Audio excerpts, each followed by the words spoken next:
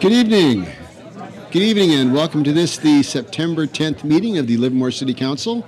I now call the meeting, open the meeting. Call to order. Let the roll call show that all the members of the City Council are present and accounted for. Please join me in the Pledge of Allegiance. I pledge allegiance to the flag of the United States of America and to the republic for which it stands, one nation, under God, indivisible, with liberty and justice for all. Thank you. Just to confirm with the City Attorney, there was no action taken in the closed session tonight. That is correct, Mr. Mayor. There was no reportable action. Thank you. Moving on to the Citizens Forum. This is for items that are not on the agenda tonight. The City Council can neither deliberate nor take action on the Citizens Forum. So I ask that you please keep your comments to 3 minutes or less, and they could be taken up for another date. Opening, we have Carl Wente, Jacob Anderson, Dave McGuigan. Mr. Wente. Mr. Mayor, Council, Bobs, thank you for what you do. Thank you for giving your time to make this town a better place. It's not an easy and sometimes thankless task. Staff, you do a great job. Your willingness to sit down and educate people that want to be educated on the process. Good government is a process, right? And then so you all did listen, right? It's clear. There's factions out there, and there's just this distinct, you didn't listen, you're not doing a good job. You have, and I think you're doing an exceptional job. Mr. Mayor, Mr. Warner, great job. Speedy Steve, I'm bummed you're leaving. Mr. Carling, same, and Mr. Coomer, thank you again for what you do. My name's Carl Wente. If I didn't say that, I am not a citizen of Livermore. I live right outside of town, but my family cares deeply and passionately about Livermore. As a part of this process, set up a group called Unify Livermore, the Coalition to Unify Livermore. It's a 501c6. It is not a PAC, but fundamentally it is set up to get the message out, and we support an engaged and educated electorate so they can use their vote and go out and be part of this democratic republic, to the republic for which it stands, one nation, under God, indivisible, liberty and justice for all. As part of this, we interviewed all 6 people that were willing to sit down, 6 out of the 7. Mr. Brent Seiler, thank you for sitting down for an interview. Mr. Bob Warner, thank you. Mr. John Marchand, thank you. Come on, Carl. Patricia Monroe, thank you for sitting down. Josh Lane, thank you for sitting down. Who am I missing? There's one more in there. Tried to get Rosemary to sit down. She said, not ready to discuss the issues right now. Went down on Friday where Rosemary had a sign up at Posada, sit down at 2 o'clock. Still not ready to discuss the issues. So those videos go live. Our YouTube channel, Unify Livermore, you could see everybody answering questions about where they are in this process. So, as we go through, there's this, how much, thank you, Mr. Alcala, for your memo about how many houses we need to put down. What are the obligations from the in lieu funds, from the affordable housing fees? Parking, it's tough. It's not right next to the bankhead, but the city engineer said at one point, we have a walking problem more than a parking problem. Again, my mother and my grandmother both have permanent disability placards up there. So I appreciate that need for parking and otherwise, but we need a good, smart plan that's bringing voices together and bringing people together, and I believe that's what we have. So now this willingness to quote statistics on a 3-to-1, it's just not true, right? And at the end of the day, Joan Sepula is so much behind this, and she has what she wants to get done, and it reminds me of the old adage, right? If you're at a table, if the facts are on your side, pound the facts, and if the facts aren't on your side, pound the table, right? And I feel like the table's being pounded. Want to speak the truth, want to have this process out there. I know on some level, fighting words, but the fight's been started, right? It's just not ethical. I don't like it. It's not there. Listen to Santana this weekend with Gene and Joan and who knows who. I'm getting tired of waiting and fooling around. This can't go on. So I'll go outside. I'll talk to anybody about this anytime, but please don't look me in the eye and tell lies. Thank you, Mr. Wente. Jacob Anderson, Dave McGuigan, Jay Davis. So I am also a part of Unify Livermore, and Carl did forget to mention to thank Neil Pan, who was one of the other, who was one of the others that sat down for an interview with us. I'm going to start out Also, you can find those interviews at unifylivermore.com. I'm going to start with a quote from my favorite president, Abraham Lincoln. "I am a firm believer in the people. Given the truth, they can be depended on to meet any national crisis. The great point is to bring them the real facts and beer." Starting Unify Livermore, one of what we want is to inform the public and help them engage in the process. Like Carl says, good government is an informed electorate and an engaged electorate. Being able to step up and come to city council meetings, helping people engage and talk with you guys, not to be afraid. All of you are willing to sit down with your constituents, and that is a great thing. And we want people to do that and engage with you. The more people know about their government, the better. The more they know about the process, the better. Thank you. Thank you, Mr. Henderson. We've got Dave McGuigan, Jay Davis, John Kincannon.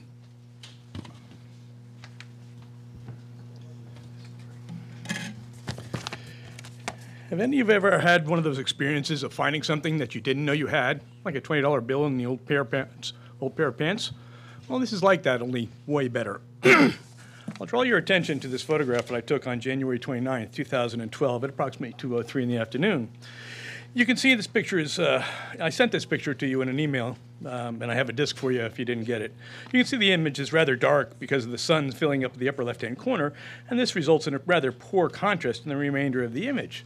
However, if you look closely here in the middle, about halfway between the hood of my truck and the crosswalk lines, there's something there in the middle of the road. I took the image and I did a little processing on it to stretch the contrast and magnify it. And what you get is there's a nice, large, dark, linear feature in the middle of the road at the previous scene of an accident. I took a picture of a skid mark. It turns out this is a very special skid mark. Its position means it's from the vehicle that was behind me at the scene. I did a little analysis, and by my calculation, the position of the skid mark would mean that there was some 7 to 8 feet between our bumpers, which seems a little big to justify the hard stop indicated by the skid mark. And it also doesn't fit with my memory of the scene of having to watch the man make sure his bumper didn't hit mine as he was cleared from the scene.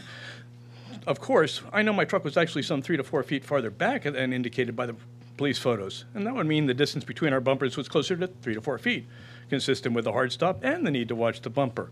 Really quite a remarkable skid mark, but I'm not here to ask you to justify a hard stop at 7 feet. That would be appropriate for a court, but it turns out this skid mark is even much more remarkable. This image is a poor contrast because of the sun setting over in the upper corner. It was taken with a handheld camera in a moving car at a distance of some 30 feet. For this to be resolved at all, it must have been quite prominent. We can see here in this picture that the skid mark is roughly aligned with the hash mark or the cross mark from the driver's side skid mark on the crosswalk lines. It is also consistent with this dark spot and this hash mark on the lane divider. Well, just so happens we have a police photo from exactly that spot. There's the dark spot, there's the hash mark from the lane divider. These two white lines indicate where my skid marks were supposed to be, so this line indicates where the driver's side skid mark was. And yet there is no skid mark in this photograph that you can see. Now, the police photo was taken on February 5th, a mere 7 days after the photo that I took. So the problem is there is no way, the prominent skid marks do not go away by themselves in 7 days. Yet somehow this crime scene photo shows only 2 white lines, giving us any reason at all to consider it important. So, John Marchant, Mayor of Livermore, what I expect an answer to is how can someone make an argument about a prominent and possibly exculpatory skid mark when the police destroy the evidence? What I expect an answer to is where the evidence went. And here's your copy in case your email didn't come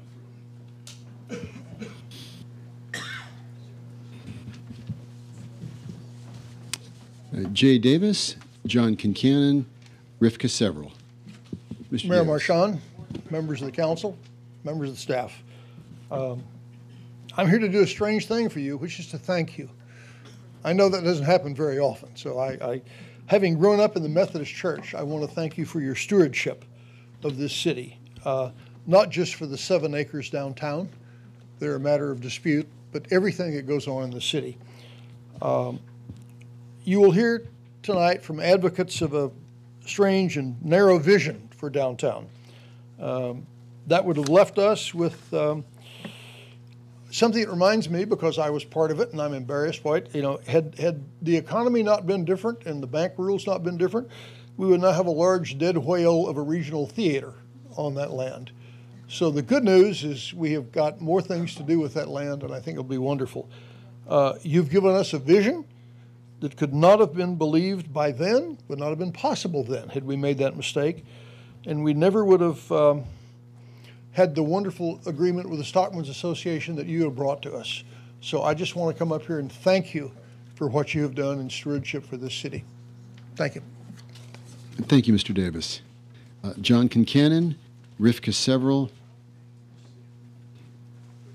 Judy Ferrari. Mr. Mayor, I need to apologize. I think I still need to figure out how to fill out the forms. Actually, my comments were for item 5.04. Oh, okay. I can wait until No then. worries. You can come back. I'll put you down. Okay, thank you. 5.04. Okay. You're in there. Let's see. Well, this is an announcement. I'm Rivka Several from Las Positas College, and I want to invite everybody to the Cycle for Vets bike racing event on October 6th. It's put on by the Veterans First organization. It's our 4th annual event. There are 3 bike rides, 30, 55, and 115 miles. And thanks to me begging them, they also have a 2.2-mile walk this year. So that's available for those of us with walking shoes, strollers, wheelchairs, and dogs. It's the first ever. I need to say, and I'm always emotional saying this, why it's called 2.2 is that 22 veterans commit suicide every day. So all the proceeds from this new walk will be going to support mental health programs for Valley veterans. I left flyers like this by the front door, or you can go to the Veterans First website at Las Positas College. And included in your registration is a barbecue lunch, locally sourced beer and wine, and entertainment with the swinging blue stars of the USS Hornet. Thank you. Great. Thank you. Judy Ferrari, Nancy Bankhead, Jamie Menachie.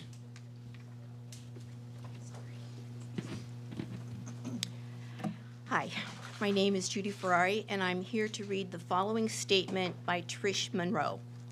Mayor Marchand, members of City Council, and City staff, I regret that I cannot be here myself, but today and tomorrow, like many other Jewish families, I will be observing Rosh Hashanah, the Jewish New Year. To those who observe the holiday, Lashana Tova, and to all, may the coming year be sweet and whole. I want to make a matter of public record that yet another survey on local Livermore issues is making the rounds. This is the second time, or maybe the third, in the past couple of months that I have been contacted to take a similar survey. This one went on from asking just about the downtown project to asking about topics of the upcoming election. Private surveys conducted by candidates to determine which issues matter to voters or how to spin particular special interests aren't unusual, but they do cost a lot of money. I don't believe any of the 5 of us running for council have the money to spend on a survey, so I have to ask, who is paying big money to ask me yet more questions about downtown Livermore? Who wrote the question about a, quote, looming, unquote, hotel? Who framed Livermore's choices for the future as being between open space and housing? These questions are not designed to elicit information. They are pushing a particular agenda. That wasn't the only issues of the 20-minute survey. It clearly had 2 purposes: to push an agenda and to gather information about mayoral and city council candidates for future use. I can hardly wait to see the advertisements that result. These surveys are legal. So is spending big money on campaigns, and we have already seen the effects of that big money in both national and local elections. There's only one way to fight it. Pay attention to the source of the money and the content of the surveys. Recognize that these so-called surveys, the advertisements that will result, and the whole narrative being spun is intended to divide our city and sow undeserved mistrust. Don't let big money win again in Livermore. Thank you. Thank you, Ms. Ferrari. Nancy Bankhead, Jamie Menachie, and Asa Strout. Hi, I'm Nancy Bankhead. I want to thank the mayor, the staff, the police, whoever took a paintbrush out and painted that fence off of North Livermore so that when you come into Livermore, you don't see graffiti, although I heard it's still being graffitied. It's already back. But thank you for trying. That is just such an awful way to come to Livermore if it's graffitied, and a beautiful way not to. I mean, a beautiful way if it's not painted. I also want to present Bob Carling with a dozen eggs, because at the Brilliance at the Bankhead Saturday night, he bought 6 dozen eggs once a week for 6 months. No, he bought 1 dozen eggs for 6 months, fresh eggs off my ranch. They're beautiful brown Rhode Island red eggs, and he was the top bidder at the Brilliance. So I appreciate him doing that and helping out the Bankhead so that we can go on for another year. So these are for Bob. All right, thank you. Nancy, don't leave them there. I'm afraid somebody will use them tonight. Please hand them to the clerk.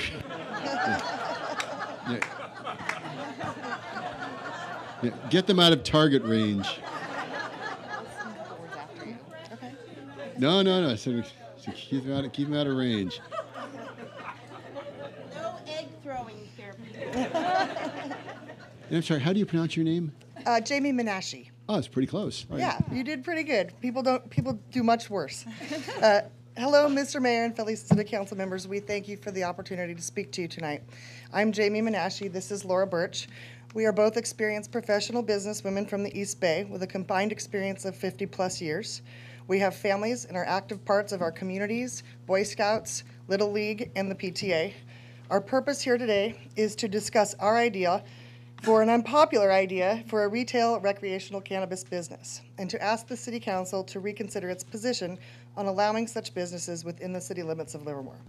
Cannabis businesses can be very lucrative and provide many benefits to the can provide many benefits to the communities within they operate. Not only is there the revenue to the city with the licensing and registration fees and local sales tax, but also the revenue in the form of our businesses giving back to donations to schools and neighborhood improvement projects. We understand that there is a concern with these types of businesses and how it will affect the community. In a recent study by researchers from University of Southern California and the University of Irvine, they examined the short-term mass closing of hundreds of marijuana dispensaries in Los Angeles that took place in 2010. They published the following statement. Contrary to popular wisdom, we found an immediate increase in crime around dispensaries ordered to close relative to those allowed to remain open. We found similar results when we examined restaurant closures.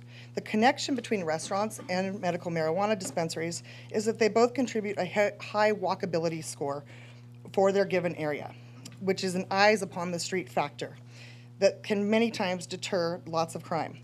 Our results demonstrate that the dispensaries were not the crime magnets that they were often described as, but instead reduced crime in their immediate vicinities. We believe that if it's set up properly, and if businesses are required to be in industrial zoned areas with very minimal exterior advertising, ample off-street parking, and city requirements for adequate security, that the city can provide a service and product to the citizens of Livermore that many want and need, without it negatively affecting the community in any way. Also, by making it our priority to give back to the community, we believe it can actually have a positive effect.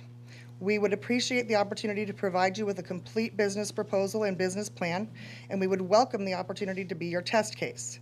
We promise that we would be upstanding members of your business community. We thank you again for hearing us today, and we hope you can reopen the matter up for discussion. And now Laura has a couple words. I just had a couple things I wanted to say. I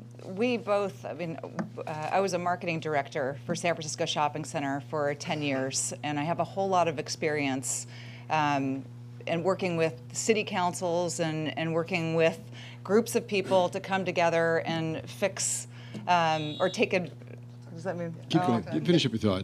Go ahead and finish your thought. I just want the opportunity to bring something that's an upscale to change the image and vision of what it would be. I think that my sister-in-law and I would do an excellent job. We have the money, we have the means, we have the experience, and we have the empathy and compassion and love this neighborhood, and I just really hope that you guys reconsider. There's a lot of people that could benefit from changing how people perceive a cannabis retail store. And it's a necessary medical, there's just so many benefits, and I just think that we would be a good example of, something. Great. Thank you for coming tonight. Thank you. Asa Strout, John Stein, Victoria Cristobal.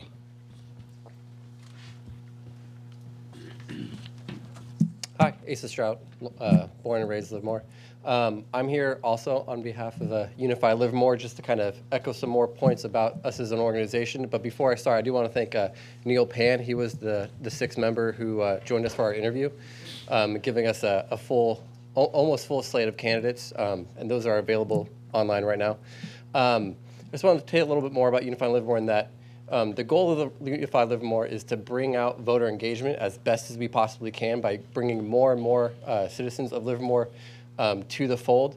The fact that someone could win with 15,000 votes in a city of almost 90,000 for a city council seat or mayor seat is something that we should be working on getting more and more voter turnout.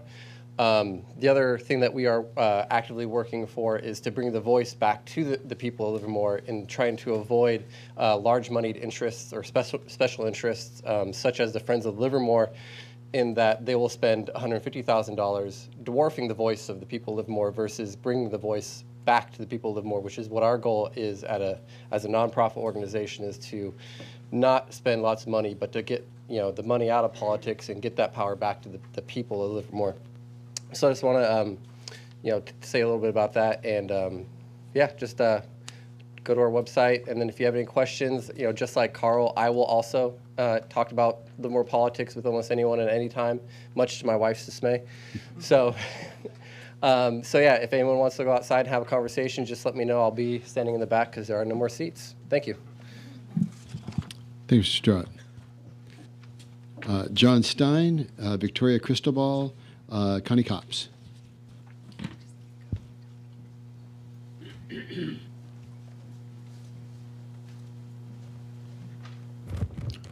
John Stein, 1334 Cathy Court.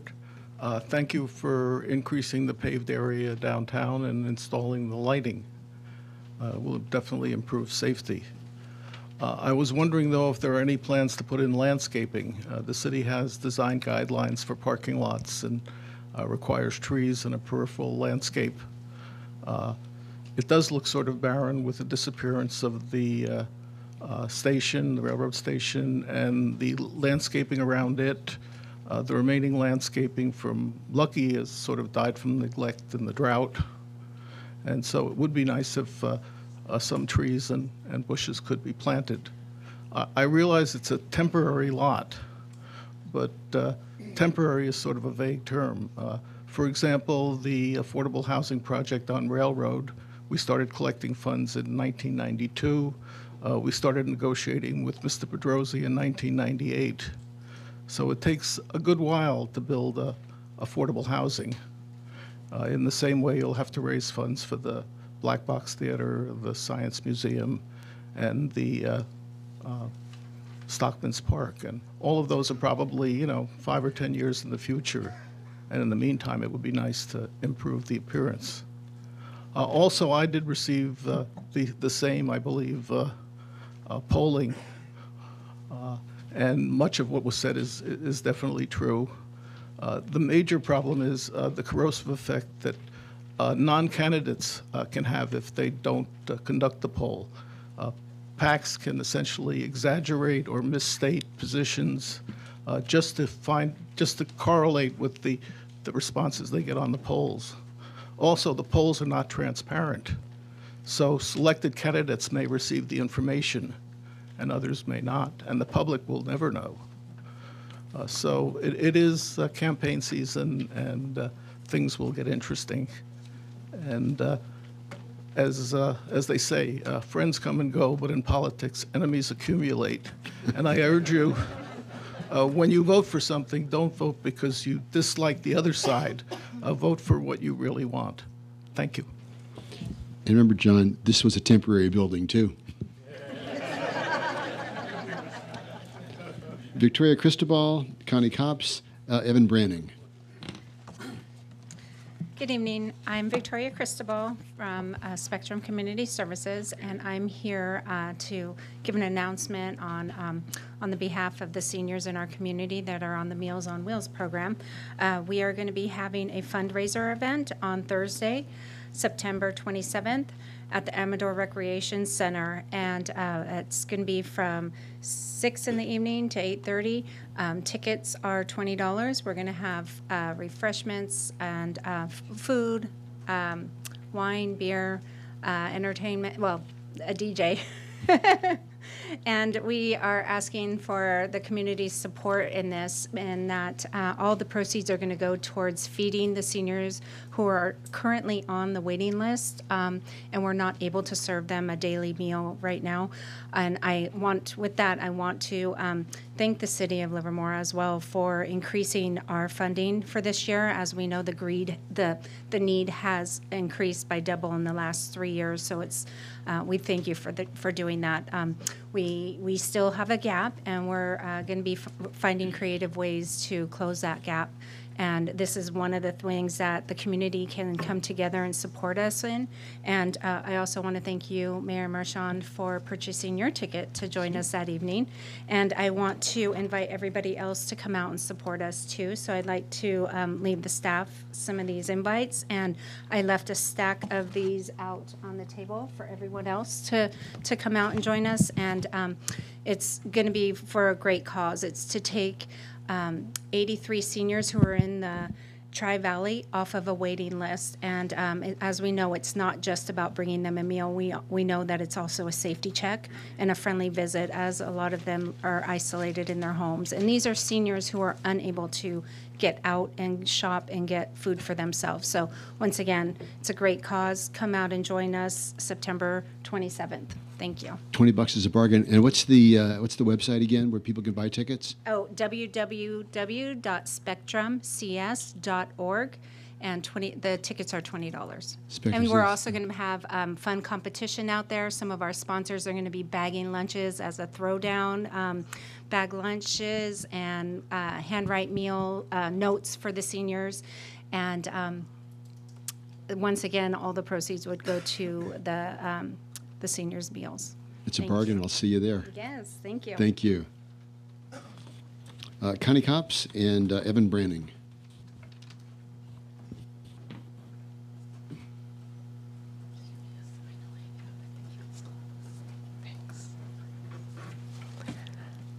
Hi, Connie Copps, Springtown. I'm just going to say, it doesn't really matter. You know, that's my passion. At the last meeting I was at, I know Robert Carling kind of mentioned that I was the only person, like, talking about Springtown on an issue. And I just want to kind of like put you in a circle that you might not have been in for whatever reason, just because Livermore is pretty big. And there was like a series of lots of meetings that were done for Springtown where a lot of people were in attendance. Problem with Springtown, Stephen, and Bob and Mayor and other Bob, is a lot of these meetings did not happen in the light of day. A lot of our meetings are televised, and so, you know, you'll deal with agenda items that are televised.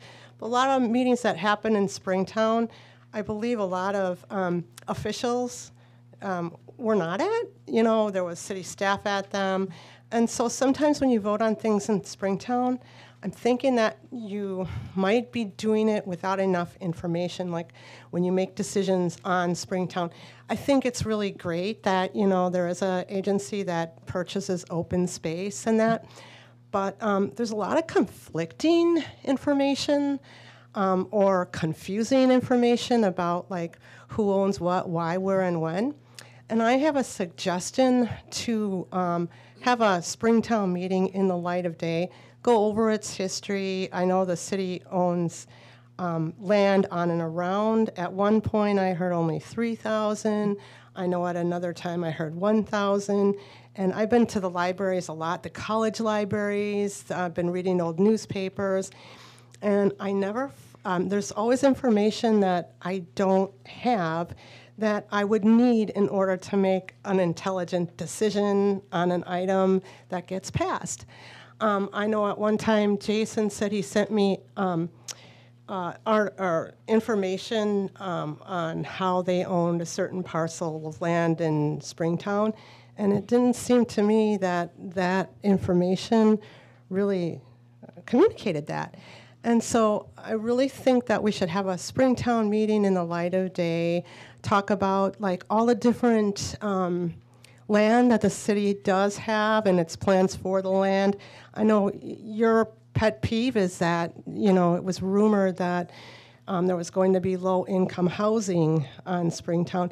Another thing I wonder about is the water. Like I heard on a televised meeting, I heard Zone 7 talk about, and if you could just give me 2 more seconds, about the water in Springtown and different things about going forward with some projects they had in mind.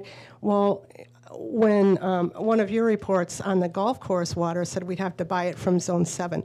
So I get really confused, and I would really like some facts put out in a meeting in the light of day where we could actually talk about facts and then move forward with more of an intelligent stance. Thank you. Thank you. Evan Branning.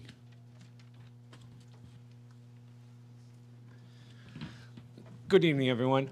I'll be brief because I know you have a lot on the agenda tonight. I'm also representing Unify Livermore, and I wanted to just encourage people to go find out information. As the others have said, the others who spoke before me, Carl, Jake, and Asa, we have videos with 6 out of the 7 candidates. We put up the unedited versions of these videos, so it is a series of questions that hopefully will interest people about downtown, about campaign financing, about the candidates' views on generally just the election itself, and a little bit about them. They're roughly 15 minutes long, 20 minutes long, depending on the candidate. You can find all of them at unifylivermore.com, or you can also find them on our YouTube feed. So please, I encourage everyone to go out, get more informed about the candidates, learn directly from them what they think about the different issues in our town. And after that, one thing that I think everyone should agree on is that all of us should be encouraging our friends and families to vote. It is the time where we can still register. We have, I believe, roughly 30 days left to register for this election.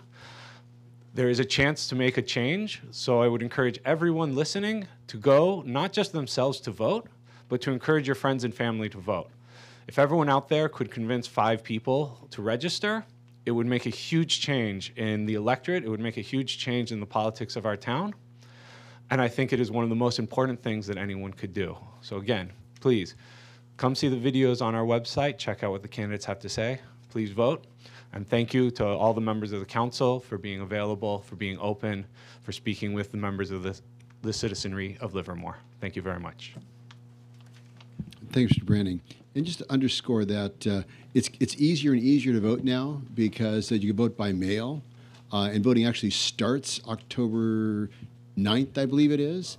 And so you can start voting in the middle of October. And so you don't have to actually go down to the polling place. You can get out of the way early and get it done and have your voice heard. And I think one of the cool things that happened is when we moved the election date from odd years to even years, on the citizens survey that we did, we found that voter participation went up 30%, going from odd years to even years. And I think that's a good thing because we really want to hear from everybody. So great. Well, thank you very much. Moving on to the consent calendar. Does anybody have any item that they wish to pull for consideration on the consent calendar? Okay, I do have a card.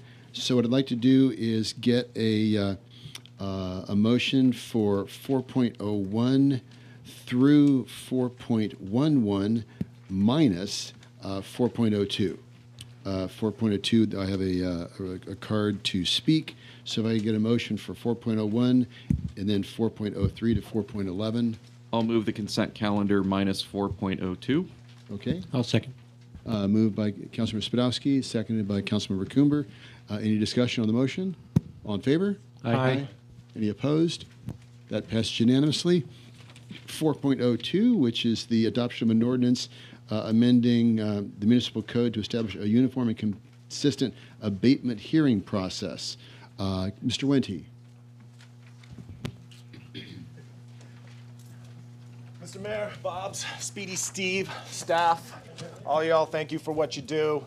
I wanted to speak on all of the consent calendar, but just put one up on there to stay on subject for what it is. And it's just appreciation to the staff for what goes into this. 1,133 pages of that packet, and going through, continue to learn so much as go through 4.01, 4.02, 4.03, 4.04, and down. And anytime I have a question, I roll in and I just sort of knock on the door, and the clerks are there to help, your staff's there to help, your team's there to help, and I just thank you all so much, because fundamentally, you're listening, you're taking feedback, and you're there. And like, what does it mean to listen? I mean, you guys are doing it, right? And so you've taken feedback, and so as I'm learning about those items in the consent calendar, I am just thankful to the great job that the staff does and your willingness. You're very busy, but thankful for your time. I know that delayed this meeting by 2 minutes, so I apologize. Consent, get the last one done. But thank you for what you do. If that's the worst thing that happens to me today, I'll consider myself lucky. Okay, so, and by the way, the consent calendar was 112 pages. The rest of it is another 1,020 pages. So a lot of information, but we want to make sure that we convey all that information to the public so we can get good information back. So 4.02, do I have a motion? 4.02. Yeah, 4.02, you move? Okay, Vice Mayor moves it. Second. Seconded by Councilmember Carling. All in favor? Aye. Any opposed? It passed unanimously. Very good. Moving on to public hearings. We've got a hearing to receive community input regarding the boundaries and composition of districts to be established for district-based elections.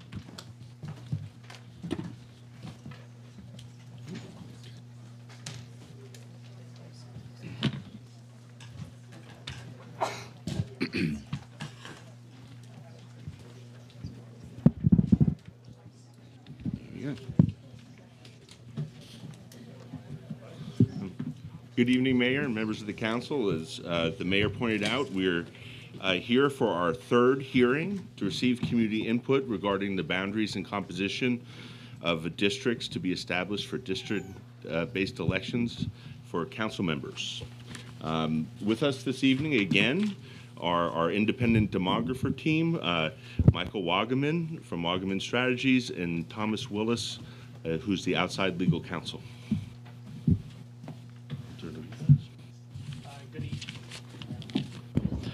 Good evening, council members, and hopefully what we've gone through the last two meetings is now a little less abstract because we have maps to show you and for you to react to. We're starting, again, as a reminder, this is the third of the 4 public hearings. This is the first one, though, where you will have maps to look at. The goal here is to kind of look at those maps, see which ones work best, which ones don't work particularly well. Knowing I have no pride of authorship, so if some of them are stupid, you can tell me so. But they are designed to allow you to start looking at what options are available, identify which map or maps best work for the city, and then identify what potential changes you may want prepared for those maps. So at the next council meeting, you have, multiple iterations again to start whittling down, and hopefully at the next meeting land on an actual map for drafting of our proposed ordinance. As a reminder of how we got here, we've had 2 hearings already. The draft maps were released at the end of August, and now they are here for you to look at. At the last meeting, council gave direction. I won't go through all of it, but as a summary, there was an emphasis on looking at traditional redistricting criteria, particularly looking at compactness as a standard, also looking at Livermore and First Avenue as potential dividing lines as ways to divide the city. There was also discussion about considering precinct boundaries, looking at the community testimony that had been received, and also not considering incumbency, which in fact was not done in drafting any of these maps. The result, again, is 5 maps. We'll go through those one by one and be able to discuss each of those. 4 of those maps are variants of dividing the city into kind of 4 quadrants, again, using those major thoroughfares as starting points. The 5th map is different in that it draws the central city kind of together and then works from outwards from there.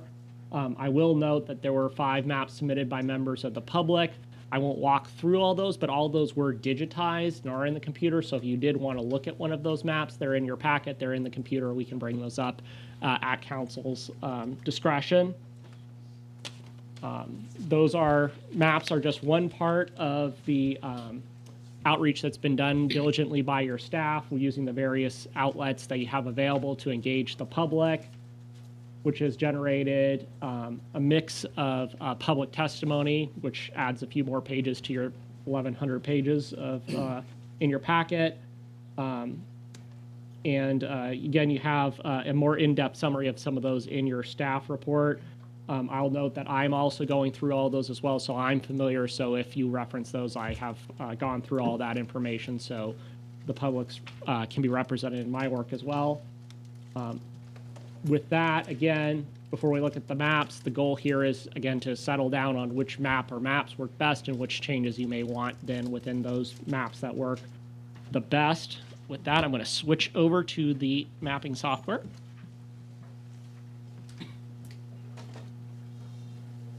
Great. So before we go through the first 4 maps, just as a reminder, there was that discussion about roughly dividing the city into quadrants, which is what you see here. This is not a plan before you. This is just to kind of visualize that and understand what the challenge was, which is if you divide the city into quadrants as represented here, that district in the southwestern corner, the green area, is overpopulated by about 25%, so it's too big. And everything else is too small. So fundamentally what all of these 4 maps you're about to look at is trying to do is, what do you take out of that green district and give to the other ones to balance them out? All of these take different tacks to solving that fundamental challenge. So I just wanted to kind of help you orient yourself as you go through these. As I go into the maps, I will note they're all named after colors. That is not by mistake. They are not ranked by numbers so as to suggest that one is better than the other. They are not given letters to suggest one got a passing grade and one got a failing grade. You will notice I am dressed in monochrome, so I am not trying to practice any voodoo mind meld kind of manipulation of you as you consider your options. So the order I'm going them through is just to help present them. They aren't representing any particular order. The first map I'll walk you through is Plan Emerald.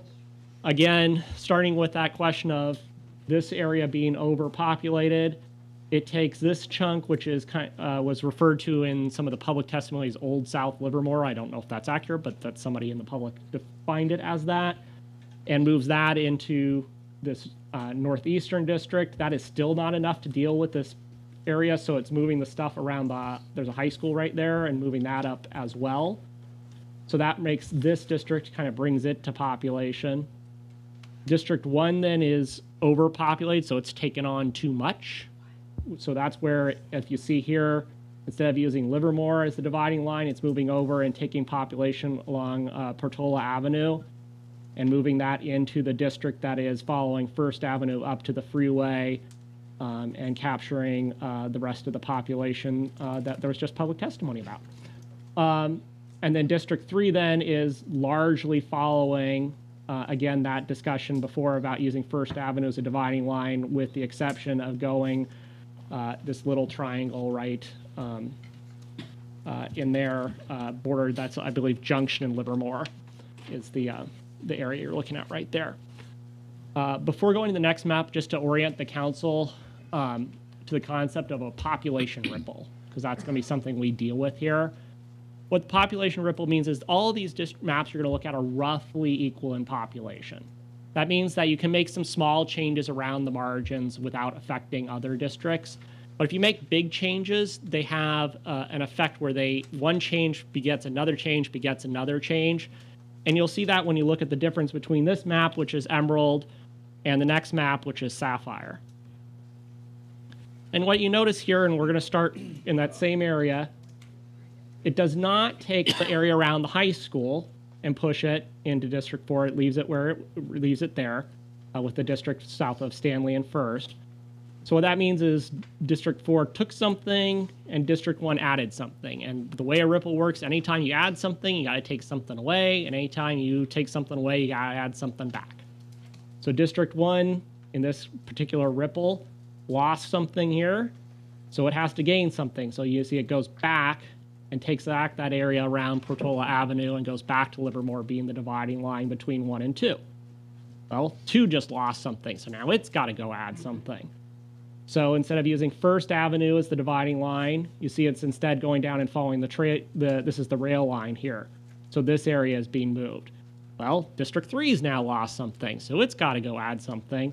And so you see it goes down into this area here. It's kind of a weird looking shape until you realize that this area, a lot of this area here is covered by the South Livermore Valley specific plan, which a lot of that extends into the same area. So that's why that was moved there, is to kind of unify more portions of that into a single district. So you can see how just the one decision to say, in this example, the stuff around the high school should stay with the other stuff that's south of Stanley, triggered a whole series of other changes throughout the rest of the city. So that's just something to be prepared for when you give feedback about specific maps. Is if it's a small change, it might be able to be done within the margins. If it's a larger change, you have to work that population all the way around until it bounces back out. Are you talking about Granada High School or Livermore? Granada High School. Okay, thanks. The next plan is Lavender. I will start with what that does here is it's holding Stanley and First Avenue as the northern boundary between the 1st and the 4th district. And all that population that's over in the south, in this southwestern conference, is instead moved into District 3. This might look a little funky, but if I will bear with me for one moment here, the logic that is used to create that district, if I can find it there, is you see all those colored areas I just filled in? Those are all the areas covered by portions of the South Livermore Valley specific plan. So it's basically taking all of those areas that covered by that specific plan and putting it into one district. That could be viewed as a good thing or a bad thing, but this is to show you decided you wanted to do that, how you would achieve that particular goal. With that, I'm going to turn back on the coloring on the districts. Bear with me for half a second.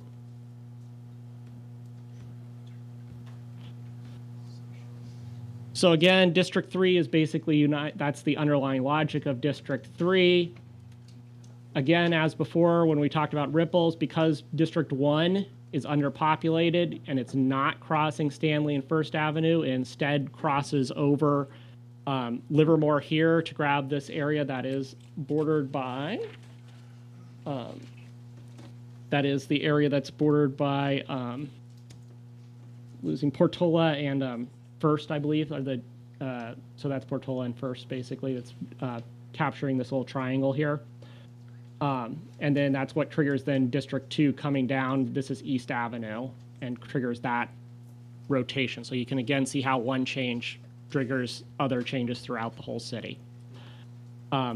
Tangerine is a variant on Plan Lavender. It's, as you notice, District 1 and 2 are almost identical. They're slightly different in the way they handle this area, but they're 98% of those two districts are basically the same. The difference is in Districts 3 and District 4. Instead of District 3 going down and grabbing all of those areas covered by the South Livermore plan, you're using this one major thoroughfare, which is, I believe, Ellis Street and Arroyo, and using that as the dividing line between 3 and 4. So it emphasizes compactness more than trying to achieve other goals. I will briefly touch on the one that will look really different. which is Plan Maroon. Again, what this district is doing is it's starting with the premise of taking the areas in and around your downtown and your central city, putting them all into one district, and starting with that as the beginning point. What I will note here is this is only one option for if you wanted to go around this. The thing that happens if you were to go with a central city kind of a district is this upper corner here is not enough to draw a district, so it has to be combined with something. And if it's not being combined with your central area, you end up with these kind of hook wraparound shapes, because it either has to go around to the east as it's doing here, or it has to go down around to the south out that way. So one way or another, you kind of get that shape that is all, again, the result of making that determination to keep the central city whole. So again, those are the 5 plans that were drawn by myself. Again, you have the 5 plans that were submitted by the public that are available. And with that, that ends the presentation.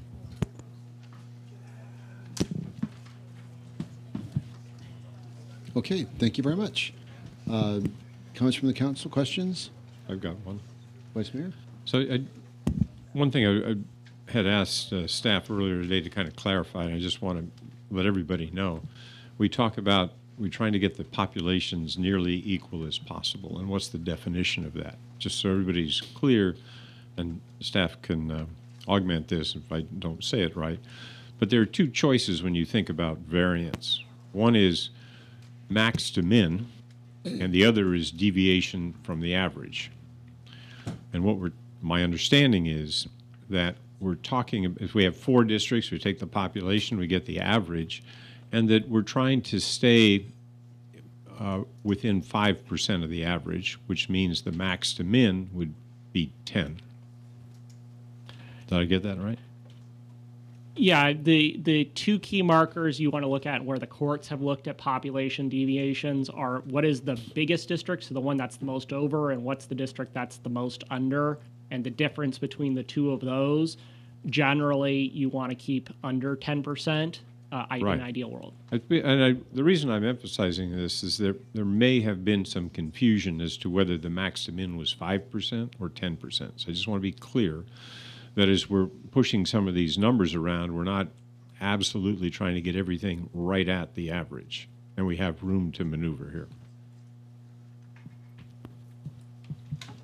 Councilmember Carling. So thanks again for providing these 5. I know we talked about this the last time, and I appreciate it. It's not 50, as you perhaps suggested, but a few for us to look at. One of the things I remember the last time you spoke was this issue of compactness.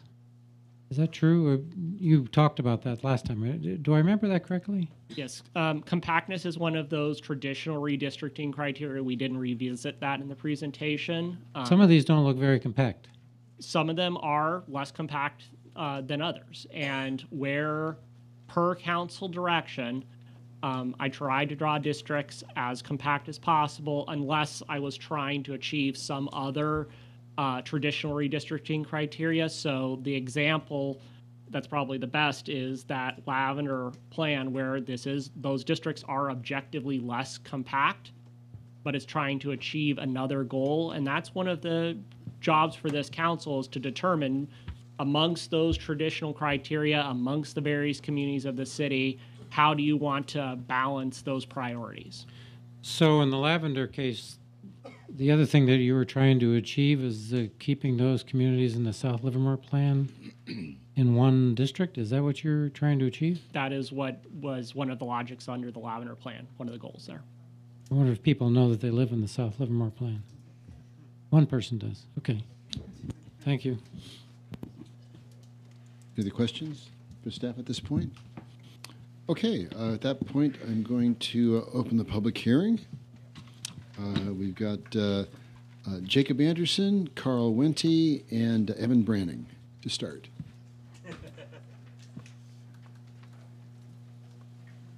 I think Carl's going to say for the record that he was first, but I stole his spot.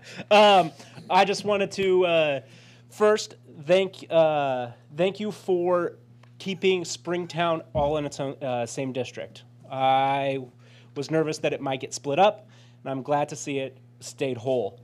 My personal preference, speaking for myself, is Plan Tangerine because it splits up downtown the most amongst the districts. Therefore, everybody gets a stake of downtown, and it doesn't feel like one district has an advantage of downtown over the other.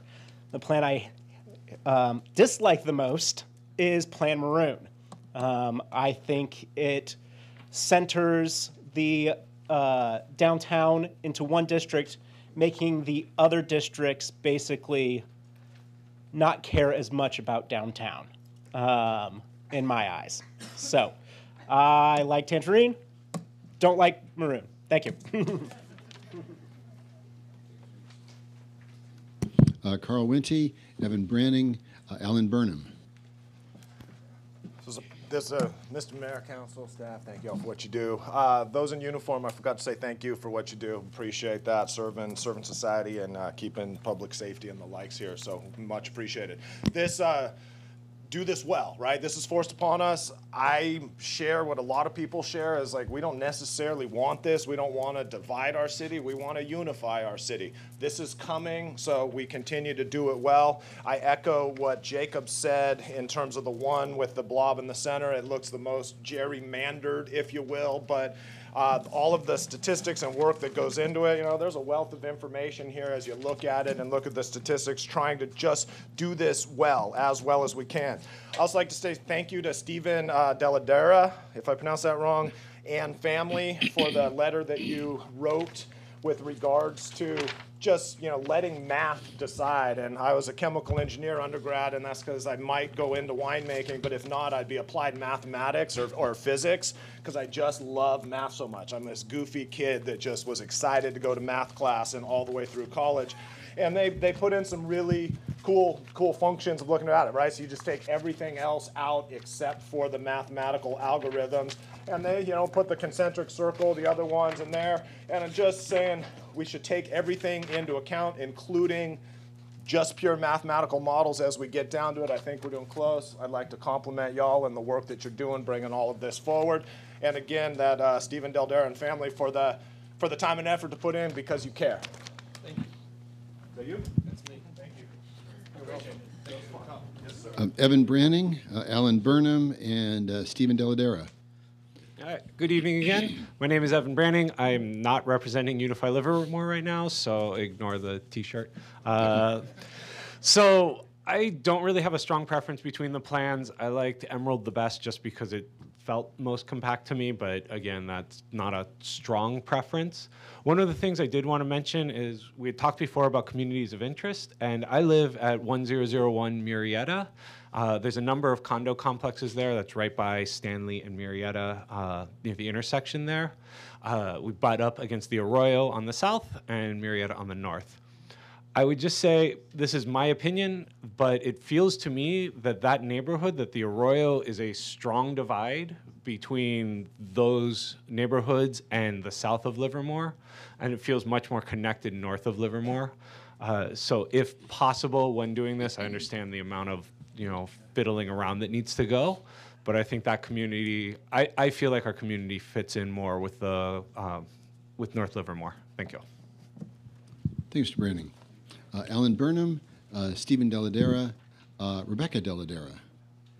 Yeah, thank you. Some of you may have seen, I don't know if the person who drew I submitted 4 drawings, which are all but 1% deviation. It's not that hard, actually, to get pretty close. But I come here to say that I think geometric or geographic compactness and school boundaries are just as important as the ethnic diversity that has been emphasized quite a bit.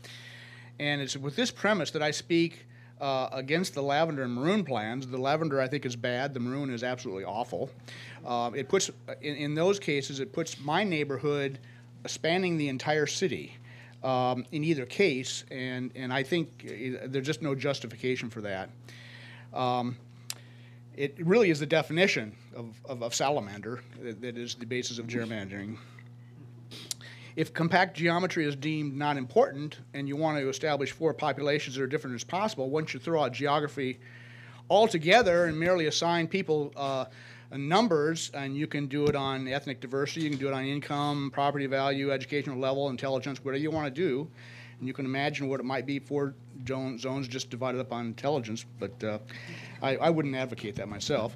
But anyway, the point is that I think we want to get away from trying to sort us into completely different competing kinds of people. We want to have some geographic compactness so that we have communities of interest. So I remember years ago, people from Springtown urging the City Council not to put all the low-cost housing north of the freeway and all the expensive homes to the south. Some of you probably remember that as well. I don't know if it's 20 years ago or whatever. And I didn't realize at the time how important that statement was. It's important to recognize our diversity, but we should try to avoid trying to separate different parts of the city with different kinds of population. That's a bad thing. That's actually one of the things that tends to divide us over time. And I think we should not only, in terms of our redistricting, but also our city planning, try to make the city each have diverse elements within all aspects of our city. Thank you very much. Thank you, Mr. Burnham. And thank you for all those earlier designs. That was one of the first ones out of the gate. Appreciate that. Stephen Deladera, Rebecca Deladera, and Connie Copps. I've got a question first. Are you able to put my work up there? It's page 114 of the, was it 114 or 145? Map. 148 is, page 148 is the one with circles. Is that what you're asking? I'm asking if my work can be put up on the board. Yeah, I know. I have it on my iPad. You don't have it. I have it, but I haven't loaded it on this computer. Switch it over. Bring it up. Okay. All right.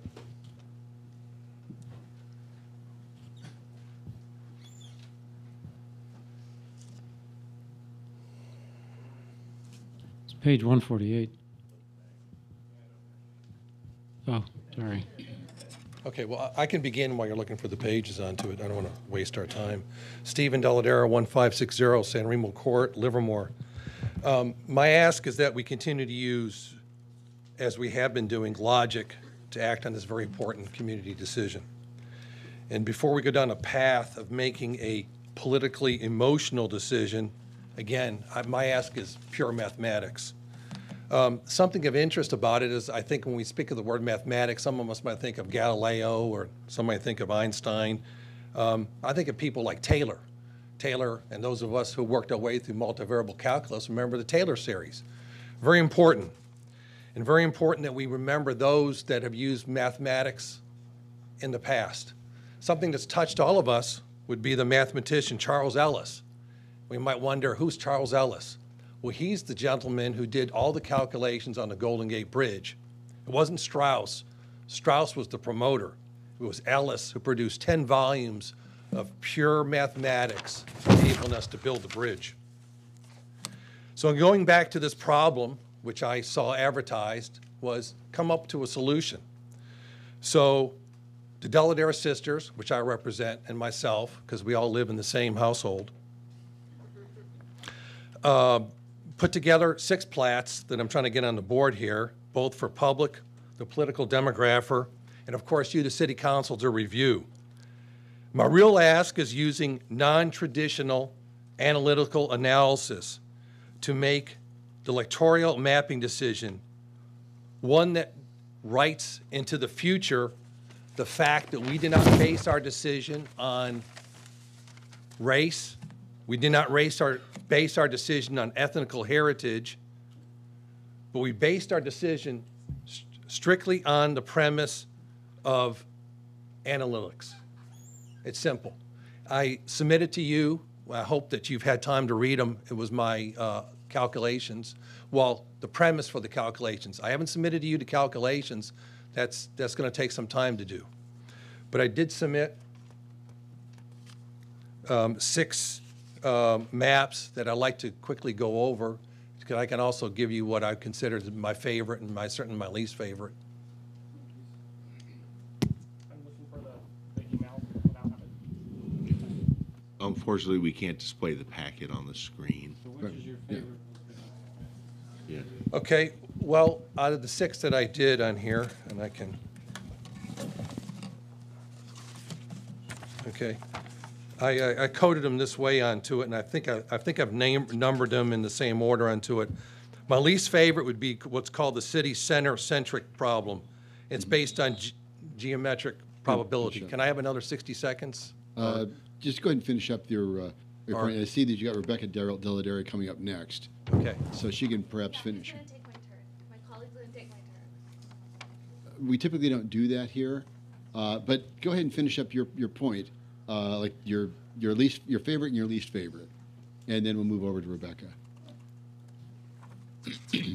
Okay, well, we got a lot of time and energy spent into this, and I was counting on using my colleague's time, but in any case, going through it, my absolute favorite, going down to, which was number 6, is based on the isotomic analysis, which is the Stamler hyperbola, which takes the city and divides it into 4 areas using the hyperbola to do it. And you can rotate this around so that you get pure geometric populational count onto it. It's simple. It doesn't take into any boundaries. The fact that you live on one side of the street or the other side of the street, or the fact that you live down the block or whatever, all of that goes away onto it. It's strictly based on a pure analysis. So. Okay, well, very good. We've got the information here. I didn't see the population data for the different slices. Was that included in the? Did you have that information? No, I used a non-traditional approach, and I said in my letter You're that I looking would more be able to produce the calculations if asked to do it. Yeah, you're looking more for just a geometric consideration rather than a population, because one of the concerns for the council was that we wanted to keep voter districts intact as well, and unfortunately, this model doesn't do that. Exactly, it's non-traditional. The fact is, it's very non-traditional, and it's based on that fact onto it that you create your geometry and you populate your geometry. Okay, well, very good. Well, thank you. Okay. And Rebecca, did you wish to also speak? Or you just had an extra card? Okay, very good. Thank you. Connie Copps, Kyle Dickerson, Michael Frederick.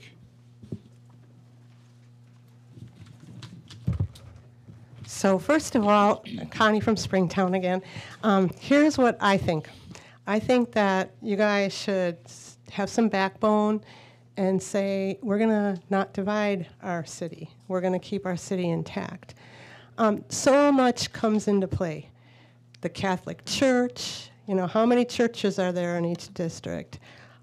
Owner occupancy, how many districts have an equal amount of rentals? City public land, how many districts have to deal with ferry shrimp?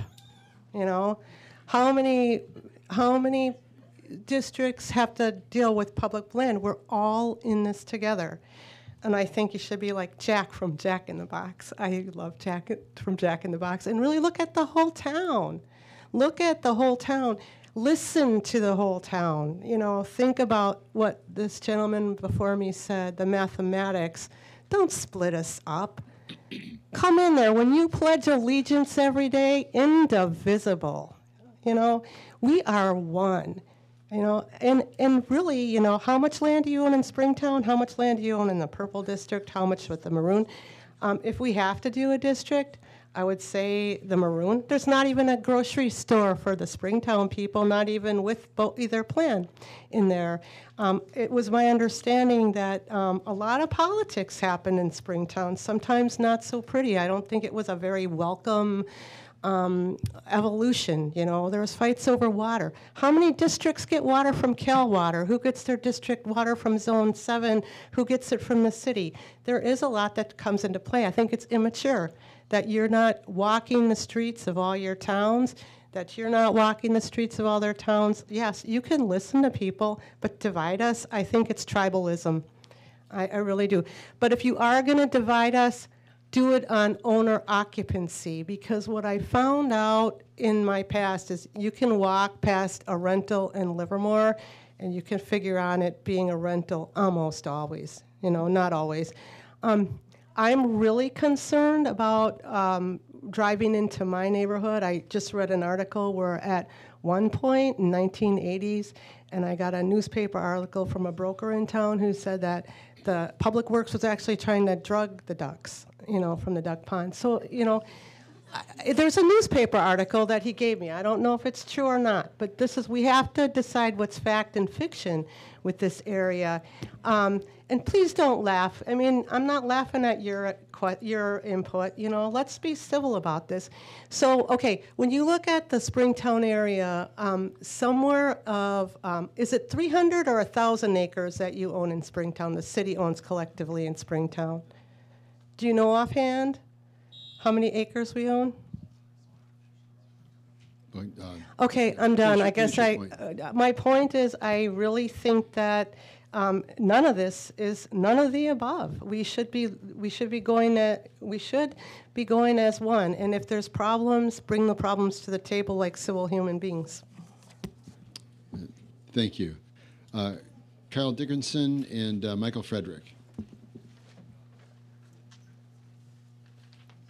Good evening. I spoke at the first one of these meetings about the districting, and I presented a concept of using some freely available open source software as the basis of drawing districts. And I submitted a proposal based on a tool called Auto Redistrict that uses purely computer algorithm data. I fed it the Census 2010 data for Livermore, some 1,600 something census blocks for our city.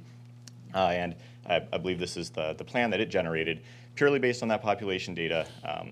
I don't necessarily present this saying that it's better than any of the plans created by the demographers, simply as an example of something that can be done with existing technology and tools that are available that does have the benefit of ensuring that any implicit biases or subconscious biases that we may have as humans, we all have them. We try hard to eradicate them within ourselves, to be fair, to be just in the way that we deal with each other.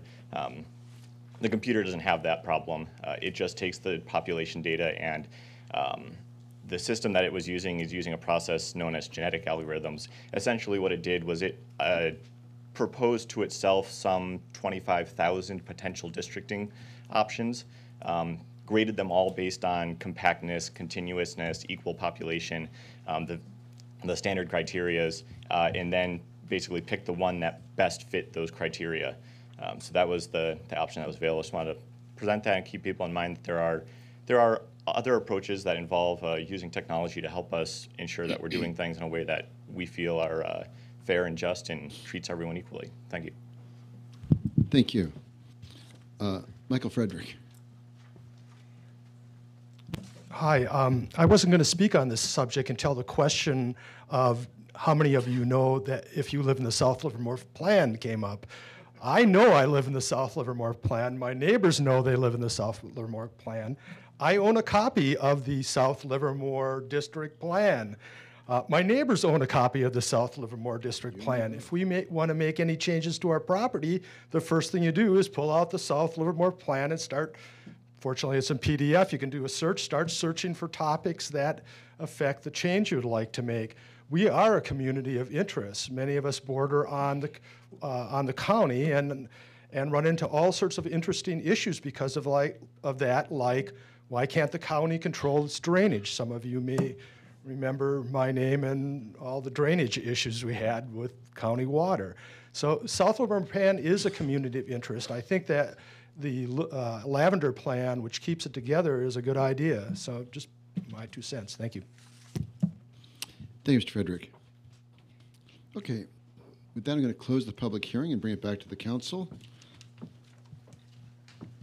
Questions or comments from the council at this point? Mr. Carling? Sure. I guess I spent a fair amount of time looking at this, and I would, at this point, my favorite for the to get the conversation started would be Emerald, with some minor changes. I mean, I do like. So why do I like Emerald? I took Mr. Wagaman's suggestion to heart, I guess, in terms of compactness. So that eliminated some that I thought, I mean, lavender seemed not very compact. The same with maroon and tangerine. I thought also seemed a little less compact. The two that seemed, from my point of view anyway, that was most compact were Emerald and Sapphire, but I opted to spend more time on Emerald and looking at that. The other thing that I like are some natural boundaries. So I think somebody mentioned the arroyo. Mr. Branning mentioned the arroyo as a strong divide. I happen to agree with that point of view, and you can see in Emerald that there is the arroyo. I guess I wonder if it would be possible to extend that to the west, but I understand, Mr. Wegman, that there are pluses and minuses as trades you have to make, if we could do that, that would be interesting. The other thing, if you can move up a little bit, I'd like to extend Portola. I think the yellow part that extends again south from Portola, I think ought to be part of blue, and you could trade that with the triangle that's now red there. Right, exactly right. And I don't know what that would do to the population numbers in those two triangles, but I think that would, to me, offer more natural boundaries and would look better from the compactness. Now, I admit compactness is from everybody would have a different point of view regarding compactness, but I think that would be important things to consider. So natural boundaries, I think, are important, and those are some suggestions I have in terms of what you might consider for Emerald. So to your question, council member, on the three things, and just so council doesn't think me too Svengali-like, I may not be able to do these for all of these, but some of these suggestions, if you're suggesting using the arroyo as the dividing line, because District 4 under this configuration is underpopulated, you can probably move that and still be okay. Because District 1 would then be probably underpopulated, you could, again, move that little triangle there and probably still be okay. I'm not promising that, but I think you could move that. Mm-hmm. The part that would be probably problematic is removing this area from District 3 and moving it into any other district, because if you look right now, District 3 is a little underpopulated, and it might end up being too underpopulated, so you might have to give something back to District 3. That's me shooting from the hip, but... Oh, I see what you're saying, yeah, because that's for people that... So his point is that right now, versus the average, District 3 is under by 0.9%, District 1's over by 2, District 2's over by 2, and District 4 is under by 3.1, but moving the arroyo would add population to 4 and make that number less negative than it is now, right? Correct. So for people that don't have the numbers in front of them, like I do. But that would be an example of the kind of direction you could give if council, or if the city council was sent around this, of do variants that move those three pieces around Okay. for the next meeting. Okay. Well, those are some suggestions I have. I guess I look forward to hearing what our colleagues say up here. Okay, Vice Mayor Warner. So I'd like to build on what Councilmember Carling just said, is that I'm also taken with this one and smoothing the boundaries to as much as possible. And so there's that smoothness, compactness, but there's also using the natural dividers. So I've lived here a long time, and the sense I have is that Portola on either side of it, that's kind of a real boundary. So coming down Portola where it intersects North Livermore, and then you come down North Livermore. And then on the south side, I think, and I live over there just on the border, right in that right where you are there, and I'm right on the arroyo. I would go to the Robertson Park Road as the divider, because we know the arroyo kind of moves around, but Robertson Park Road won't so much. So I would use that. And the advantage that also has is that, there's that trailer park right there, and I think it belongs more north than it does south. And then you continue over east-west into, along the arroyo, as I think it was Mr. Branning mentioned. So there are just a couple of really natural boundaries here, and if you use them, and it's my guess that we're within the allowed variance, if we just did that simply.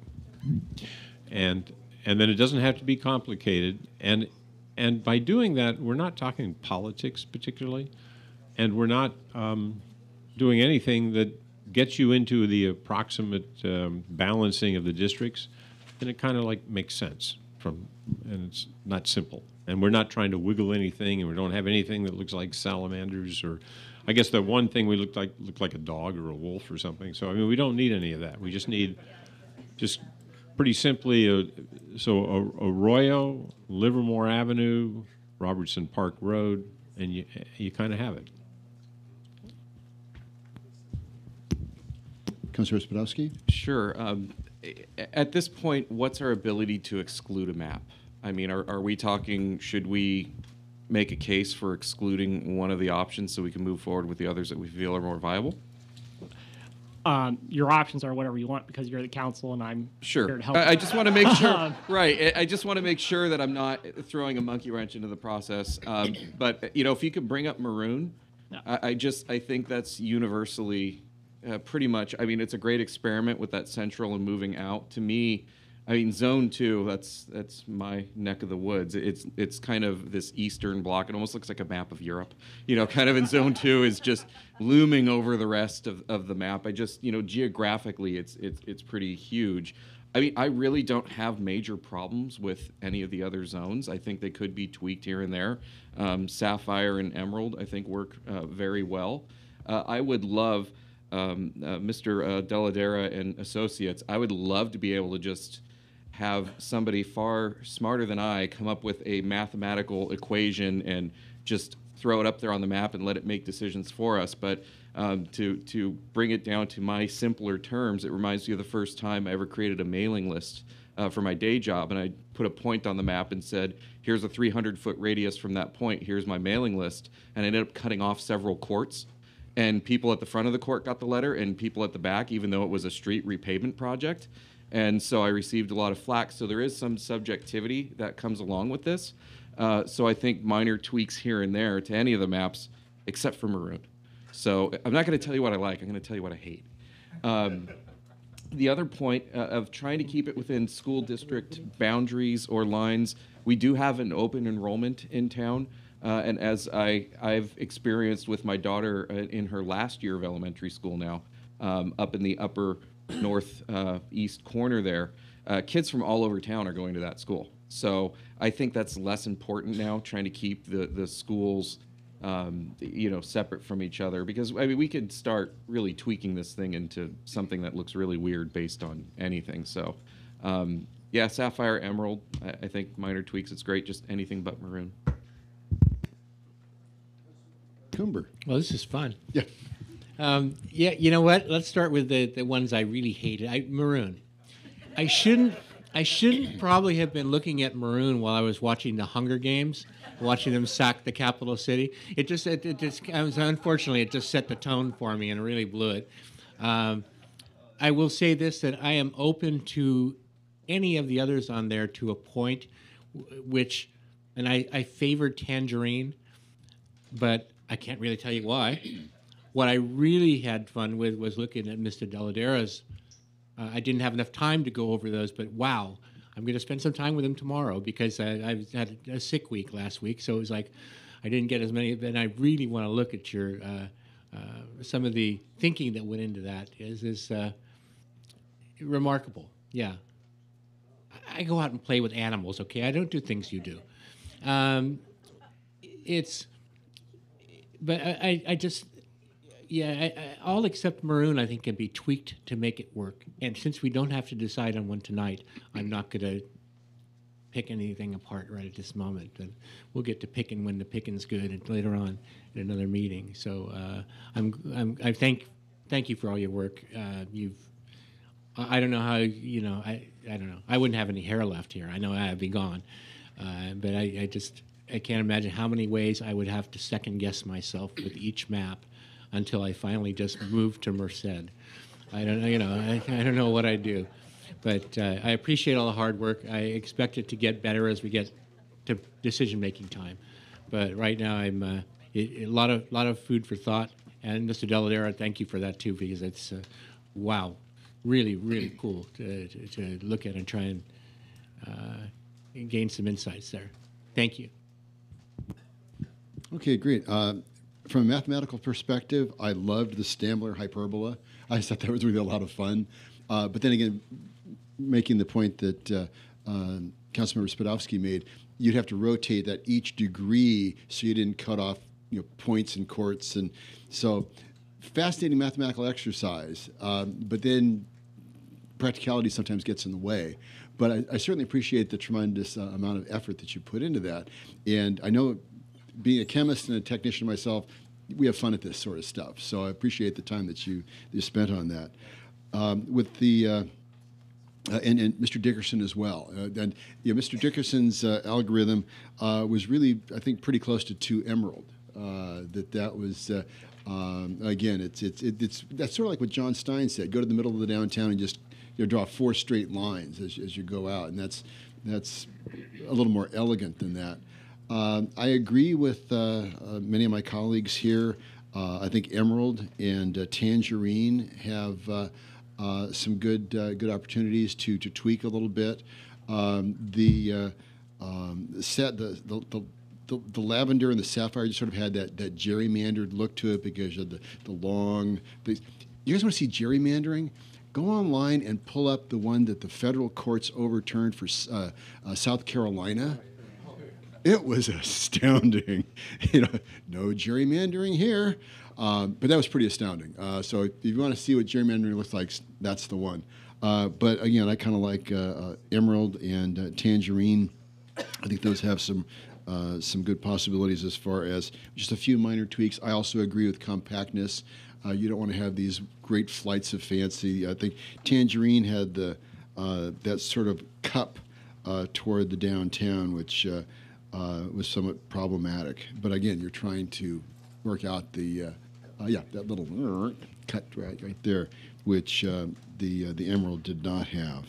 So I think between those, I think we're on a really good track here. I think we've got some great information, looking at the demographics and seeing how close we were able to get to the same population within that 5% deviation. So I think we're on a good path here as far as coming up with the district boundaries. I know that we've got another meeting after this. Is there specific information that the staff needs for as we go ahead?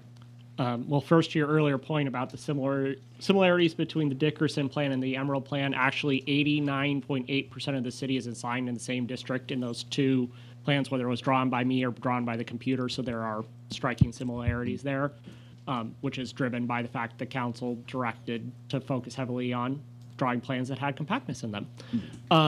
So that's that piece. For me, I've had direction on the Emerald to do 1 or 2 variants playing with those 3 kind of segments that were discussed, which I will put together.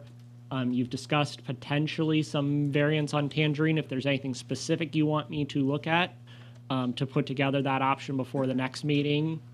If not, I will put together the variants of Emerald. Okay. All right. Very good. Any other comments at this point? Okay, very good. Again, appreciate the work that everybody did on this, and Mr. Burnham as well, the first one out of the gate with some plans, and I think that we've been able to keep up with that momentum, and this is just improving. So again, to the point that this is not something that we want to do. There are cities that have fought this and spent $4.5 million, and then had districting thrust upon them.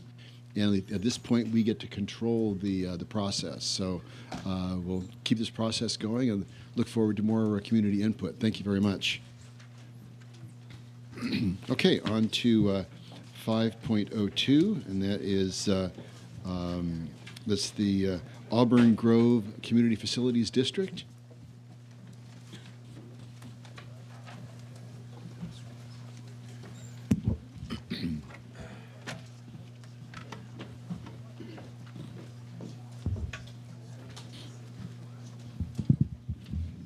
This involves a landowner election to set up a community facilities district. Oh, Mr. Vinn. Mayor Marchand, members of the City Council, I'm Bob Vinn, Assistant City Engineer.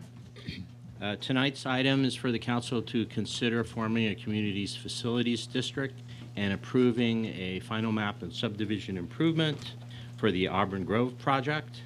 On July 10th, 2017, City Council approved tentative tract map 8168 for 100 multifamily townhomes located on the south side of First Street between Portola and Scott Street, called the Auburn Grove project.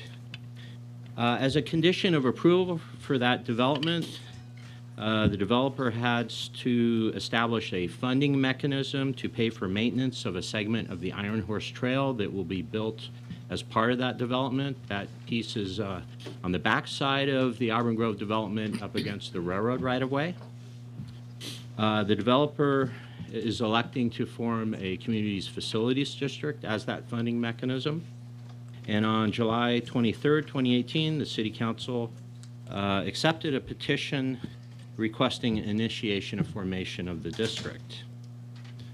So if the district forms, it will provide a funding mechanism to fund elements of the Iron Horse Trail, including AC pathways, landscape strips, and a 6-foot-high sound wall on top of a 5-foot-high retaining wall along the railroad boundary. So if the district is formed tonight, then the City Council would be, it would be recommended that you consider approving the final map and subdivision improvement agreement. But for the district itself, which has to go first, we recommend you open the public hearing, adopt a resolution of formation for the district, adopt a resolution calling for the special landowner election. The city clerk would open the ballots at that point and read the results, adopt a resolution declaring the results, and introduce an ordinance levying special taxes within the district if it passes. And again, if it passes, then we recommend you approve the final map and subdivision improvement agreement. With that, staff's available for questions. Any questions at this point? Okay, very good. I'm going to open the public hearing. I have two cards on this, Carl Winty and Connie Copps. Mr. Winty. All 7 cars, 21 minutes, but I'm going to be quick. Again, thank you, staff, just the time and effort. Mr. Alessio, like your team, just all the way through. The time that it goes in to do all of this, right? You really get to look at that package and see how the sausage is being made. And it's crazy. That is the government right here, right? To act on the will of the people, not the whim of the people. And again, I'm just appreciative of how much work goes into getting all of this done to stay legally compliant, to have a well-run, well-oiled machine. And again, that's a direct compliment to you, Mr. Roberts. Thanks, y'all. Thank you. Connie Copps. So I don't like landscape districts. I think that I don't know. I just think that, especially if we're dividing our whole city up for,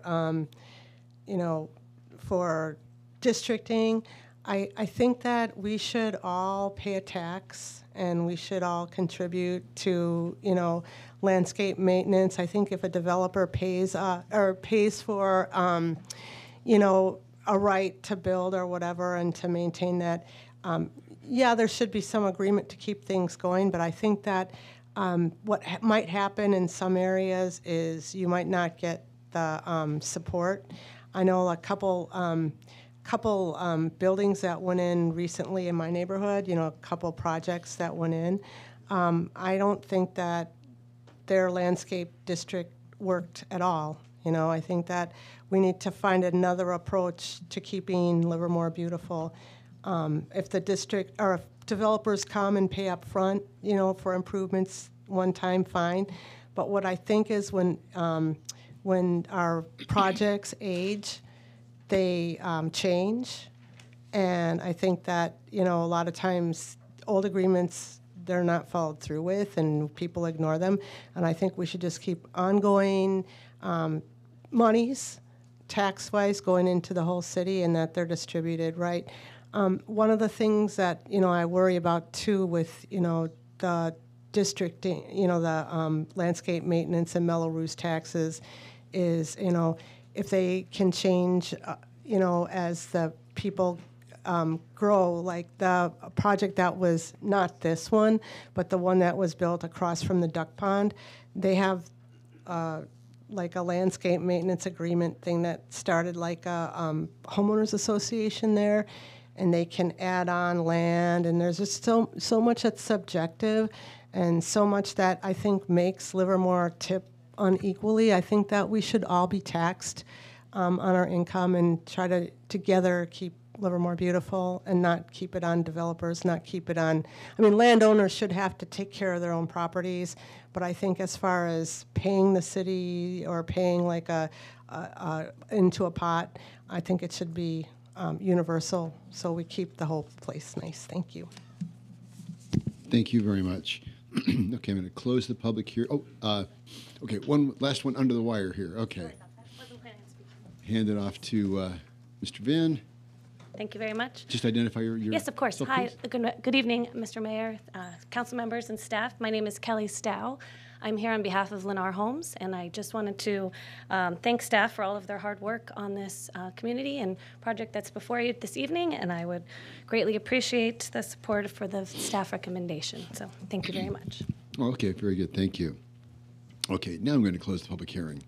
And just to address one of the questions, one of the longstanding principles that has been in this area in government for a long time is those who benefit pay.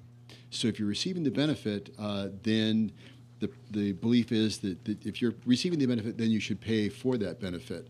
There are some developments here in town that have extremely elaborate landscaping, and we have 92 landscape maintenance districts in Livermore now.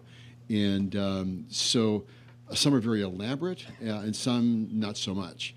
The people in some neighborhoods would not appreciate spending a lot of money so that somebody else can have very elaborate landscaping while they may have much more modest landscaping. So if people want to have a large landscaped area, then that neighborhood, that landscape maintenance district pays for it. And we don't require another district with more modest landscaping to have to subsidize theirs. So that way, whoever has that benefit then pays for it. And that's why the landowners they vote to create the landscape maintenance district, because it seems that that's a more fair way to do it. The owner pays to have the landscape maintenance district created, and then everybody that has the choice to buy into that district then pays to maintain that district. So that's why it all works that way. So nobody ends up subsidizing anybody else. And if a neighborhood decides that they don't want to pay if it costs more, and I know of a couple neighborhoods that are doing that, their neighborhood looks a little bit more shabby because they don't want to pay what it costs to maintain that landscaping. And other neighborhoods have the choice to raise their assessment to continue it looking very nice and presentable. So that's how it all works. So thank you for bringing that point up. Okay, with that point, I close the public hearing. We have two resolutions to consider: the resolution of the formation of a CFD in future annexation area, and a resolution calling for a special landowner election. Do I have a motion? Could we do these both at the same time? On one motion? 1B and 1C, yes. Okay. Do I have a motion to adopt those two resolutions? So moved. Moved by Councilmember Coomber. Second? Second. Okay, seconded by Councilmember Carling. Any discussion on the motion? All in favor? Aye. Any opposed? It passes unanimously. Okay, this triggered the election. The city clerk can please open the ballots.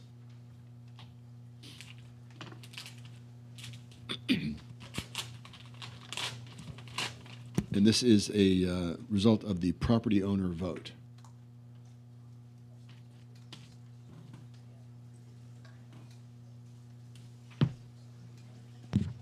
The suspense is palatable.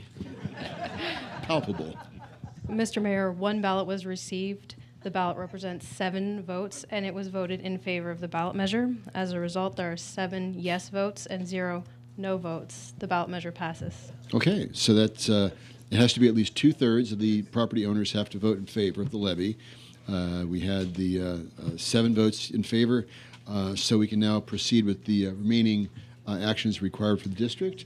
The next two actions to adopt a resolution declaring the results of the special landowner election and directing the recording of the notice of special tax lien. And the second one is the introduction of an ordinance levying the special tax within the City of Livermore Community Facilities District. This would be number 2018-1. Do I have a motion? I'll move the motion to approve. Moved by Councilmember Carling.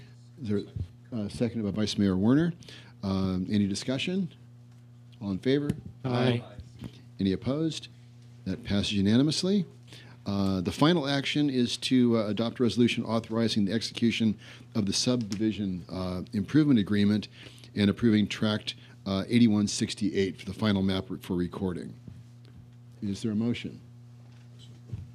Moved by Vice Mayor Werner. Is there a second? Second.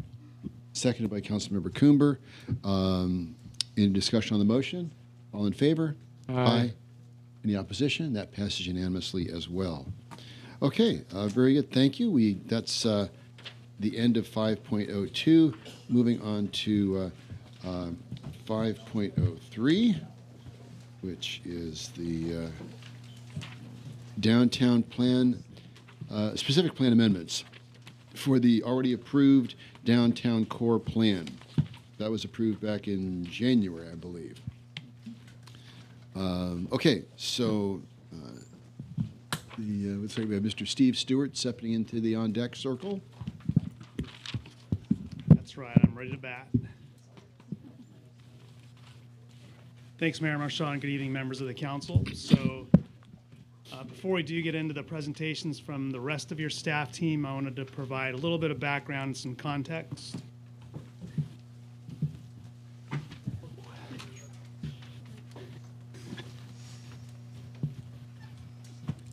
So you're correct. Last January, after spending over a year in developing and implementing a public engagement program, the council approved a development plan for the downtown core.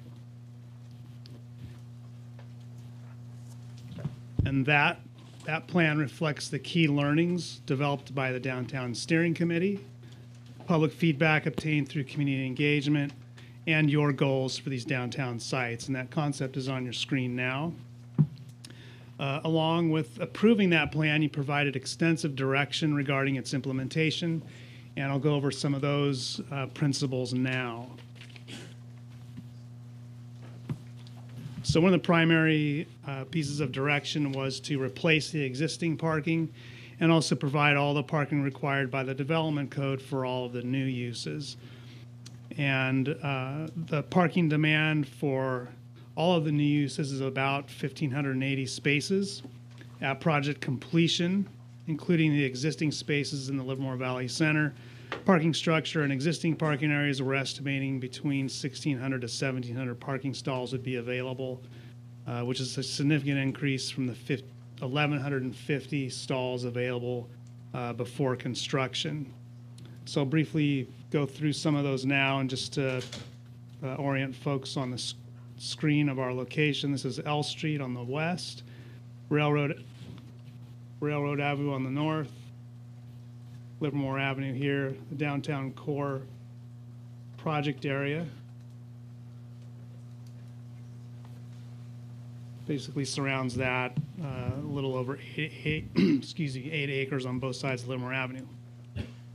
So there'll be about 500 parking spaces in the new L Street garage, about 50 in the surface parking lot next to that, 35 spaces along the new east-west roadway,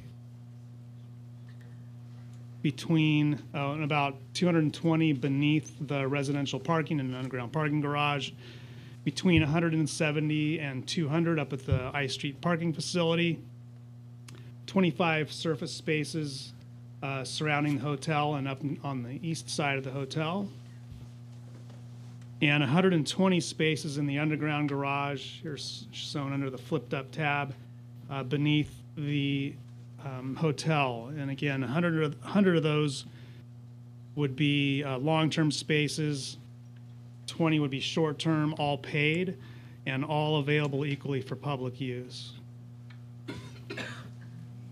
And And you also provided direction to provide additional disabled and handicap parking in at least equal or likely greater numbers than today, and place this close as possible to those downtown uses. And so we have a number of accessible spaces in the parking garage on each floor. Near the elevator tower, you'll see those later. Some closer to, in the surface lot, closer to the First Street businesses.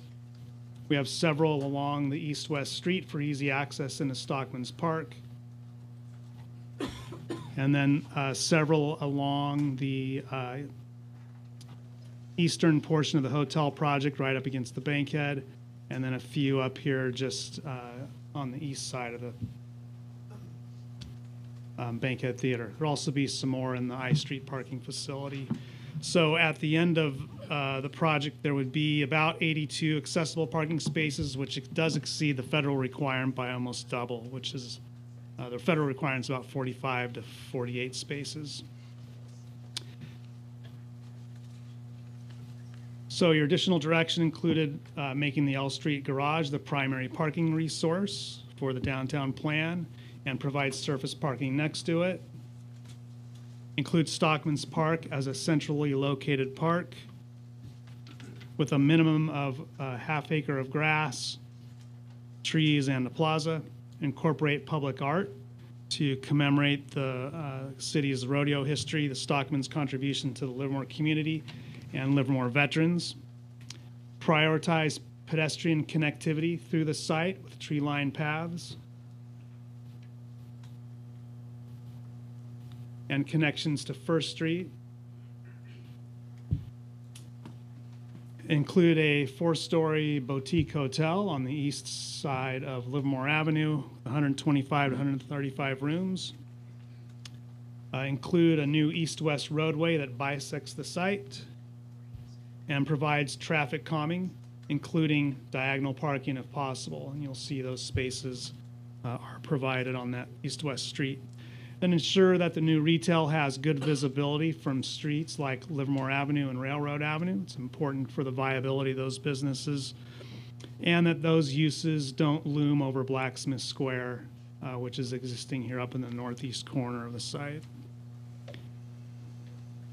Provide a plan for delivery access and service access to the businesses along First Street.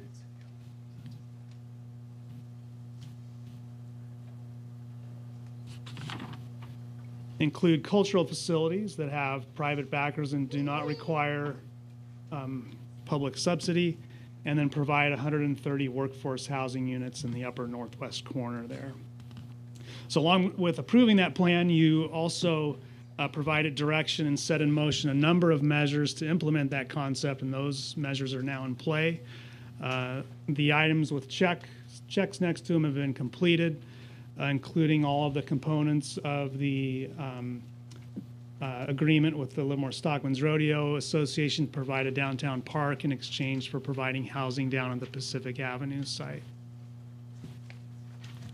I think we broke the record for issuing RFPs within a short period of time. All those RFPs are out for the different components, including the commercial developer, the housing developer, the landscape design architects for Stockman's Park, and also the operation of the Black Box and Science and Society Center.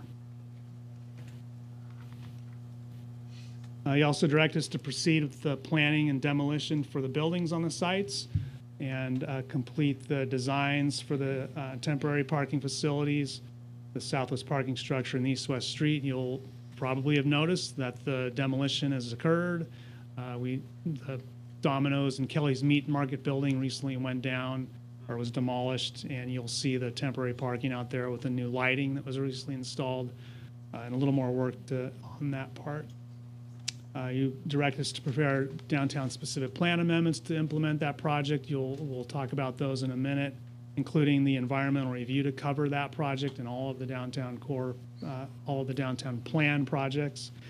And then finalize an agreement with Presidio for the hotel, and you'll see that item later tonight.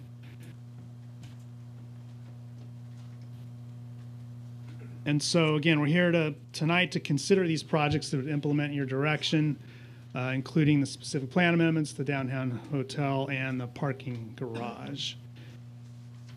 And just beginning with the specific plan amendments, your project planner, Ben Murray, is in Kauai at the moment, so I am pinch hitting for him on the specific plan amendments.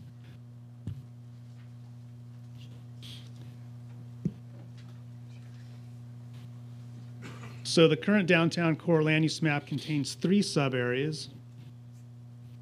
Sub-area 2, 1 in the sort of peach color, and then 3 in the darker red.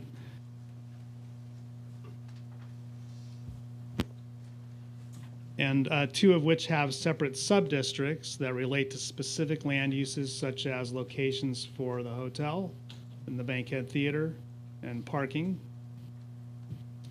The approved development plan spans all of those 3 existing sub-areas and proposes new roadways, including a new K Street cul-de-sac, east-west road, and again, a new road that provides access through the hotel site.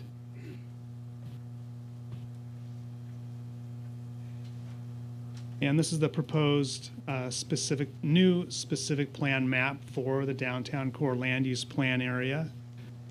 We are proposing to create a new subdistrict 4 that is shown here in the real dark red. And that's divided into 5 new subdistricts that correspond to each different land use component within the approved development plan. So for example, subdistrict 4A ties to the new commercial sites that would surround Blacksmith Square or operate in conjunction with it. And subdistrict D, for example, would be the residential component, and 4E would be the public parking garage and the surface parking lot. The revised map also includes the new roadway, dividing the larger site and also going around the hotel. And probably the most significant amendment, or one of the most significant amendments in this specific plan, is to remove references to the 2,000-seat Regional Performing Arts Center. And in addition, it does, just like the height allowances for the other Catalyst project sites, like the Bankhead Theater, the First Street commercial projects, and the cinema, we have some proposed height allowances for the hotel site and the parking structure site that are also part of the Catalyst strategy for the downtown specific plan. So in addition to removing the references to the 2,000 square foot, 2,000 seat regional theater, it also triggered a number of amendments throughout all of the chapters to be internally consistent and to reflect the new downtown plan. And again, the intent of the new changes is to allow specific uses, the general layout, and development standards that are consistent with the development plan. So the Planning Commission and staff are recommending approval of those proposed amendments, including the environmental document, which is an addendum to the 2009 Subsequent Environmental Impact Report, or EIR. The California Environmental Quality Act, or CEQA, allows the use of an addendum to modify a project or introduce supplemental information that does not trigger the need for new environmental review. The intensity of the proposed development is well below what was analyzed in the 2009 subsequent EIR prepared for the regional theater and associated specific plan amendments. And so, in other words, the current downtown plan generates less traffic, greenhouse gas emissions, and air quality and noise. The downtown plan does not require any new mitigation measures, and based on the analysis in the addendum, including updated 218 data for traffic, noise, air quality, and greenhouse gas emissions, staff and the Planning Commission found the project is within the scope of the previous subsequent EIR. And so we're recommending that the council direct staff to file a notice of determination for that environmental document and then approve the specific plan amendment as proposed. That concludes my presentation. Happy to answer questions. Questions? Councilmember Carling? So, thank you, Mr. Stewart. Just to be clear, the 2001 Environmental Impact Report, 2009, if I said that correctly, included a 2,000-seat performing arts center, right? That would have, and the analysis was done with regard to the traffic and congestion and so on. That would be part of that facility, right? That's correct. And your point is that the current plan, as you've laid out, is far less traffic and congestion than that would have been realized if we had had the 2,000-seat auditorium. That's correct. So therefore, there's that notice of determination that you're asking us to approve tonight, based on that. Yes. Okay, thank you. Can I add to that question? Certainly. So, as Councilmember Carling pointed out, it was a 2,000-seat and also a 10-story high building on the site that we're talking about tonight. I just want to make sure people are very clear about that. In addition to how many residential units? There were no increase in residential units on a particular site plan. The sort of conversation around residential at that point was between 280 and 400 units. So a 2,000-seat regional theater, 10 stories high, and anywhere between 200 and 400 units on the current site that we're talking about tonight. Correct. Okay, so I just wanted to make sure that we had the residential units with all associated. That's in the same line of your questioning. It wasn't just a regional theater, it was the residential as well. And what size was the hotel at that time? I don't know the direct answer to that, but I can find it here in a few minutes. I saw it at 300. Yeah, it So- increased the 300 total rooms. number of rooms in the downtown up to 300 rooms, which would allow an additional hotel if the market supported it. So I'm just on the hotel part, up to 300, and we're talking 130. So we're talking a half to a third the housing, no big theater, and a third the hotel. That's so, correct. So is there any parameter here in the new, current plan that's larger than the old one? So the short answer is no. We essentially replaced our 2,000-seat performing arts theater with a 200-seat black box theater and a science and society center. Those are the real changes. The hotel, the residential, the commercial were all contemplated previously, but are less in this proposal. So just to be clear, all essential elements are smaller than previously envisioned, and so therefore we can conclude that the old document is sufficient. That's correct. And also to be clear, we're talking about in the area of the new 4 area that we're amending. So in the 4 area there was the footprint for the regional theater, hotel and housing, all within that the 4, and a little bit of the 3A, or That's whatever. correct. Sub-district 4, 3, and 3A. I just want people to realize this when going back through documents, just how dense that was originally proposed in this study. So I know some people have some issues right now with not enough open space, but could you imagine what that would have been like? Should the RDAs not be taken away and losing the funding? So insane. Yeah, and if I could also just emphasize, this isn't smaller by a little bit. This is smaller by factors of 2 and 3. Smaller. That's correct. And then the other thing I think we didn't mention is in that 4 area also includes in the center of all those houses another public park. That's correct. Councilmember Coomber? Yeah, I just wanted to ask that by looking at the map with all the parking on it, proposed parking places, by passing anything tonight, will we be committing to all those parking?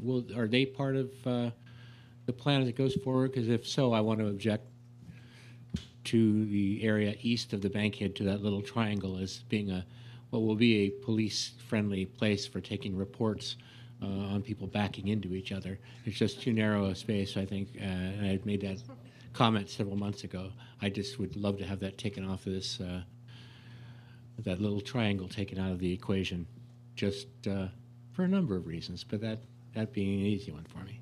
Sure. The project before you is the environmental piece that covers that. Doesn't necessarily include it. And while the specific plan would allow that use there, Gotcha. Okay. Design's not before That's you this the evening. verbiage I'm looking for. Thank you. Any questions? Any other questions or comments at this point? One of the other things in tandem with the regional theater on page 268, it says encourage future development of integrated mass transit systems, including BART or other rail technology to downtown. And we heard loud and clear from this community that they wanted nothing to do with BART in the downtown. I know that the BART in the downtown was kind of in tandem with the regional theater, but I think that since this is the red line version, we just need to delete any reference to BART coming into the downtown. Understood. Thank you. We heard that loud and clear. I don't want somebody to come back and say, hey, here it is. Okay, so any other questions, comments at this point? Okay, I'm going to open the public hearing, starting off with, well, wait a minute, maybe want to take like a 5-minute break at this point? It's 9 o'clock, the witching hour. I got 11. Considering that we're probably not even at the halfway point for the evening, if we're going to be taking on the hotel and the parking garage, I don't know if we just do public comment and then take a break. Okay, we'll do public Just comment stretch first. it a little bit. Figure it'll longer. take us about half an hour then. Yeah. Okay, great. Very good. Moving along. I know 9 o'clock, everybody kind of like, yeah. Well. All right, so Drew Felker, Tom O'Neill, Carl Wente.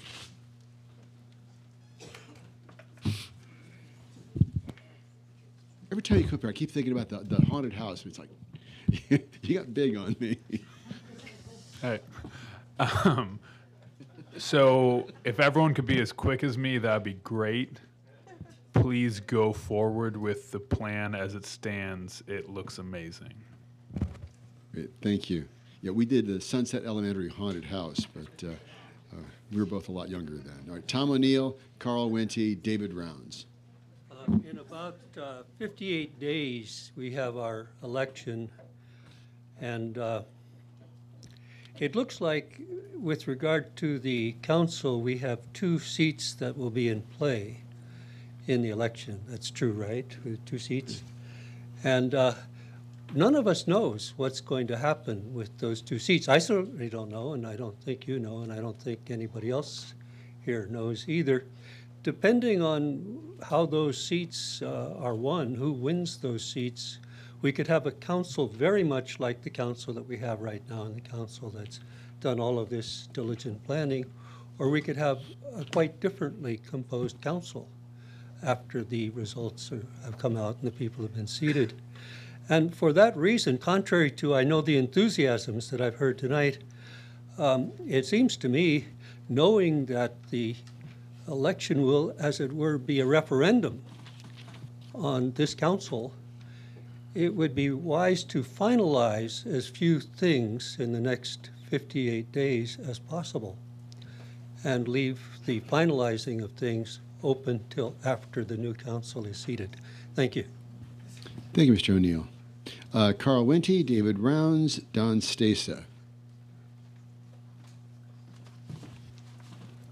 Wholeheartedly disagree with that. And a referendum is a referendum, and an election is an election. So let's be to our words, right? The California State Constitution allows for initiatives to be put up, and they allows for legislative acts, certain legislative acts to be referended. To say an election is a referendum on something, mixing metaphors. June 2016, Lanning Thompson approaches Stockman's Association. Can we do something? That's great land. 2 more meetings, Lanning frustrated. Stockman, no, you can't build there. Frustrated Lanning reaches out to Bob Warner, late 16, early 17. There's 2 meetings with Lanning Thompson and the Stockman's Association.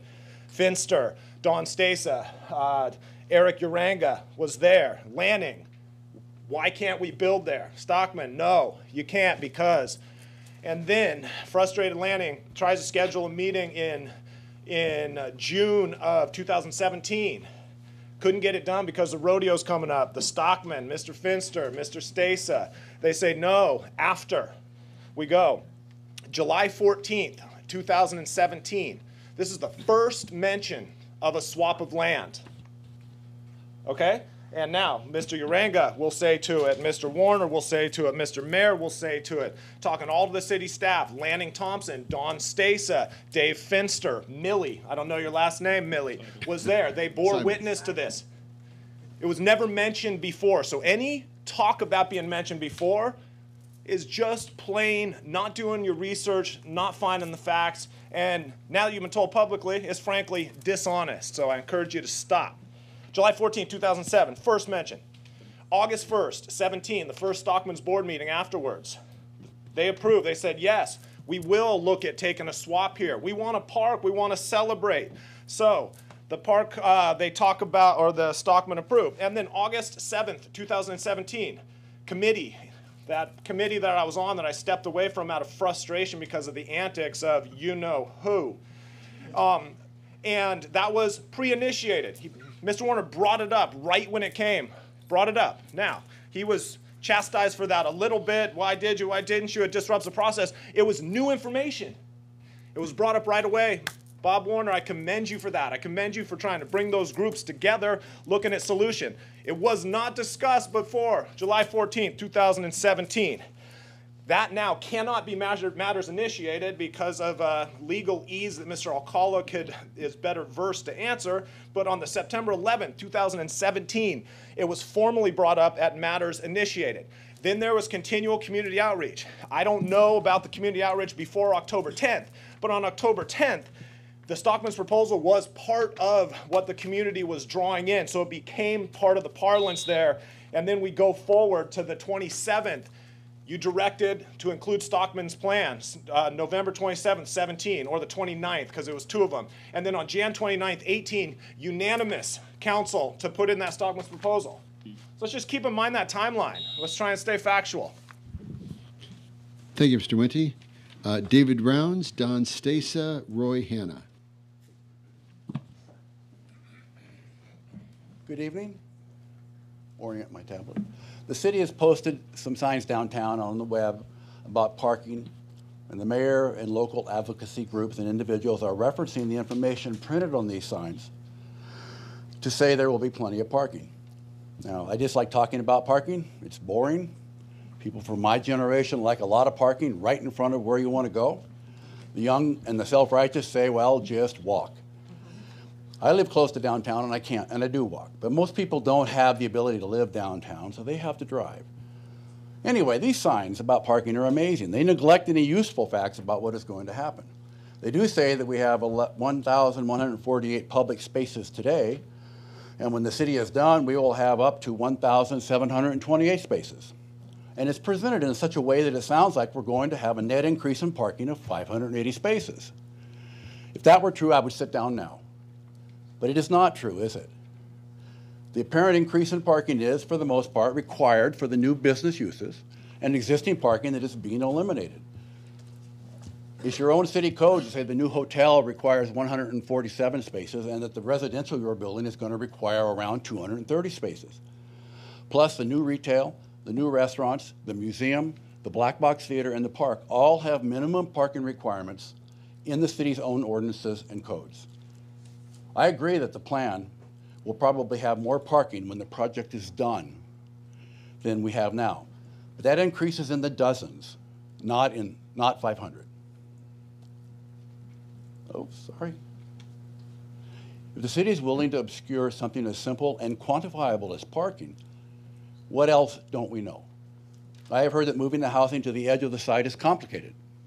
Is there a reason you all have not explained this in more detail? It is clear from what is presented in this plan that the hotel is not going to have the amenities originally discussed during outreach. Why? I don't know. Is the space too small, maybe? You have limited the Black Box Theater to 150 seats, or is it 200? Why this limit, and why do the city documents have both numbers? Maybe because you're moving too fast to keep track. And why aren't you more clearly explaining the financing arrangement with the hotel developer? Last week, the mayor said housing is expensive in Livermore because land costs $1 million to $2 million for an acre. You're selling the hotel developer the 1+ acres they are going to build on for $50,000. The parking garage and the infrastructure for the roads that are needed for the hotel will cost over $12.7 million. Why is a hotel developer only paying $6.5 million? And why do they have 39 years to pay it off?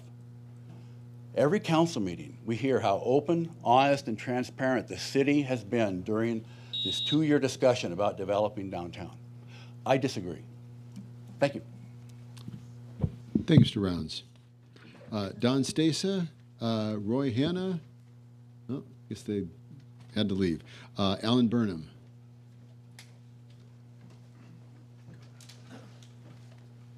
Are you Roy Hanna? Yeah. Oh, please. Yes, I'm next. Roy Hanna. I live here in Livermore, and one of the things that I have experienced since I moved here 2 years ago is you have an atmosphere downtown that I just makes me feel like, hey, this is a place to live. But I keep going back. I drive past the parking on the empty lots several times during the day, and I see that it seems like they're half full almost all the time, all that open space. And so my concern is, if you build all these other things, are we really going to have sufficient parking down there not to lose the atmosphere that you have now? A lot of cities don't have that kind of atmosphere, and you've got it here.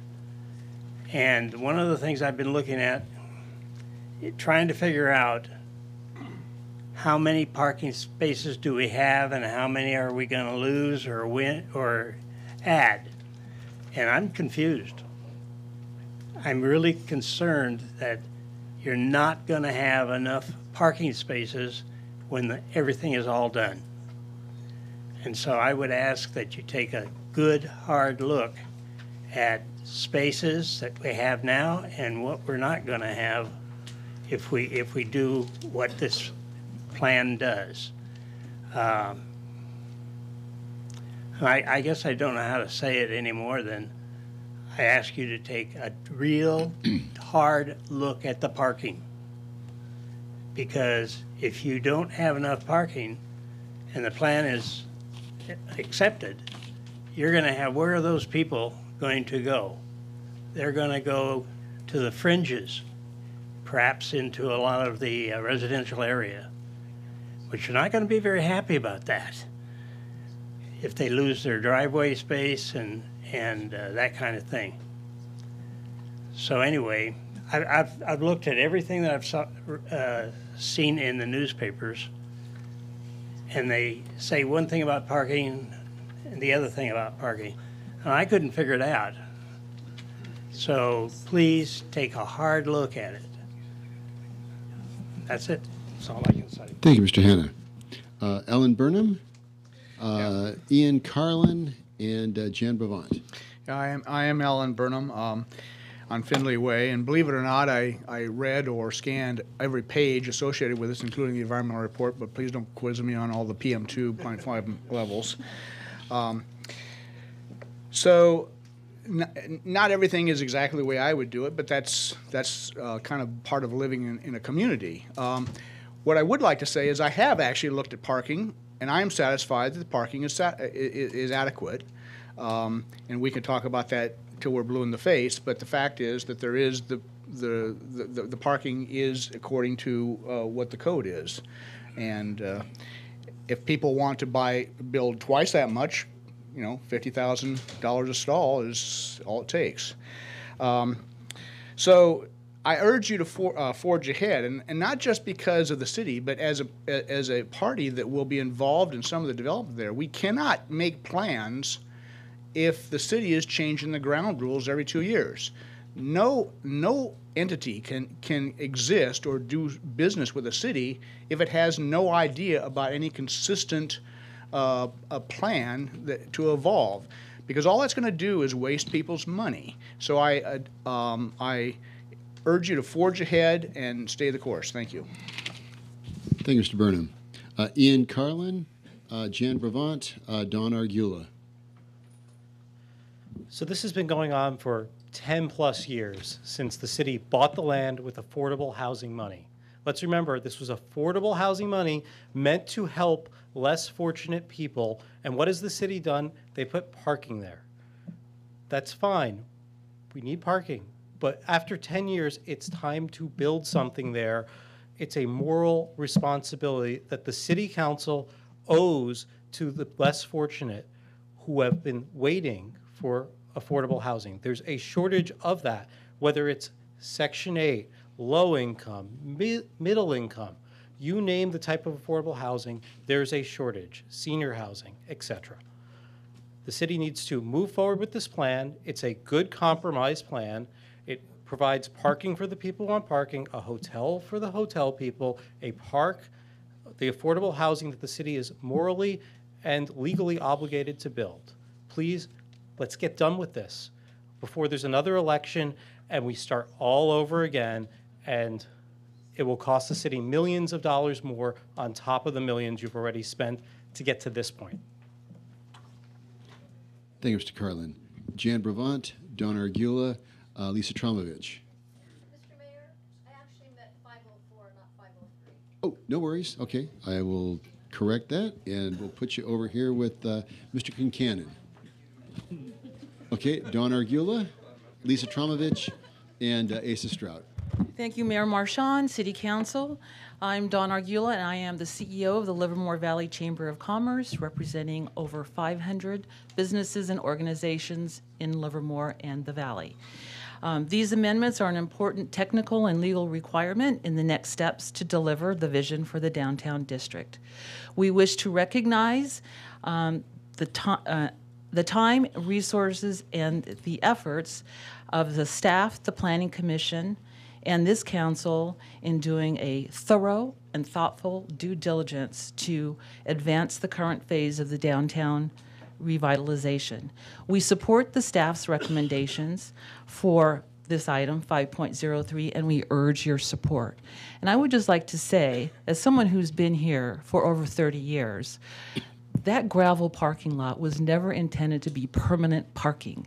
It was temporary until you developed that parcel with the original specific plan that is being amended tonight. The parking next to the bankhead was temporary. It was a placeholder until that corner was developed. So I don't know if we have short-term memory here, we have newcomers here, but we've been waiting an awful long time for that development to happen. So let's just keep this moving and don't waste any more time. Time is money, and that means public dollars as well as private dollars. Thank you. Thank you, Ms. Argula. Lisa Tromovich, Asa Strout. Hi, I'm Lisa Tromovich. Thank you. I am also here to support the staff's well-thought-out recommendations, and I hope you are encouraged to move forward and keep working and not stop working and wait around for another election. I don't think that would be a very nice thing to do to the citizens who look forward to your leadership. I applaud the city's care in listening to citizen input, reviewing the many details necessary to create a beautiful and highly functional plan for downtown. It has been well thought out, it's accessible, sustainable, it adheres to all of the laws, and a lot of those laws are based on mathematical formulas and a lot of care that has gone into how much parking is actually needed. And just because somebody wants more doesn't mean we actually need it. I also have been attending the last couple of Planning Commission meetings and have attended several of these meetings. And I feel that the amount of listening that you guys have done has been incredible, and that both the Planning Commission and the City Council have been very responsive, and I thank you for that. So I encourage you to go forward with staff's recommendations. I think they've done a great job, and they've put a lot of care into this. One little point of information, Mr. Rounds suggested there was an inconsistency by saying it could be a 150 or a 200-seat theater, and I would just like to remind you of our PowerPoint presentation. A black box theater is flexible and modular. It might have 80, it might have 152, it might have 199. Fixing the number of seats would be inaccurate. Perhaps if you want to say up to a number, but to try to fix the number would make it not a black box theater. So please don't worry about that being an inaccuracy. Thank you very much. Thank you, Mr. Tromovich. Asa Strout, Jacob Anderson. Hi again. I wasn't really going to say anything until the comment about the referendum. Just for a little timeline, since a lot of timelines have been tossed around. The Lucky Shopping Center closed when I was a child.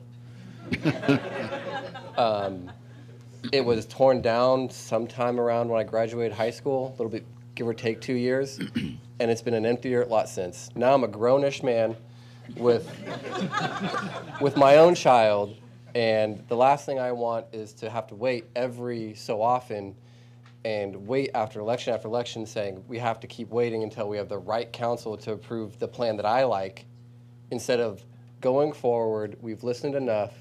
We've done the research. The work's been done by the city. You guys have done your due diligence by listening to all aspects of the community, not just a select few.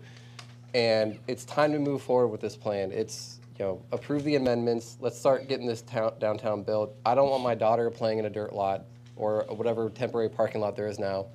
I want her playing in Stockman's Park when she's older. You got plenty of time. She's a year and a half.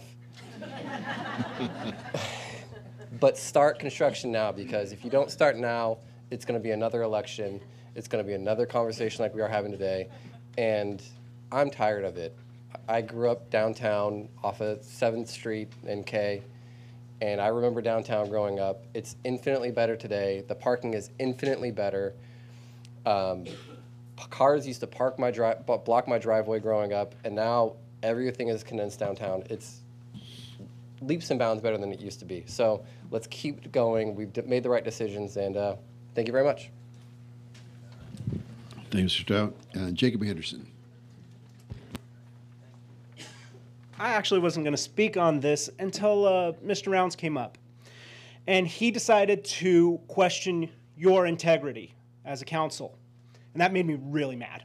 I feel that you have been a great council that has listened to the people.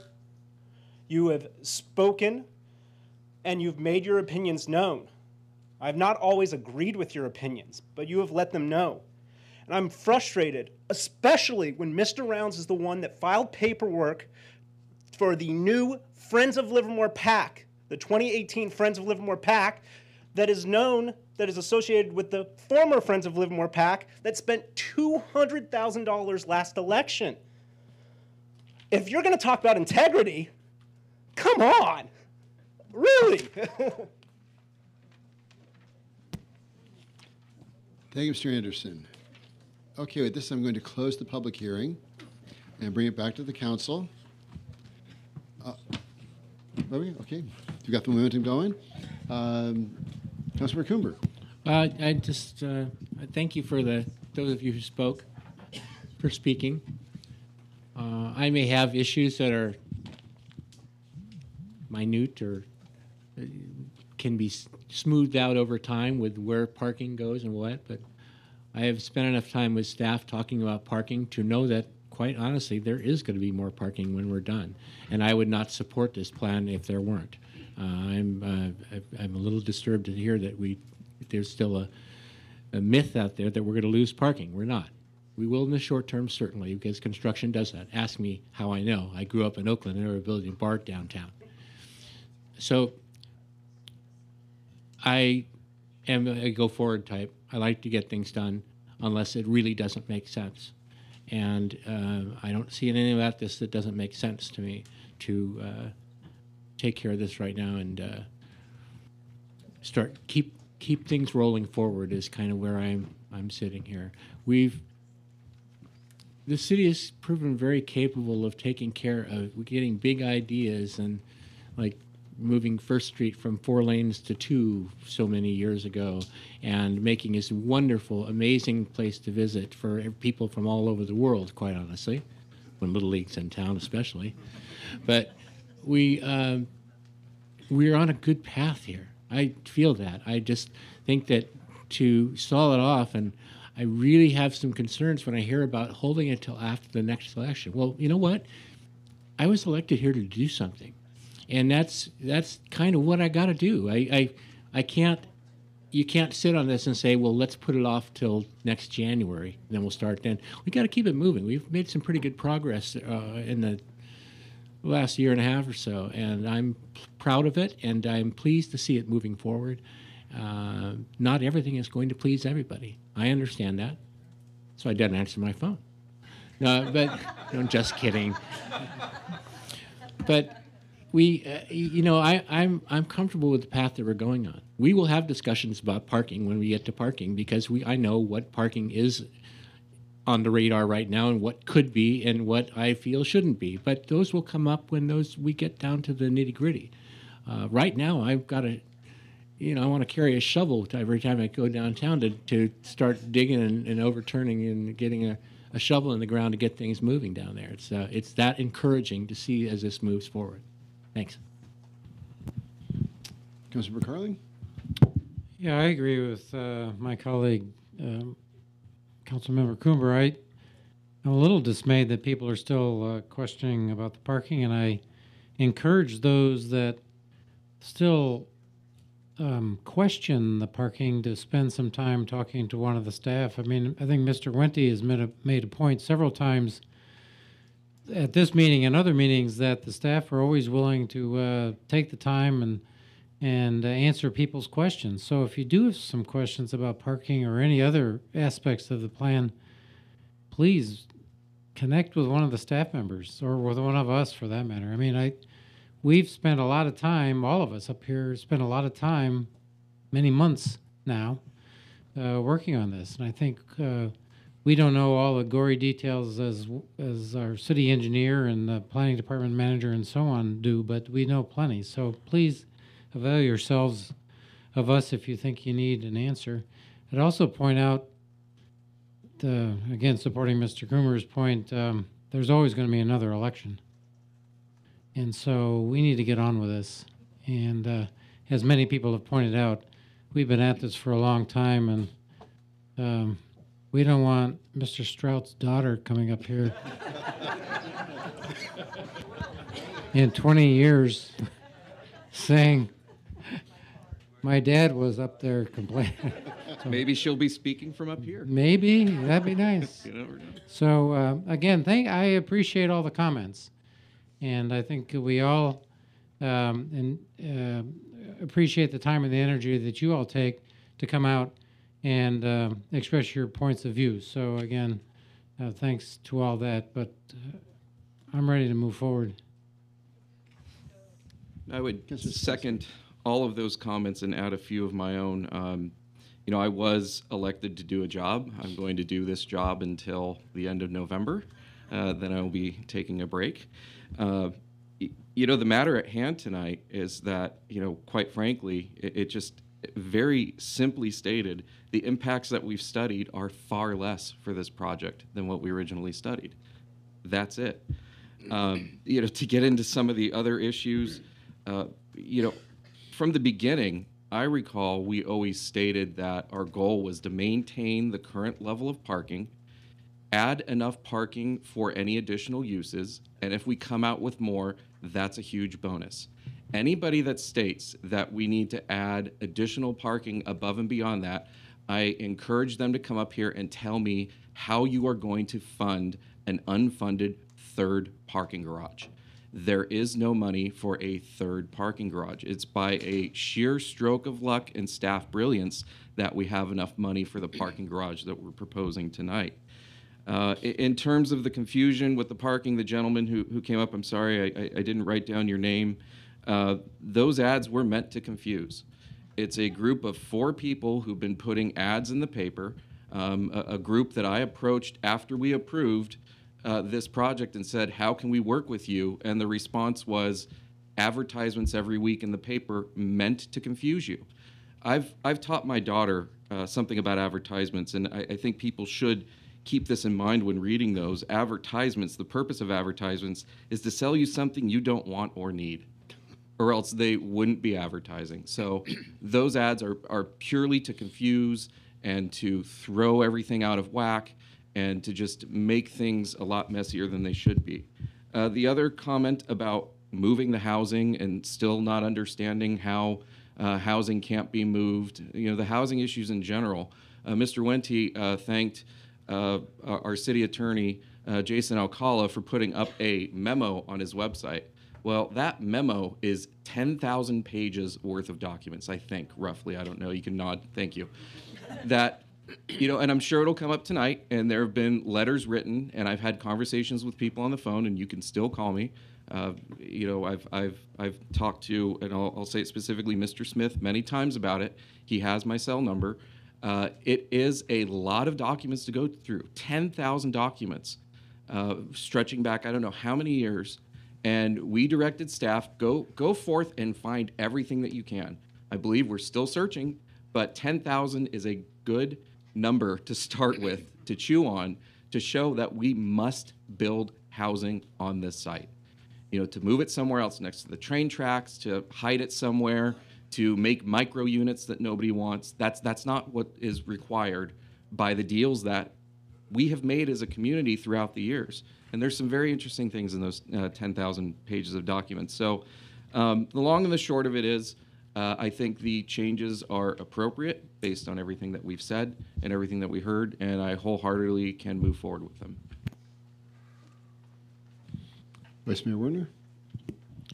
Yeah, I also believe we should move forward. I've been up here a few years and have a perspective on this, and it takes a while to get stuff done in the government. We have gone through years of process here to understand what we're dealing with. So those who are asking for more information and wait are, in my mind, just simply trying to delay for their own purposes, not that we don't have enough information. And I think that we get back to what's key here is we have listened and we've made some decisions and we've moved forward. But the thought that we've heard but don't agree, I mean, that's what's happening. We're listening, but we have collectively made very careful consideration here. And I think it's important to note there are many variables that come into play, and you have to balance them. And I think someone mentioned from the audience that this is a good, balanced compromise. Nobody gets everything they want, but what we really need to do is have something that makes good sense. And by what I mean by that, it has to make financial sense. It has to balance, in addition to balancing the other competing needs for parking and housing and everything. And it has to be buildable. It has to be practical. So when you see all this parking moving around, that's just because we have to do that in order to actually construct it, because you can't obliterate it all, build it, and then go. So with that comment. The other thing that I think is very important is that we went through this process. It was always about design elements. It was never a planned competition. There was that small group that wanted to make it a planned competition, and that's what they did. But that's not what this was ever about. And the number one priority that came out was the parking. And the major commitment that the council made is that there will always be sufficient parking. And unambiguous. That's always been the case, but has been alluded to. There have been misleading ads and push surveys trying to confuse people. And I would just suggest, I'm not confused. I know how to count. We're doing the right thing here. So with that, I think we should make these amendments. Now, what we're really focused on in this particular time is the determinations that we're being asked to make. It's very clear factors of several less development than before. There's no question that this is the right to make these amendments and to make the determination in my mind. Okay, well, thank you very much. Good comments. This has been a long process. It truly has. And we've been working on this a long time. And people have raised questions. And you have questions, as Councilmember Carling said, talk to the staff, talk to us. We answer our own emails. We don't have staff that does that. We answer our own emails. You want to talk with us? I've been drinking a lot of coffee lately. Decaf. It's got to be decaf. But I meet with people. I meet with residents all the time about what's going on in the city and addressing people's concerns. And I'm not unusual. We all do that. We're all very much engaged in the community, and we listen to the community. And this plan here, I look at how this has evolved over the last few years. And originally, this room was filled with people saying that they wanted a 10-story regional theater here. And then we heard from the broader community that said that when we had the 400 people that showed up at the Robert Livermore Center, and they were adamant that they wanted nothing more than 4 or 5 stories in the downtown. Well, how did we get to the point where there was going to be a 10-story building down there? And I might add, with no parking. There was no additional parking associated with that 10-story building. And this has evolved with this tremendous process where we've listened to the public. The number one priority, there were 10 priorities that we had. The number one priority was parking. We've got that here.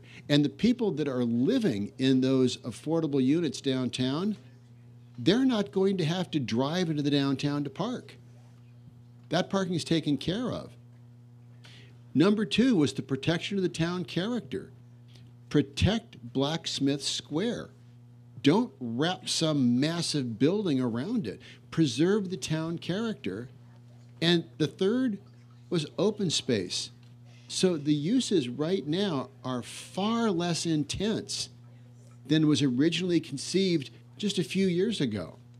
No 10-story building, no circulation to deal with 4,000 people trying to find a seat or to try to get to their residence. So it's far less impact. And what you see here is what we learned from the community with this long process, that yes, the community wanted open space, they wanted more parking, they wanted protection of town character, and this is it. This is what we learned from listening to the community. And it's been a long, arduous process. I started working on this in 2004 when I was in the General Plan Review Committee. And we're finally working up to this, several iterations of EIRs, new environmental documents here. And this really is what the community came up with. And this is what we learned from listening to the community. We got those top 3 priorities right, and this is, I think, this is it. And I don't think we're going to improve upon this. Because this is what the community came up with. So with that, I will entertain a motion. Hang on a second, let me make sure I get this one right. The motion to adopt the resolution approving an addendum to the downtown specific plan. Adopt a resolution. We can do all of these at once, Mr. City Attorney? Yes, sir. Okay. Adopt a resolution approving the specific plan amendment 18001 and direct the staff to file a notice of determination. Do I have a motion? I'll move we accept staff recommendation. Moved by Councilmember Carlin. Second. Seconded by Councilmember Coomber. Any discussion on that motion? All in favor? Aye. Any opposed? That passes unanimously. Thank you very much. Tremendous amount of work. Thank you.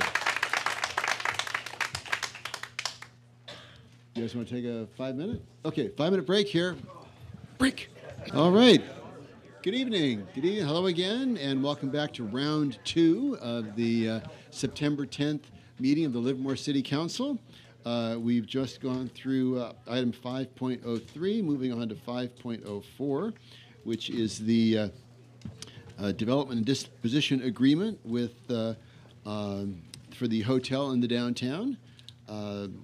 So we'll bring that over to staff, and we have Steve Stewart and Trish Ponto. Thank you. Our presentation. And there we go, and it's up. All right.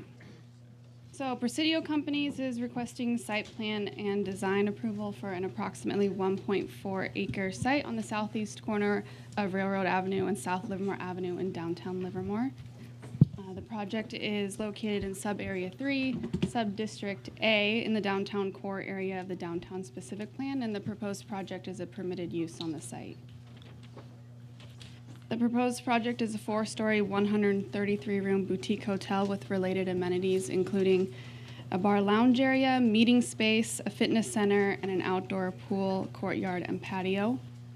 The building is oriented to Railroad Avenue and South Livermore Avenue, with the main entrance to the hotel located in the middle of the Livermore Avenue facade right here. And then there's a second entryway down here leading into the bar area on the southwest corner of the building. The project also includes a new public road that connects Railroad Avenue to South Livermore Avenue along the south and east sides of the property. The underground garage, surface parking, and loading zone are all accessed along this road.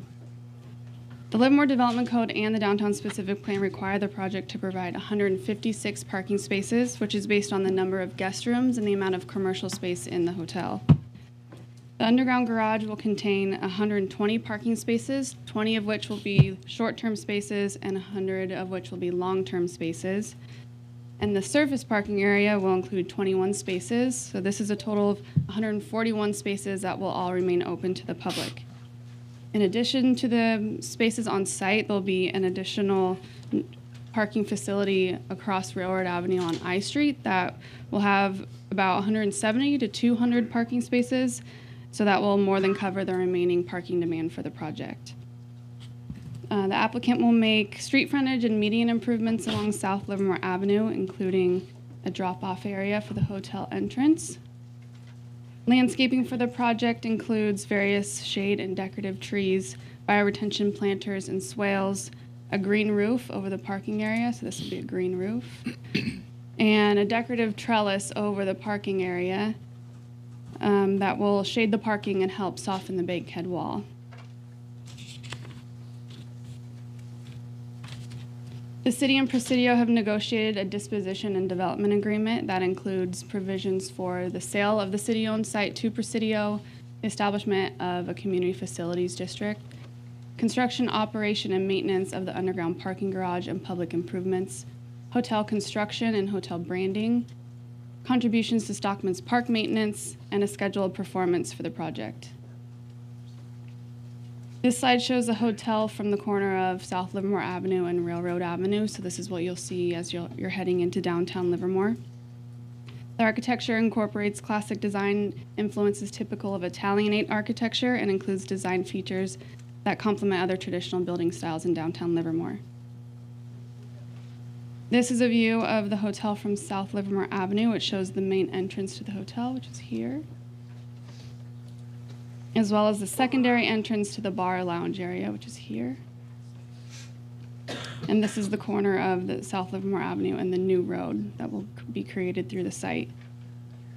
The primary building materials for the proposed project are 2 types of brick, a travertine tile, and cement plaster in gray, tan, and beige. The project previously proposed using a stacked stone veneer instead of the brick. However, a Planning Commission subcommittee is recommending the use of brick in order to better reflect the building materials found in downtown Livermore, and the applicant concurs with the recommended changes. This slide shows the back of the building facing the new road and the surface parking area, and helps illustrate how the building maintains high-quality architecture around all visible sides of the building. This slide also shows the entrance to the underground parking garage here, and then the surface parking that has the decorative shade trellis above it.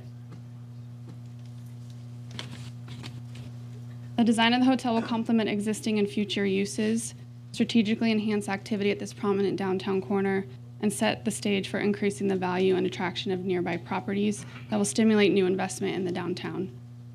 So therefore, Planning Commission and staff recommend the City Council direct staff to file a notice of determination consistent with CEQA and adopt 2 resolutions, one approving Downtown Design Review 18-015, and the other authorizing the city manager to execute the disposition and development agreement and other documents necessary to effectuate the purposes of the DDA. So that concludes staff's presentation, and we're available for questions. The applicant is also here tonight, and he's prepared a presentation, so we can answer questions now or when he's finished. Okay, questions for staff at this point? I just have one, Ms. Ponto, and that's, if you could put up the last slide. I just wanted to make sure that we all understand what it is you're asking us to recommend. I mean, the first one's a lot like what we discussed earlier on, is that we're not doing anything out of the ordinary on that particular site with regard to CEQA. Is that true?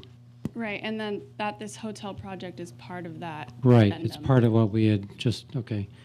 And the design review, which the Planning Commission has gone over pretty thoroughly and made some recommendations, which you and the Presidio have agreed to and made those changes. And then lastly, the DDA.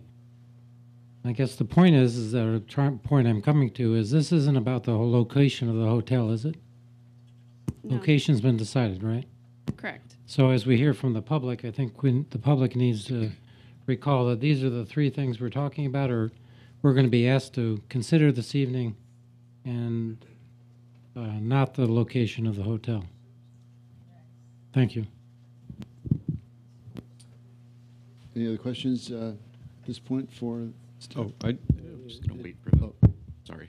Wait, but I just want to emphasize, if you go back one picture, and the point here, there are a couple of things I think that are worth noting. One is that's the entrance to the hotel, and that's where a lot of, in terms of convenience to get in there, you go through there, and there's a lot of street there to let you do that. I just want people who are going to comment to understand that that's the way a lot of hotels work, and that's very important to consider. Okay, Councilmember Spadowski? I just have questions of the applicant and then a few statements before public comment. So Okay, on that case, the applicant wishes to speak. Mr. Patel, welcome. Thank you, Mayor.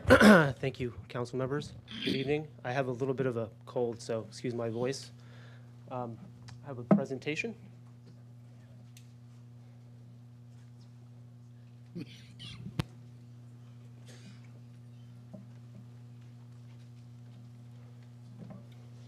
It's not quite in my head yet, but okay.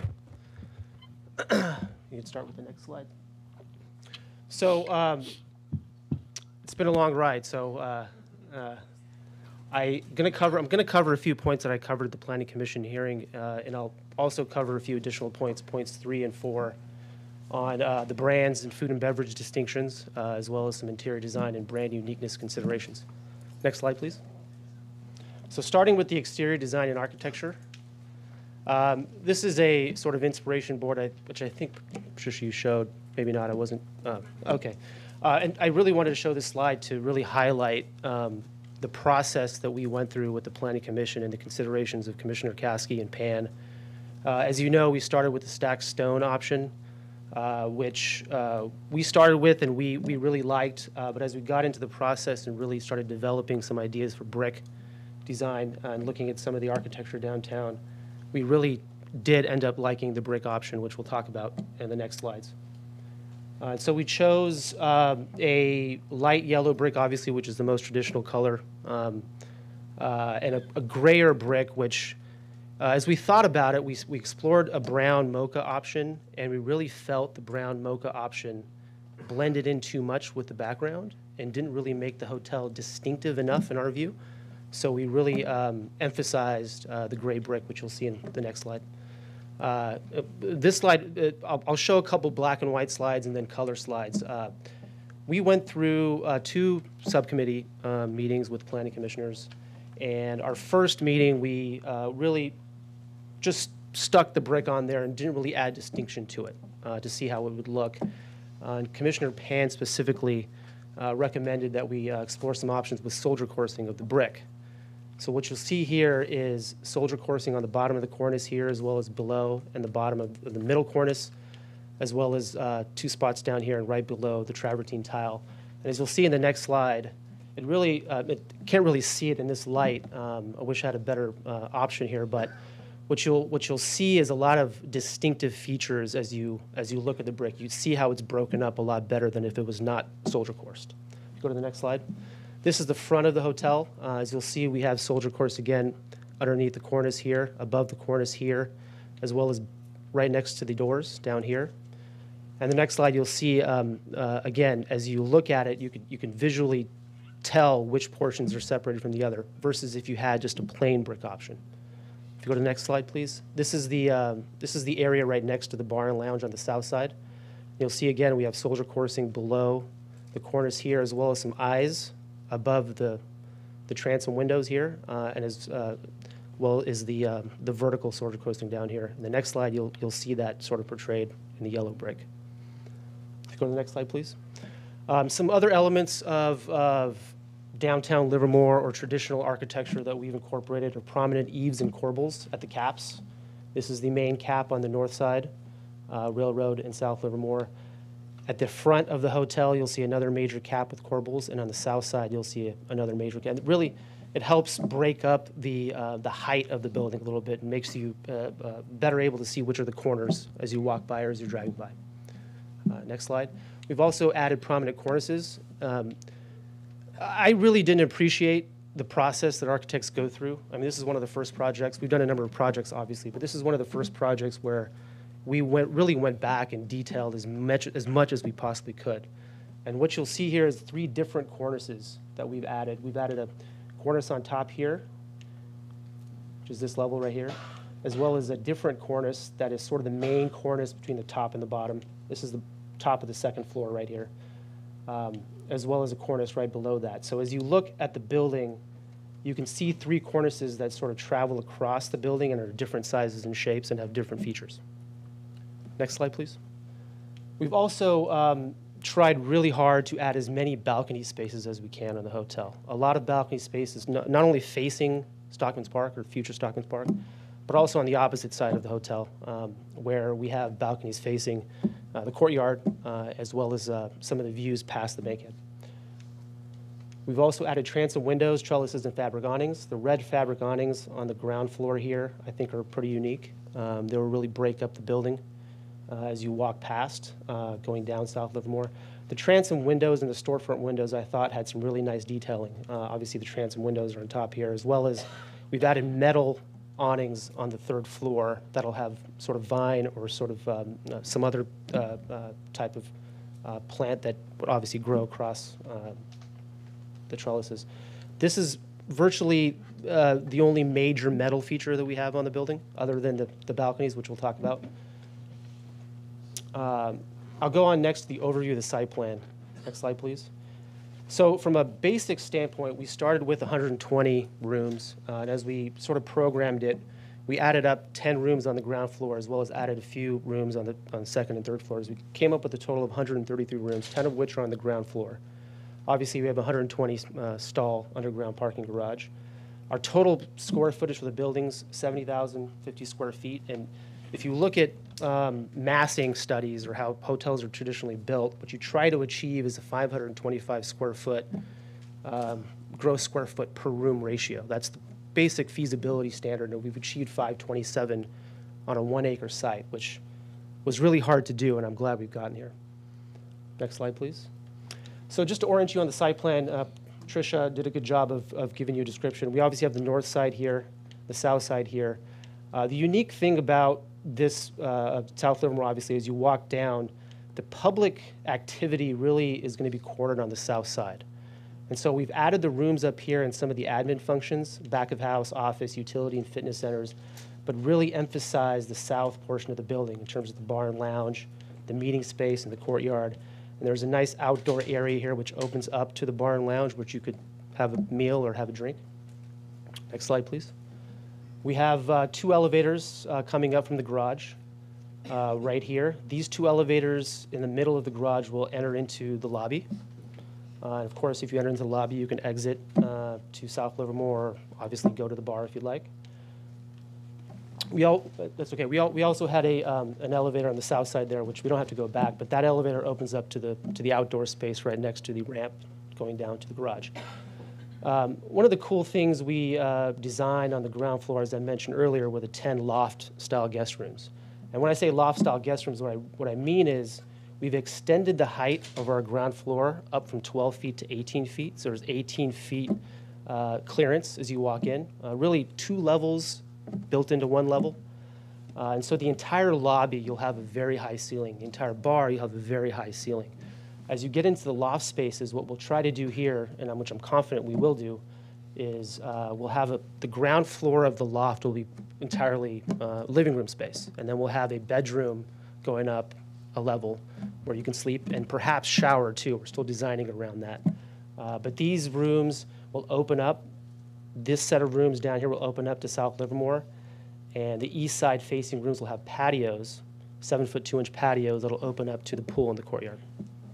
And the reason, you don't have to go back, the reason we did that is because selling ground floor rooms are notoriously difficult.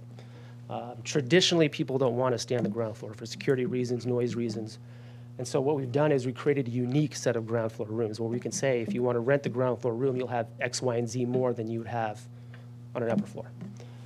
The public parking and public street area, we've discussed this a number of times, but as you come in here, you can drive, make a left into the parking garage, and as you're coming out, you can make a left or a right coming out of the parking garage.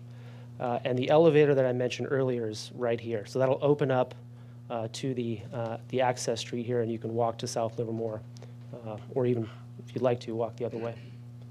Next slide, please. The landscape plan, again, this is one of the other areas that the Planning Commission, and specifically Commissioner Gasky and Pan, had questions about, rightfully so, about how many trees and how much greenery we had. So we've added 2 trees on Railroad, as well as 1 tree down here. The light shade trees are the existing trees on South Livermore. As we talk to staff, we will work with staff to improve the health of those trees, as well as possibly replace them as we get into construction. And we've added a number of additional trees down here in the courtyard to really separate the views between the hotel and the bankhead, as well as provide a lot of shade, of course. Next slide, please.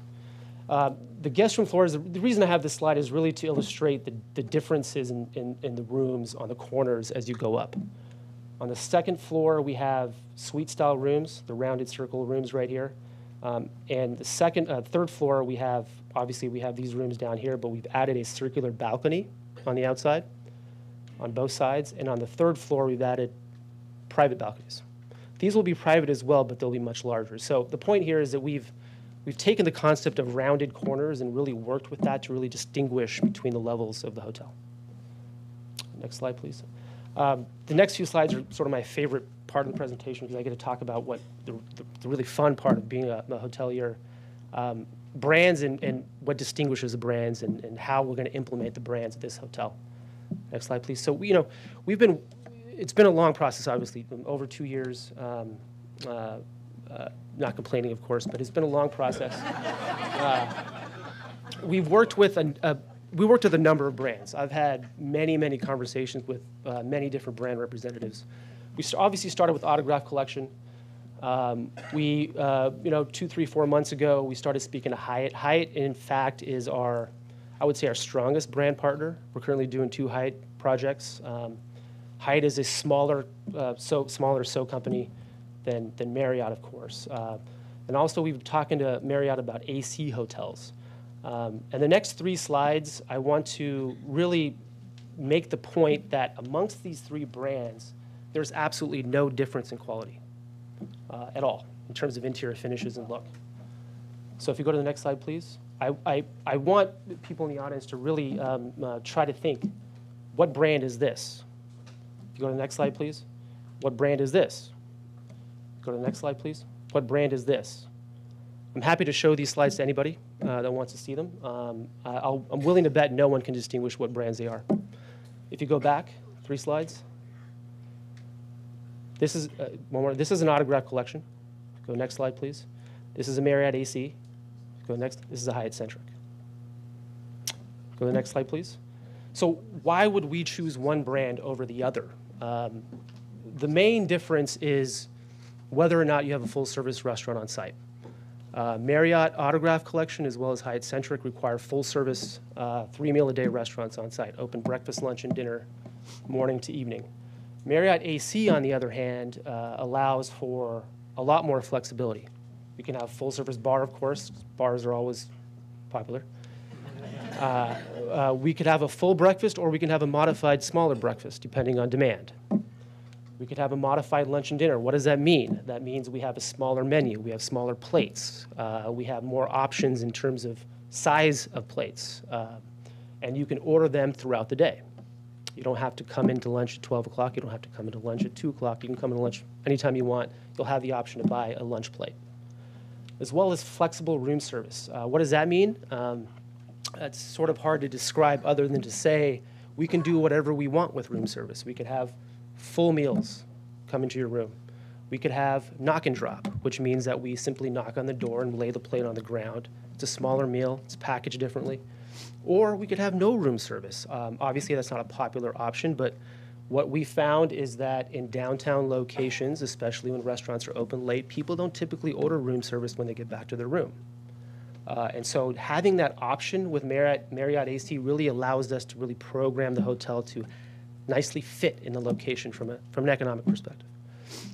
In addition to that flexibility, not having a restaurant provides better financing for us, more efficient operations. We're currently running a restaurant in Napa right now at our hotel. It loses over $1.5 million a year.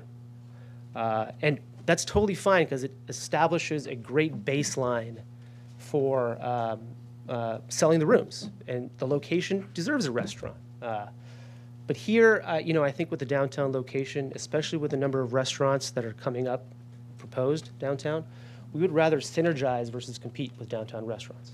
And that's where we want to go.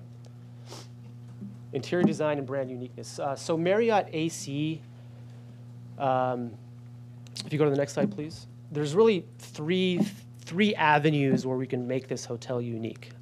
Obviously, the first is the design vision. The three tenets of design: purposefulness, simplicity, and elegance. Purposefulness obviously means every piece that we pick in the hotel has a meaning. It's not just there because it's an option. We will choose furnishings, we will choose materials, we will obviously choose artwork that fits with Livermore, as well as a culture. How do we incorporate Livermore heritage? How do we incorporate agricultural heritage? How do we incorporate the scientific history of Livermore? How do we incorporate the burgeoning tech and entrepreneurship scene in Livermore? How do we do those things? And we do those through design. Next slide, please. Perhaps the most significant way we will connect to the community is with community partnerships. Marriott AC is one of the first brands that decided that they wanted to make community partnerships a priority. What that means is, for example, in a lot of Marriott ACs, they have startup conferences. They have conferences to discuss the local politics, which I'm sure will be popular in Livermore. They also have conferences to talk about health issues, to talk about new ways to finance public improvements. I've been at one to do that. And so what this provides us is an avenue and an ability to actually, do something in earnest from a partnership perspective, not just something that we want to do. It's actually built into the brand. Next slide, please. And of course, food and beverage. AC has an AC lounge concept, which is a bar lounge type atmosphere where they have the ability to work there all day if you'd like. Bless you. The ability to have a drink, obviously. The ability to have a meeting. The ability to have a small gathering, family and friends. And so what we'd like to do with the AC Lounge is really incorporate the food and beverage aspects of Livermore. How do we incorporate the craft beer scene, for example? How do we incorporate, obviously, Livermore wines? I think from an obvious perspective, we would want to have as many Livermore wines on the menu as possible. And I think that's an obvious one, but there's many other ways to incorporate, obviously, food and beverage. Next slide, please. And this slide really is to emphasize to what level of detail do we go in programming the space. Marriott AC allows us to really do a deep dive and research into how do we play music in the hotel. What type of music do we play in the hotel? The scent program. I know it sounds ridiculous to have a scent program, but what does the hotel smell like? Those things are actually thought of and strategized in the hotel. And of course, what we will do is, me personally, I will not be designing the hotel. I have no experience physically designing hotels, other than making decisions about what should go in there ultimately. But we will be hiring a full-service design firm to do all of the interior design, pay them a lot of money. And the reason I mention that is at this point, this is an early conceptual phase of the hotel. A lot of the questions that the community has and what I've heard, how are you going to incorporate local art? What is the FF&E going to look like? What is the furniture, fixtures, and equipment going to look like? What are the walls going to be made out of? Those are decisions that are made down the process. And we can't make those decisions now because we're just not in a position to do that. And so we fully intend to hire a professional to do this work. Next slide, please. The next series of slides are really examples of different Marriott ACs in the country. This is the AC hotel in downtown Montreal. And as you look through these slides, I really want to emphasize the different color palettes that you'll see. Not one is unique. Not all are the same. Every one is unique. This is the AC hotel in Denver. This is the AC hotel in Columbus and Dublin. This is the AC hotel in Spartanburg. This particular hotel was actually built within a historic structure. And what they really tried to do in the interior is contrast sort of modernity and distinctiveness with sort of traditional colors and feel. Next slide, please. This is the hotel in downtown Chapel Hill. And this, I put this in here to really distinguish the color palette, as I mentioned. This has a much darker feel. What you'll see here is a lot of areas. This is the check-in kiosk. This area behind the kiosk is, in every hotel, is a perfect spot to display local art. What can we put behind the kiosk to really capture someone's attention and make them certain that they're in Livermore? I don't know what that piece is going to be, but I'm certain we'll find out. Next slide, please. I really wanted to end. I know everyone has thanked staff, but personally, I have to thank staff. It's been 2 years. Steve, Paul, Tricia, Pam, Joel, Scott, Jason, everybody. I haven't been in this business for longer than some people, and I've developed other hotels. This has got to be the most comprehensive, logical, researched, thoughtful process from a staff standpoint that I have been in. We've sprinted, we've stopped many times. But regardless of the outcome tonight, I've learned a lot, and I will always remember this process. Thank you very much.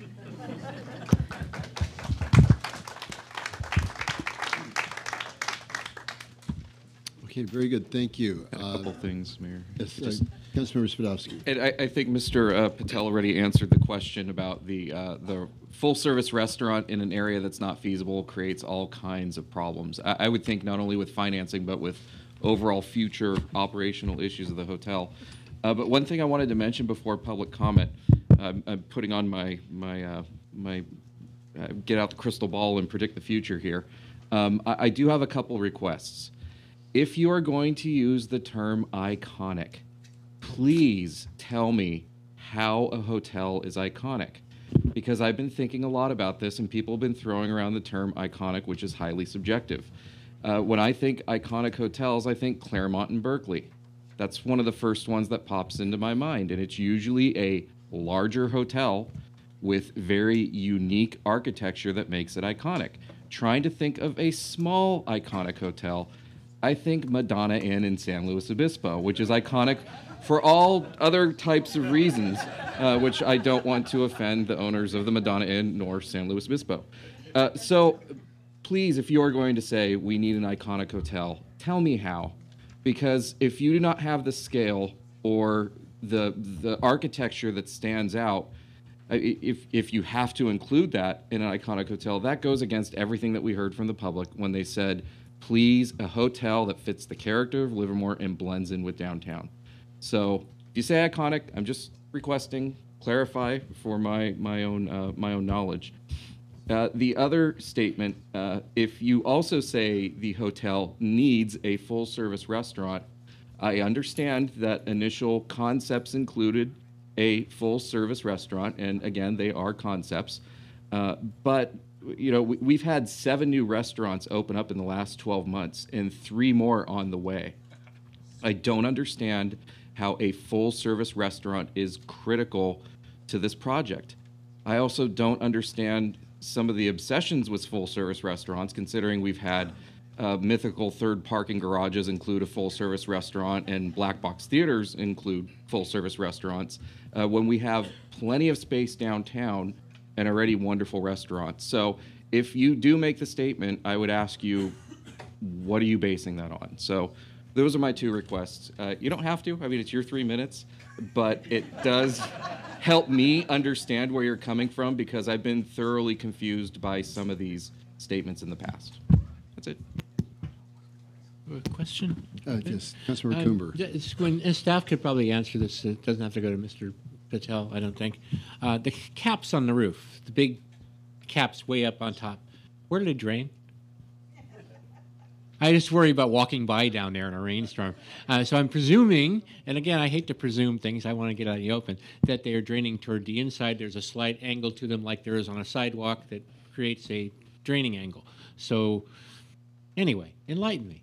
Right, those will drain into roof drains, and those go down typically into potted water treatment plants or areas. It works well. Yeah, I just keep walking down the street and getting hit in the face with a tennis ball-sized raindrop. You know, that's what I consider there. So that's great. Thank you. Councilor Carling, any questions? Anybody else? Questions for staff at this point? Okay. Well.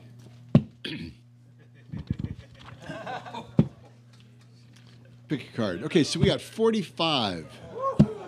So do we vote to go past 11 at this point? You know, it'd probably be a good idea to, and this would be the last time we consider then. The parking garage after this. Yeah.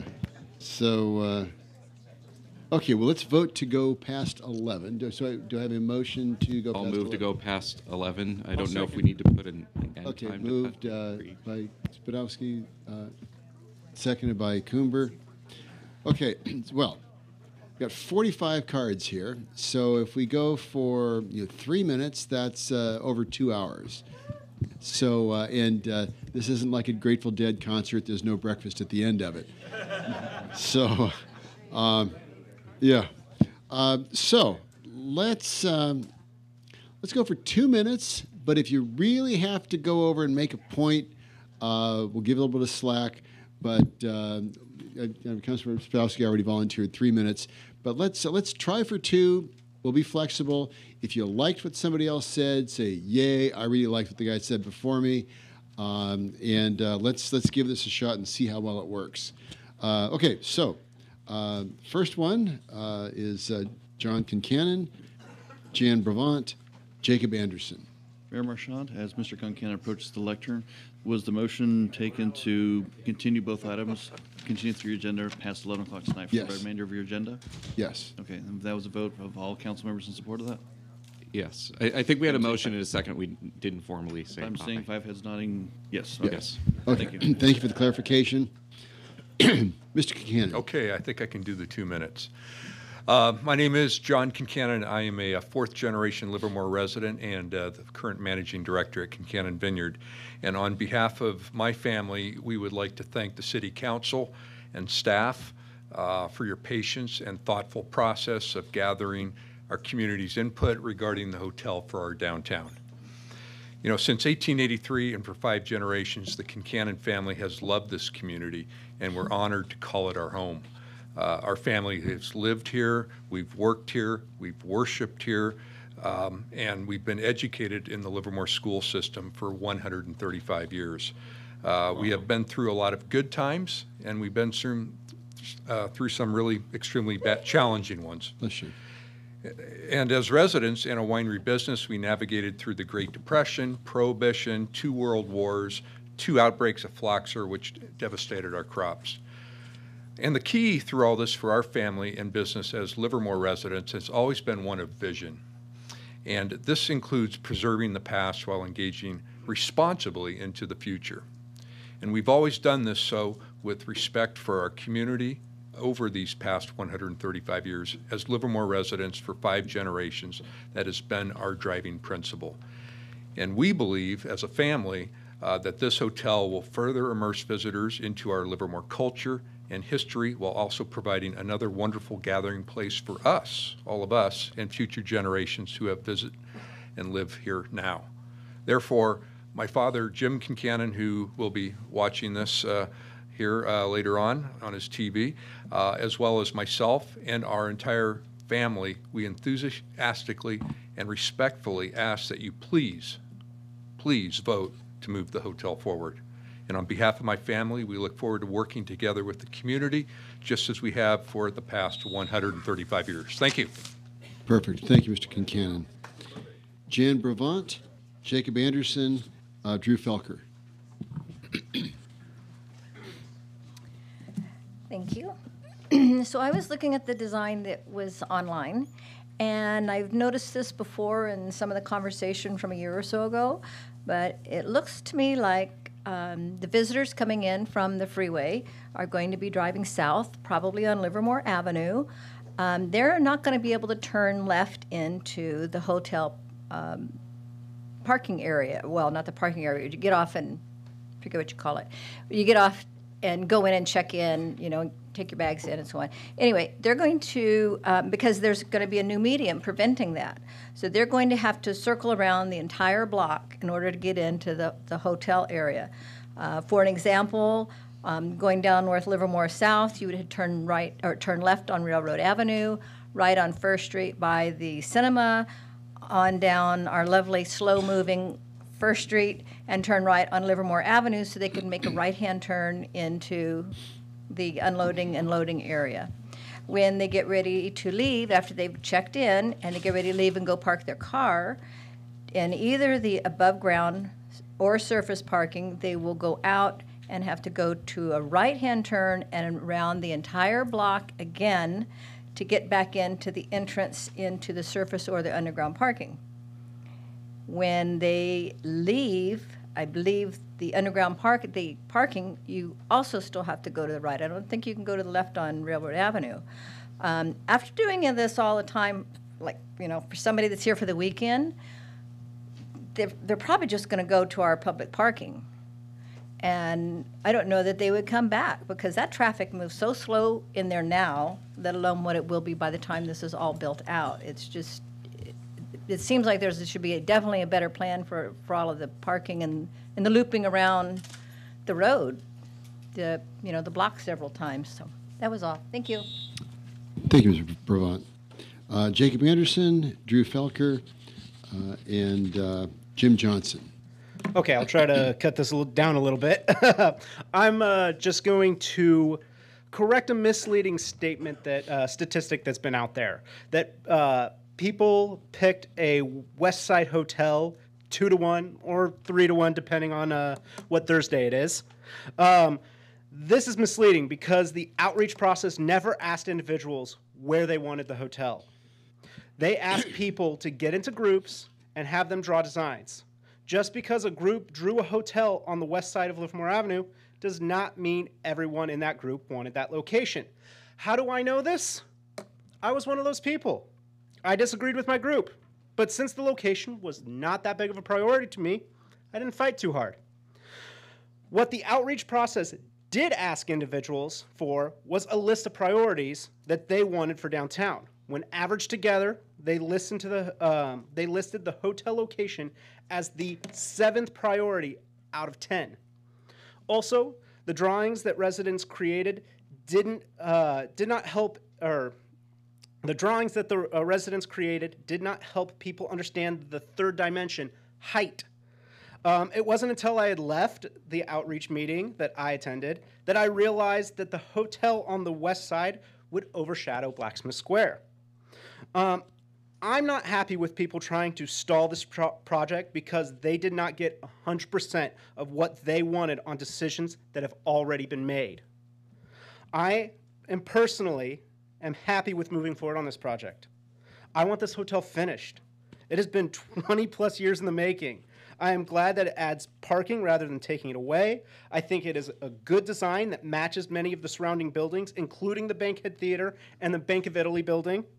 I am thankful it adds way more ADA parking and a much-needed drop-off area.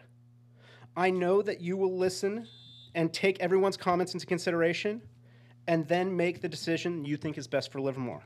I think it's time, though, to finish this project. I am excited to see a project of about 20 years finally come to fruition. Thank you. Thank you, Mr. Anderson. Drew Felker, Jim Johnson, Sherry Souza. So my wife asked me to tell you guys this story, so it means more. So the night that me and my wife got married last year, we were out at the Rhinestein Ranch. It was great. And then we went back to some super romantic hotel by Costco that I don't remember the name of. And so it's obviously very important. And then I walked to maybe a 7-Eleven around the corner to grab us a bottle of wine so we could relax. If there had been any hotel like this one in Livermore, we definitely would have stayed there because it would have been super memorable and nice. Not that I don't appreciate the hotels by Costco, they're great, but they're not like where you'd want to stay if you're coming to visit Livermore. And the designs that we have, the placement we have for this hotel, they're beautiful, and I want to stay there even though I already live here.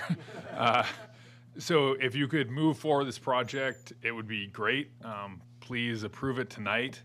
I think that it is something that Livermore has needed for a long time, and hotels are for the people who are coming to visit, not for those of us that live here. And if we look to the future, this is where we want our city to be going. I've talked to a bunch of people around my own age, and they, by and large, except one, so maybe 1 out of 45 in the past week, are pro hotel, pro build it now, pro east side. So please go forward and go ahead with this wonderful hotel project. Thanks, Mr. Felker. Jim Johnson, Sherry Souza, David Kent. Hi, Jim Johnson.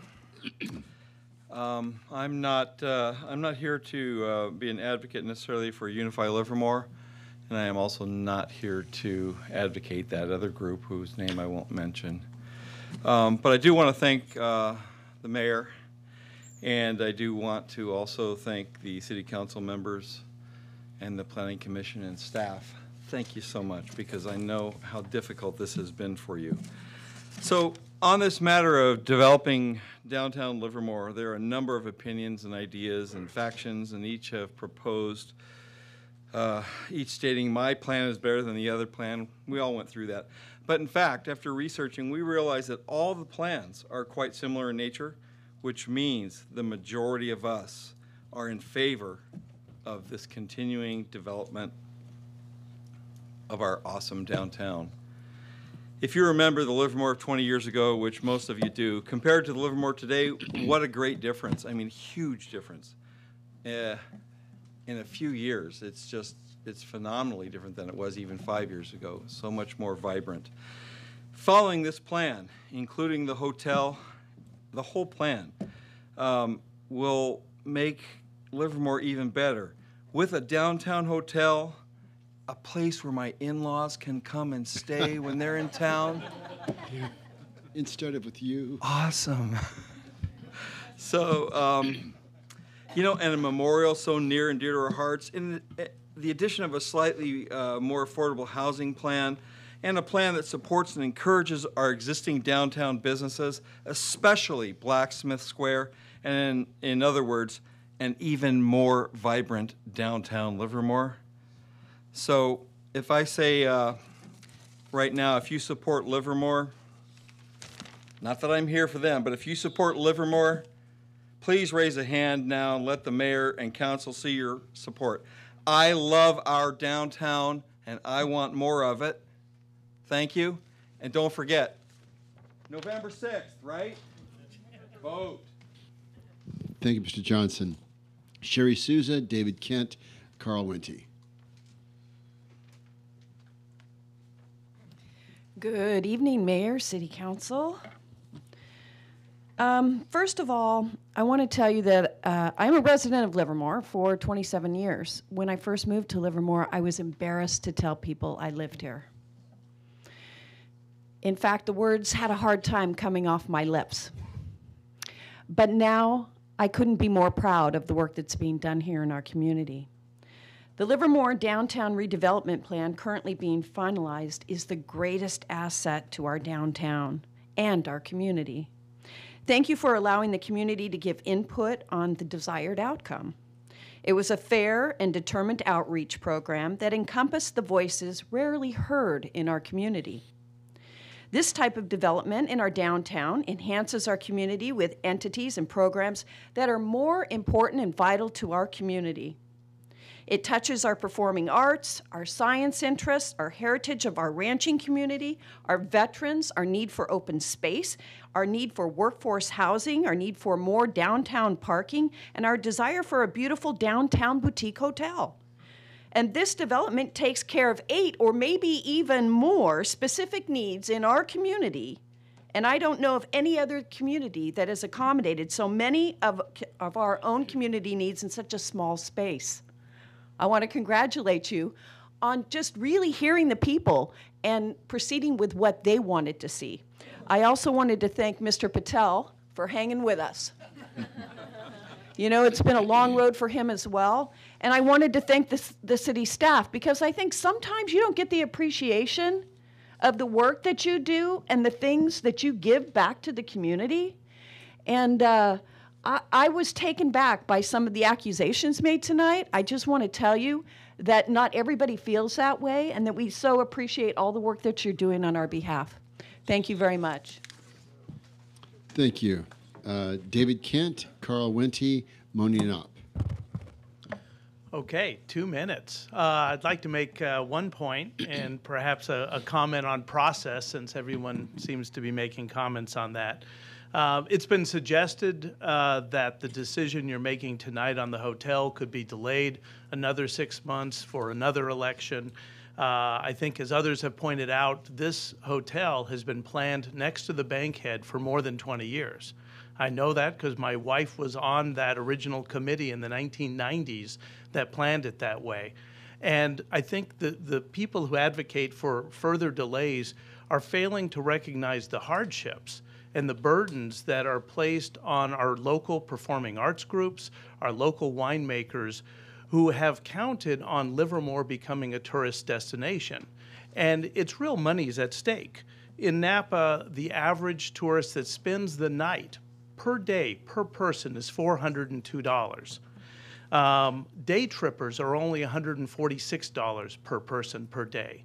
It's an enormous magnitude difference, and we're not capturing our fair share of these tourist dollars. There's no more time to delay or to reevaluate. We need to move forward now. And on process, I think, since I hear there's 40 more speakers after me, you're going to hear complaints about architecture, full-service restaurants, the auto lobby.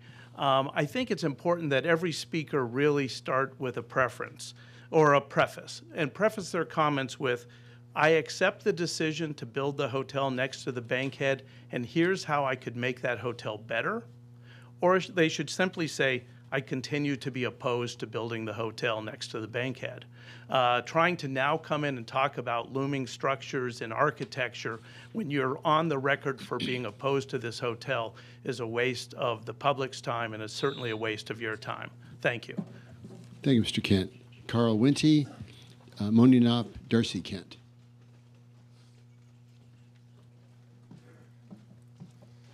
Please all vote yes. Make it 5-0. Move on. Love the brevity. Mr. Knopp, Darcy Kent, Gene King. So just so you know, for the records, if you guys move a little faster, I won't be able to see Russia from my house. I live in downtown. Mayor Marchand, council members, and staff, my name is Moni Knopp. I'm a downtown resident, a downtown business owner at Moni Knopp Real Estate above the Sauce Restaurant, and also I operate 2 nonprofits in downtown Livermore. I would like to take this opportunity to thank each and every one of you for your time and efforts in working with us, the public, about the plans for downtown.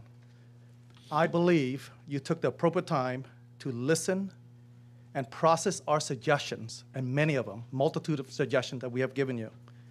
I am here in support of the downtown plans, including the hotel, the park, and the workforce housing units for police officers, firefighters, and our amazing teachers. I've been a police officer. I was a police officer since 1995, and I left in 2012. And I've been here for over 20 years now. I've seen that lot empty for many, many years. And it's time to move on. I think you gave us more than enough. I've never seen a process that took place this much, that took this much time, that involved so many people, that we need to move on. We have done our due diligence. As a realtor, oftentimes people ask me, where do I stay? I love your downtown. People used to leave here to go to Pleasanton. Now they're coming in droves to Livermore.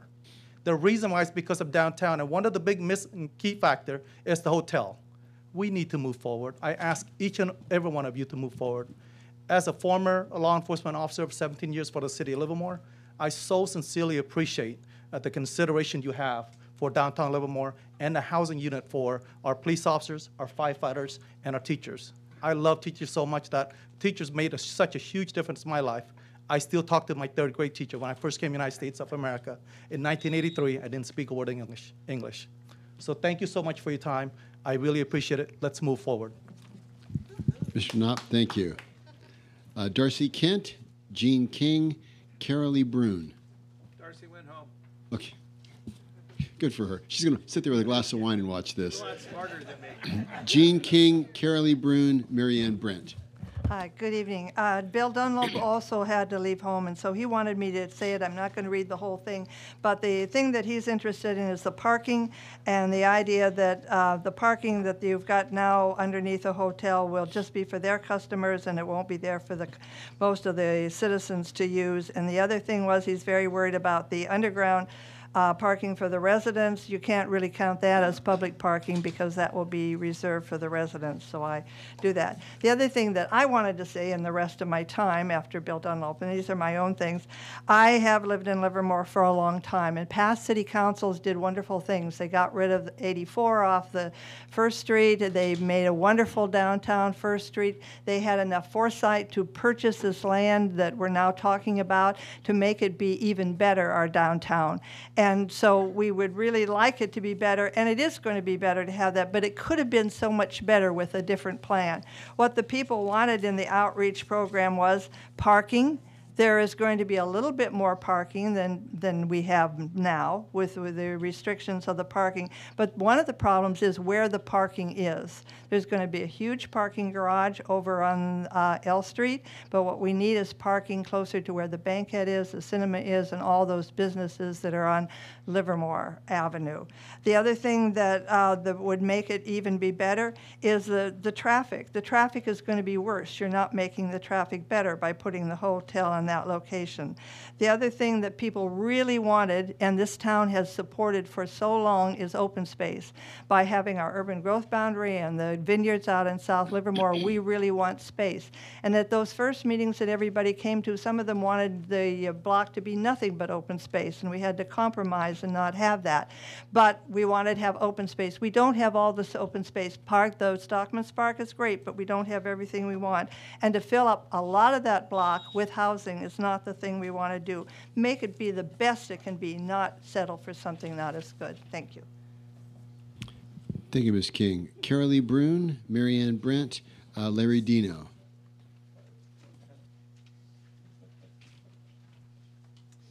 I'm Carolee Brune.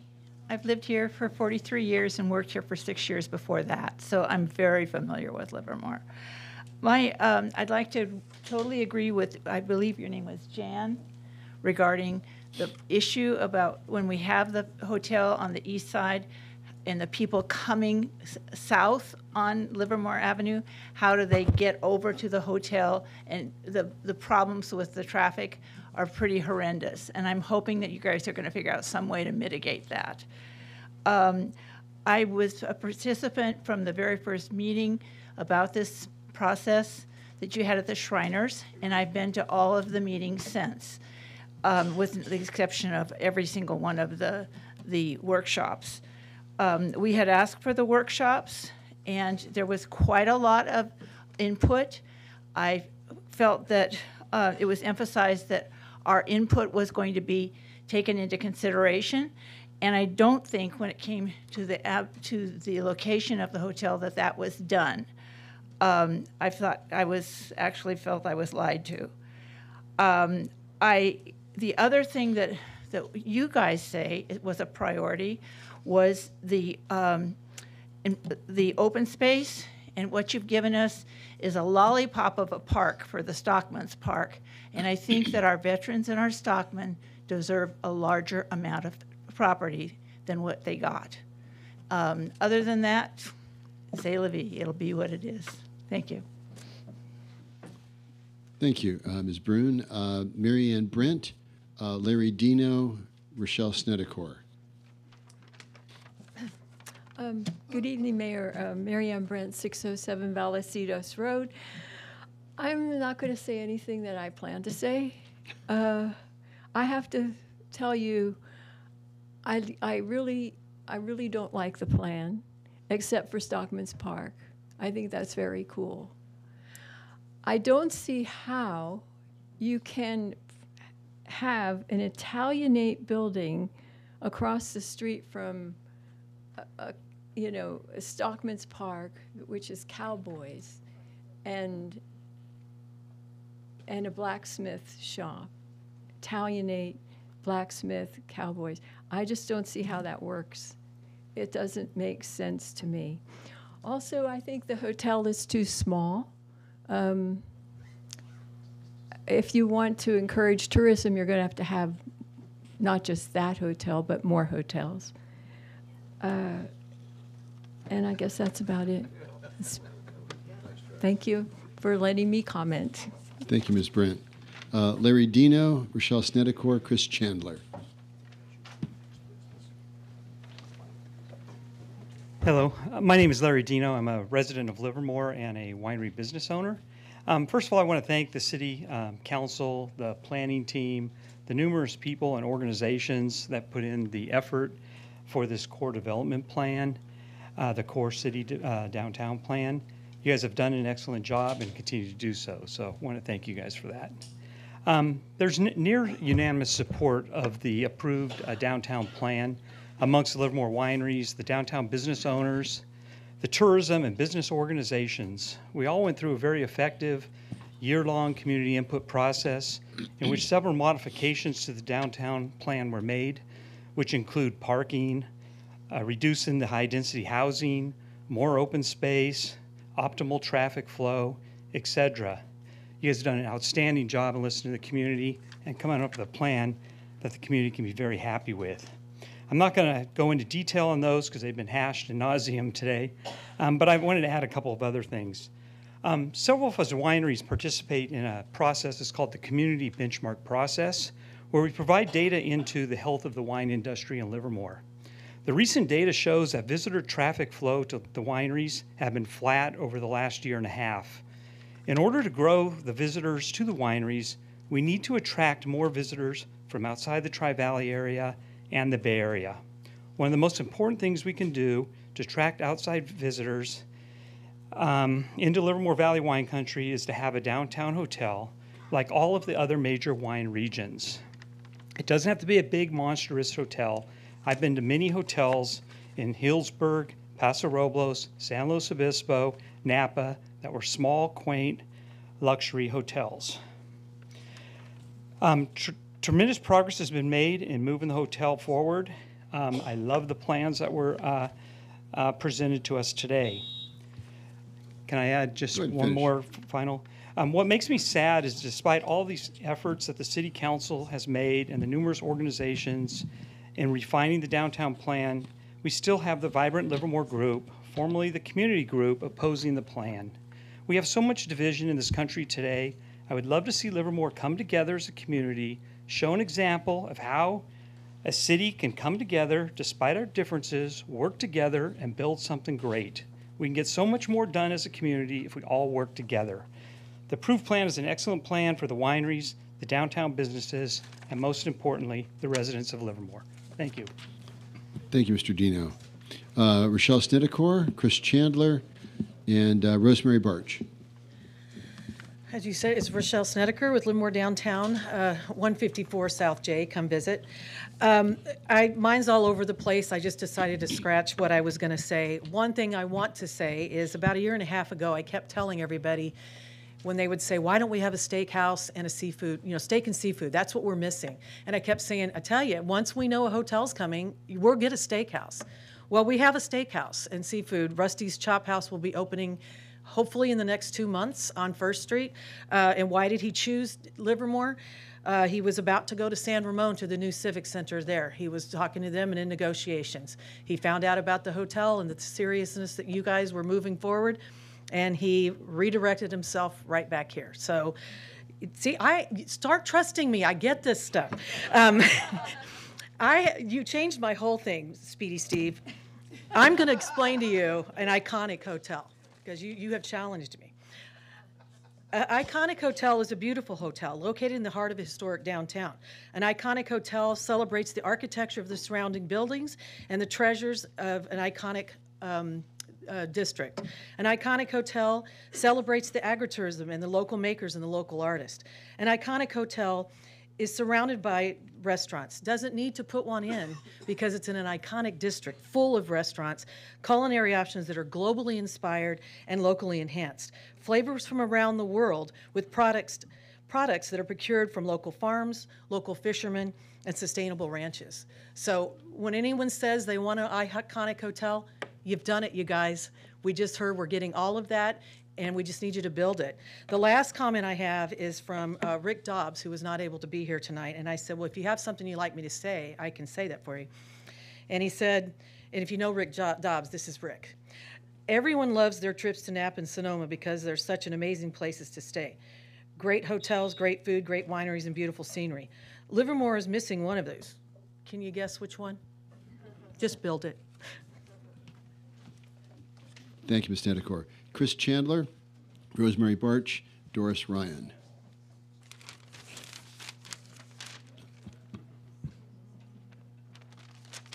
So, I'm Chris Chandler with the Livermore Valley Wine Growers.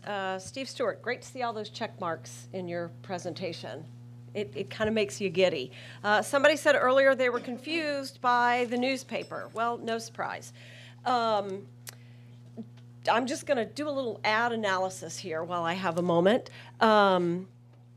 They're listed 4 city council members, 4-1, 4 voted yes, 1 voted no. I'm guessing future ads have to change now because we were 5-0 this evening. It made it seem like a bad thing, but I think we're in good shape.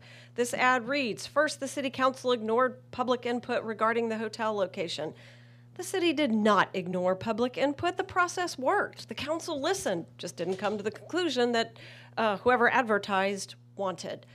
The ad further reads, the city council ignored the public. We just discussed that. At the August 7th Planning Commission meeting, new problems with the Eastside Hotel jumped out. Jumped out? The headline of the August 16th Independent, coincidentally, read, Planning Commission endorses hotel and Livermore downtown plan. Whatever jumped out wasn't significant enough to halt the commissioner's actual endorsement. That's the headline. One other comment in the ad, the proposed hotel restaurant has been eliminated. Commissioner Bonanno addressed at the August 7th Planning Commission meeting. She asked whether it would make sense to have a full restaurant in the hotel, given that several other restaurants are nearby. The hotel will actually support the local businesses and other restaurants. We're calling to sign a petition. The time is up. The petition movement has passed. It is time, as other people have said, quit trying to divide us. We need to unify. I applaud the City Council for your earlier decision, and I look forward to a 5-0 vote on this one. Thank you. Thank you, Ms. Chandler. Rosemary Barch, Doris Ryan, Tamara Royce.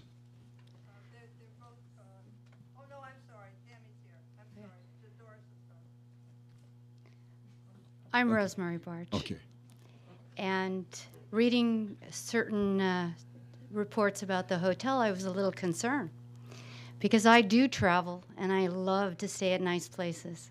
I love to enjoy the local cuisine and really have a feel for where I'm staying. So I thought, what are they going to do for Livermore? Mr. Patel, beautiful presentation. He covered all the concerns I had. So I don't have much to say in the way of objections. I think common ground's been hit, and they really covered everything that the people in Livermore wanted. Yes, probably we could have gotten another plan that would have worked as well as this one, but I think the process works. I'm an attorney. I honor the process, and thank you very much. Staff, I'm sure, did a lot of work. All of you have done a lot of work. And the community. I applaud all the community for coming out, whichever side you were on, to be strong enough to give your points of view. And that's what's going to make this town just a marvelous town. Thank you, Ms. Barch. Let's see, Doris Ryan, Dick Ryan. Okay, Tamara Royce. She's not here? Okay. Pardon me? Oh, you're reading for her? Okay. So Tamara Royce, Doris, and Dick Ryan both left. Okay. Mr. Mayor and council members, I want to speak to you tonight, but due to the lateness of the hour and my morning commute, I have asked someone to read this for me. I am very sad to hear all the negative comments being made about those who oppose the downtown plan. I am not rich and appreciate the efforts of those who can assist in conveying the facts to the community. I urge the council to reject the development agreement. The hotel site on the east side is poor. It will result in a loss of parking and will increase traffic due to poor access. The proposed hotel is 4 stories, which is too high for the corner of North Livermore and Railroad Avenue. It will be out of proportion to Blacksmith Square and doesn't fit the small town character of our city. The developer has downgraded the hotel type. This is not what we were promised by the developer. There are elements of the plan that are promising. The hotel is not one of them. Go, they say. You can't make a silk purse out of a sow's ear. There is still time to make this right and create something memorable and workable for the community. This isn't about personalities, and it isn't about money. It's about doing what's right for Livermore. I urge you to reject the agreement. Denise wants to comment, the plan is okay, so, but it could have been spectacular. I felt so strongly I had asked Mr. Patel personally for a West Side hotel after a meeting quite a long time ago. I have a need to stay at an incredible boutique hotel on the West Side with lots of open space, you know, like after the Bankhead Gala next year. But with an East Side adequate hotel, I'll just drive home. And I'm really disappointed that we can't put the rest of the housing somewhere else, because when I drive past Dublin, it's so upsetting to me that there's so much. It's starting to look like the San Francisco, what do you call it? The San Francisco skyline. So, you know, it's like when I get to downtown Livermore, I really did want that acre open space. Thank you. Thank you, Ms. Ledden. And whose comments did you read? Tamara Royce. Okay, great. You. Thank you. Okay, and Bill Dunlop, is he still here? Bill. Okay, very good. Evan Branning, Ian O'Leary, Rivka Several for Tom Jefferson. Good evening again. Once again, I'm speaking for myself, not Unify Livermore. My name is Evan Branning, and really the main thing I wanted to say is just, wow, this is cool. Like, I know you guys have been really deep in this process and have gone through the weeds and the Planning Commission reports and all of that. Mr. Patel's report that he gave out, it shows that we're going to have an amazing hotel, and this is about the design, this is about the elements of it. Hearing him say, we're going to bring in local artists, we're going to provide local wine, local beer, we're going to make sure that the character matches everything around it. What more could we have wanted? This is going to be an iconic hotel because it is going to show everything that is great about Livermore, inside and out. This is what we want. This is what the town needs. This is amazing. Please vote 5-0, yes, we want this hotel. Thank you. Thank you, Mr. Branning. Ian O'Leary, Rivka Several, and Ellen Burnham. Good evening, and hello again. I've been part of this process for about a year now, and I got to tell you, this is the first time that I've been involved with a community or watching our government at work and seeing how it works. And I got to tell you, there's been times it's been inspirational, there's been times it's been very educational, it's been frustrating, very frustrating, but hopefully tonight it's going to be rewarding as well. With that, I want to commend the board and the city council, the staff, and all the people that have put in the hard work. I've been through, in aerospace, going through detailed processes of going through what it takes to get things into space and beyond. And when you look at something like this, the level of work that you guys put in, you set the priorities, you set the agenda, you let the people get in and have their voices. I was part of that process, and I enjoyed it. I drew up my little colors and put my hotel. It wasn't about where the hotel was. It was about that we had a destination hotel.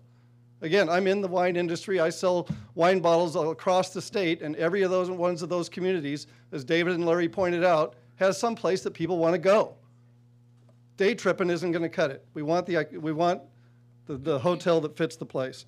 So again, I commend you for doing it in a professional way, a transparent process, and to think in this day of division that we have elected officials that are willing to go through the process of listening to the public, coming up with a balanced priorities and make compromises is darn nice to see in this day and age. So for those of you who are not on board yet, and people have spoken about getting the community back together, it's time. And I'll end with a Grateful Dead quote.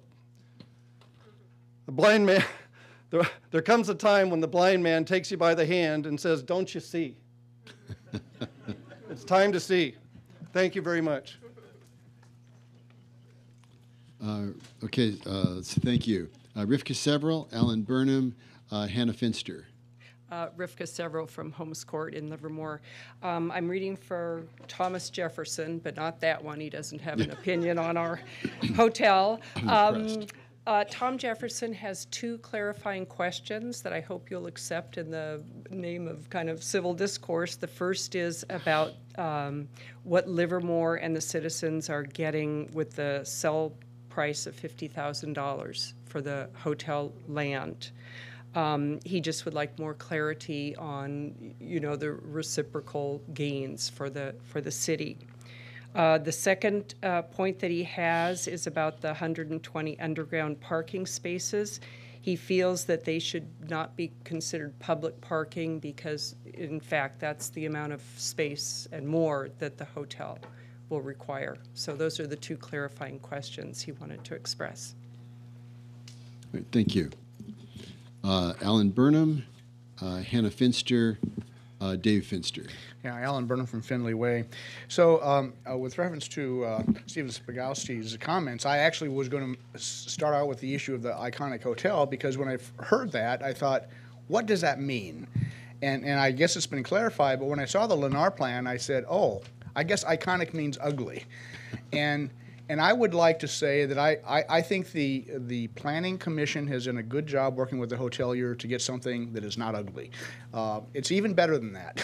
So I think that they deserve praise for giving something that will look nice.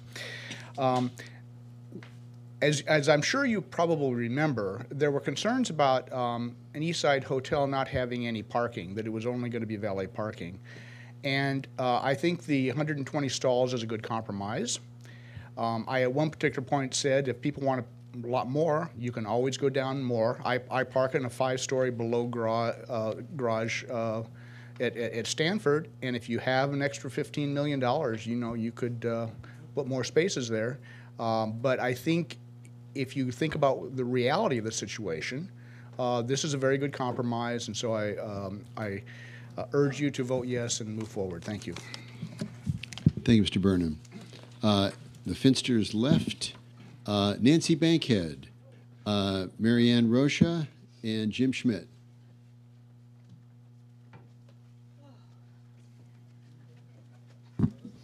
I'm very tired. It's Nancy Bankhead. I'm speaking for myself. I want the hotel where you guys want it. Yay. Thank you. Marianne Rocha, Jim Schmidt, and Harpreet. Marianne? She left, okay. Jim Schmidt, I see you there. Mayor Marchand and council and staff, I thank you very much for all the efforts. And one thing I learned tonight is your pile of papers isn't this high. It goes to the ceiling on some occasions. We really appreciate all the work that you put into this, every project, and this is just one item on the agenda. You're doing all kinds of things, and we really appreciate it. I'm going to abbreviate my comments as best I can. I got 3 words of wisdom here. One is there's no silver bullet, no plan is perfect, and life is a compromise. The time has come to compromise, and I think lots of people are showing they're doing that. Now, beyond that, I want to take off of Chris Chandler's comments. I looked at the same ads a couple of weeks ago, and I noticed that they seem to be kind of contradictory. One of them said the hotel is too high. Well, we know it's less expensive to build up than any other direction. The cheaper they can build a hotel, the less subsidy the city has to pay. And then another complained about the amount of infrastructure costs that the city was paying. They'd rather the city not have to pay those costs. But the last one says they want an even boutique-ier hotel. That means more expensive. You can't have it all ways. It looked like a lot of manufacturer complaints that didn't really hold together. Another word about parking. I agree very much with the mayor. I followed the 2,500 seat theater kind of from a neutral position, but when it finally got to the end, I noticed the parking garage was scheduled to open 9 months after the theater. The people that are so concerned about parking, how could they build a 2,500 seat and not build a parking garage first?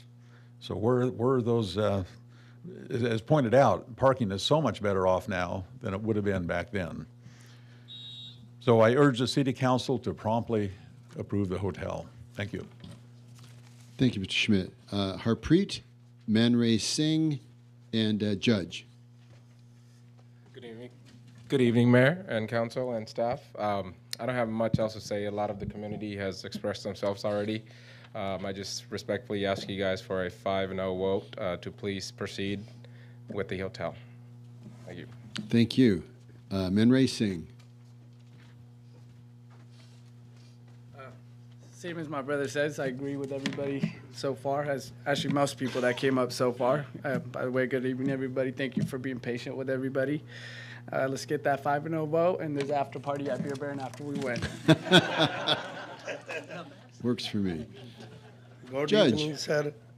I opened a restaurant 20 years ago in downtown. You know, I know how struggle that time was, and you guys doing great. That happening is supposed to be, that time was Kathy Brown mayor 20 years ago. They're supposed to be put the hotel and housing project. You guys doing wonderful, and go for it. Thank you. Thank you. Ian Carlin, Michael Frederick, Beth Trittner. So I'll make it quick. I travel a lot. That's a hotel I'd want to stay in a location I want to stay in. You know, when you're in a hotel 18, 20 times a year, you recognize when one is, you know, in the top 20% or so of places. And, you know, I agree with what Evan said. It looked way better than I was expecting. I mean, it's really going to look great. Thank you. Michael Frederick, Beth Trutner, and John Stein. Hi. We were promised a high-quality boutique hotel, and yes, iconic. And I realize some of the speakers tonight are too young to probably have stayed in great hotels, but I feel that this hotel does not meet the goal. That's because the site's too small and it's in the wrong place. I'll take you up on the offer to meet with your staff and talk about the parking issue. You're taking away 16 parking places and putting 120 under the hotel. The hotel will take all those spaces plus more. I find it difficult to see how we're getting more parking that's really available to the public. I'm not able to haul a busload of supporters here for these meetings, but I know that the $500,000 outreach program did not support this hotel. And just one more thing, if you're not happy with what appears in the paper, buy a printing press and print your own paper. Thank you. Thank you, Mr. Frederick. Beth Trutner, John Stein, Jeff Caskey. Beth Trutner, thank you, Council, for all of your hard work, and staff as well. I live downtown, I work downtown. I'm terribly excited about this hotel. Been associated with Shakespeare Festival for over 10 years. At least a third of our audience comes from out of the area, so having a downtown hotel is extremely important to us. I want to commend you for listening to the community, but moreover, I want to commend you for listening to the experts. You've talked to engineers, you've talked to attorneys, urban planners, city staff, architects. They all factored into your decision, as they should. It's nice to have lay people giving their input, but I very much appreciate the fact that you're listening to the experts and very much want you to go forward with this hotel. Thank you. Thank you. John Stein, Jeff Caskey, Don Argula.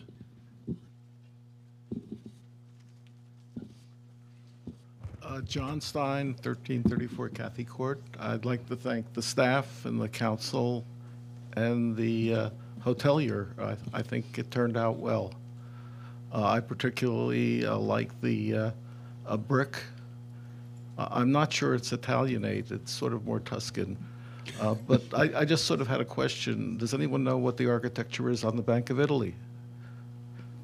It'd be interesting to know. I also think, more trees are always better, and they've added trees. 2 points. One is the city governance.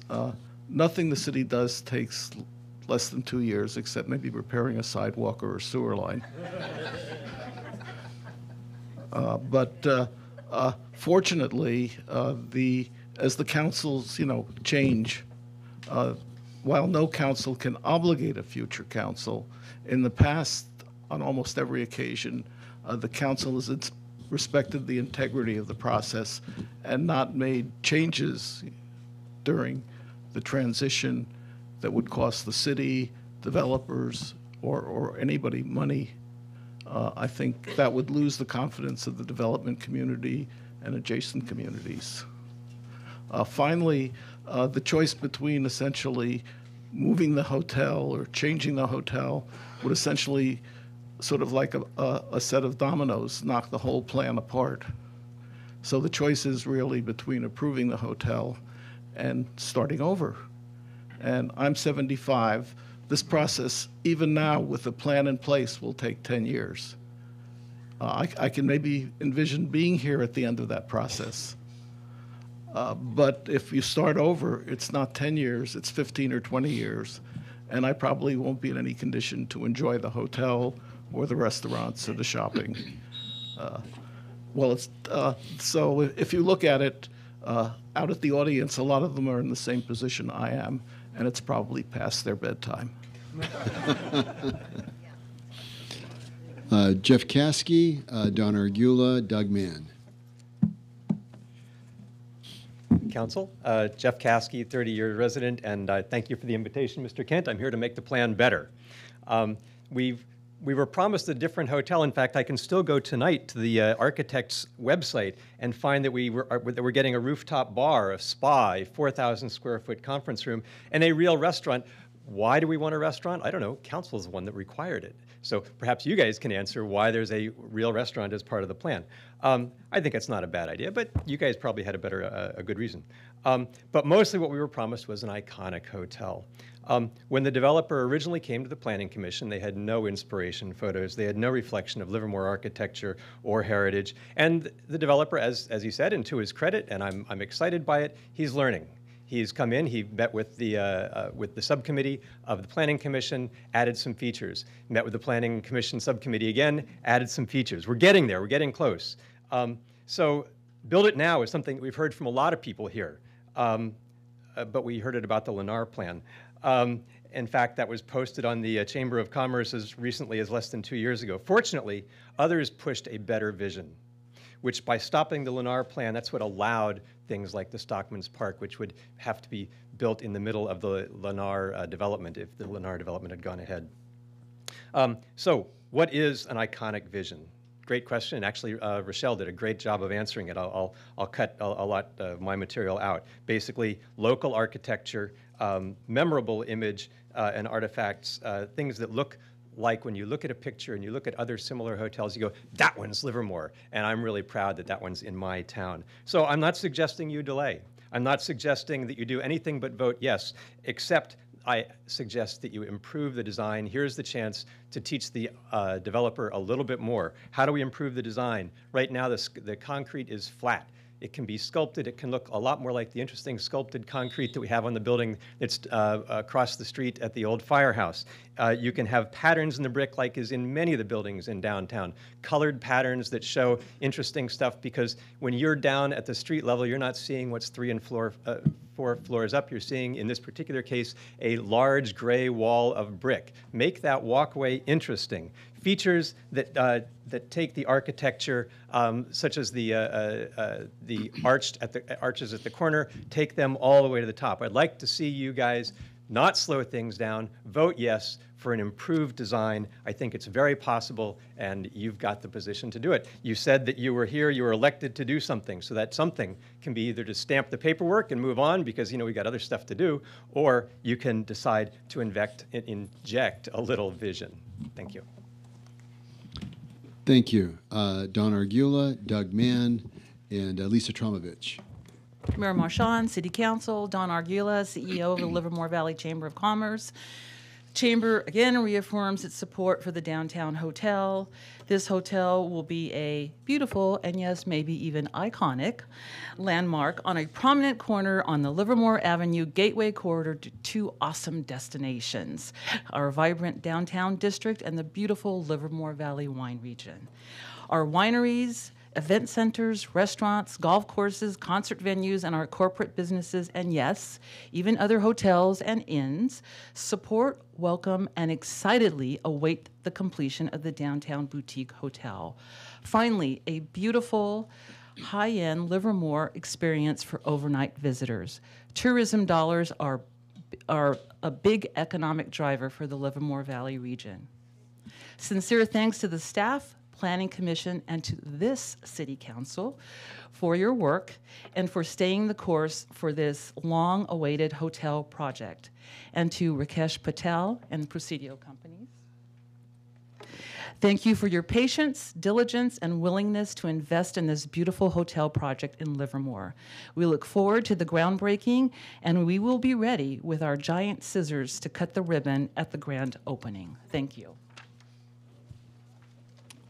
Doug Mann, I think he left. Lisa Tromovich, Splendorio, and Brent Seiler. Hi, thank you everyone for staying awake.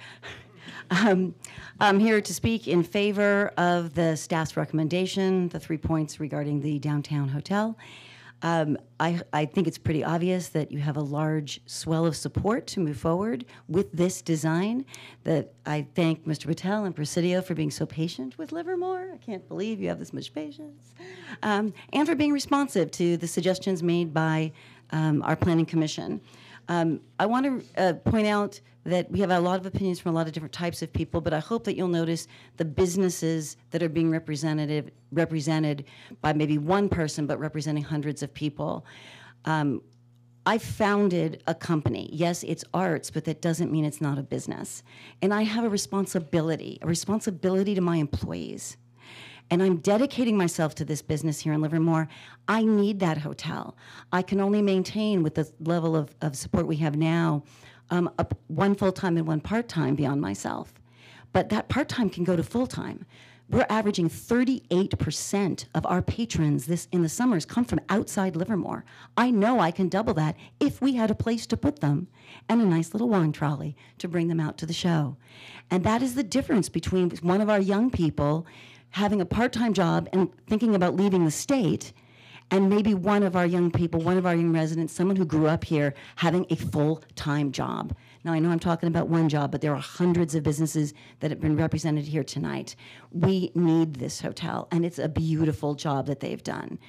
No one's going to be pleased with everything all the time, so we just give up on that. But this is a fabulous design, and I'm so glad we're going towards a lounge and not another full-service hotel. Thank you for not competing with the downtown businesses, but I look forward to the lounge. Thanks. Splendorio and Brent Seiler.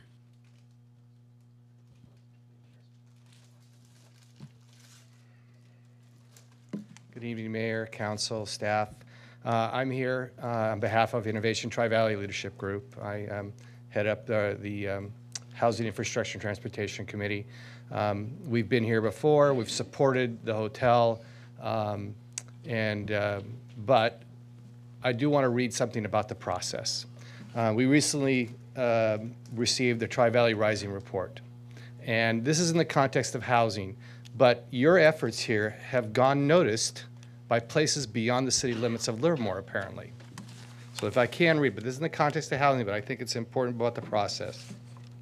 Tri-Valley stakeholders should seek to emulate the model used in Livermore to successfully advocate for the creation of more affordable housing. When plans were being discussed for revitalizing Livermore's downtown, a coalition led by startups, wine growers, artists, scientists, and Innovation Tri-Valley Leadership Group lobbied to add much-needed affordable housing to the plan using city-owned property for 130 units. This sort of collaborative civic engagement and consensus building will be key to ensuring that the Tri-Valley builds enough housing to support its future economy and population. But our constituents are the businesses and the major employers in this city. They want this hotel because there's nothing wrong with the hotels on the freeway, but they also want to stay in nicer places. And what I get is when I'm asked where to stay and they can afford it, they stay in the Pleasant Hotel. Why shouldn't they be able to stay in Livermore? Thank you. Thank you, Mr. Splendorio. And Brent Seiler. I'm the last one? You're the last one. Bring us home. That's a tough crowd. I want to talk about parking. I want to see how many heads would explode. Mr. Mayor, Council, this has been a great thing. I mean, there's so much give and take, what people want, what people don't want. At the end of the day, we're going to have a vibrant downtown, and people are going to enjoy it. Mr. Mayor, you actually made a comment right before the break about where things were and how it loomed over. And, it's kind of funny. One picture we never saw was the angle of the hotel facing Blacksmith Square. That was never part of the picturing of what it would look like. I've said it from the very beginning. To me, I've driven up. It's going to be like looking at the Bankhead Theater when you drive up. So one thing I would ask is if there was any further way, as the medians are being redesigned, we can put more masking with trees between the hotel and Blacksmith Square. That could help alleviate some of that size difference that's up there. I agree with some of the other speakers that if you're coming up North Livermore, how are you going to get over to check in? To me, that's a concern. Are they going to make a U-turn, and what traffic conditions will that happen? Because right now there is nothing saying you couldn't make a U-turn. So is there anything that the council could suggest to staff to be able to help, that traffic coming in that way? I think there's just an accident waiting to happen right there. And it would make it more convenient if we could find a more convenient way for people to get back into the garage. I think the underground garage is great. It shows that we can have something different in the city that we've never had before. So one of the things I would like to help, if the staff could help reconcile, as I was going through looking at the information, it kept saying multiple times in the staff report that the hotel builder was going to build the hotel, the garage, and then we get down a little bit later and it says the city's going to build it. And I saw in the budget a couple of items for $13.4 million, $3.4 million dedicated to the I Street Garage and the land usage. So, and then it says the city is going to use certificate of participations to construct the parking garage. Is that for the L Street garage or is that for the I Street garage? It really didn't specify which one it was. So I was hoping we could get some clarification as far as if we're going to take debt on as a city, where's that debt going to go to and everything. Okay, thank you. Some answers. All right. Thank you, Mr. Seiler. Okay, at this point I'm going to close the public hearing. One last thing. Since Mr. Wente wants to come here and talk so much, can we annex Wente's Vineyards? So we have a full participation. Can I get city services and I'm all in? Yeah. Thank you, Mr. Seiler. Okay. Closing the public hearing, bringing it back to the council. Council comments, questions, concerns. Let's. Councilor Spadowski. Oh, sorry, I didn't know. I was just going to be quick on this, and you know, as has been alluded to several times tonight, probably. Well, at least a couple times. Is Chris Chandler still here? She was great. She was, and I was the one. You know, when we were arguing about the placement of the hotel, I would love to have seen it on the west side, but we decided that wasn't going to happen. So we're fine with that. I'm not up for any more delay on this than we've had. I've spoken with at the wineries, many people at wineries, and universally, it was, God, just get us a place. And visiting all over the state and seeing these wine-growing regions, and it turned into these tremendous tourist venues because there are hotels. And we can't wait to completely redo the entire downtown plan. I just don't think we can do that at this point in time. I'd love to have done it 2 years ago. I loved when we talked about it. We went through a process that was extremely comprehensive.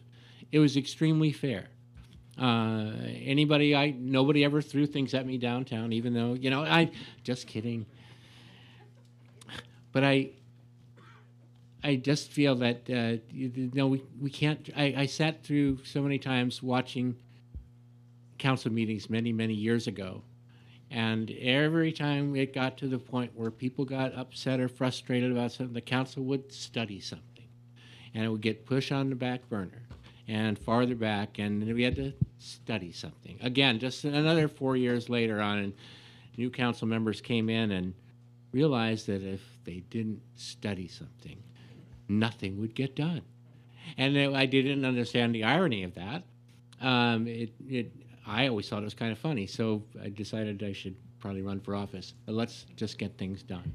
And I'm, as much as I'd like to find a reason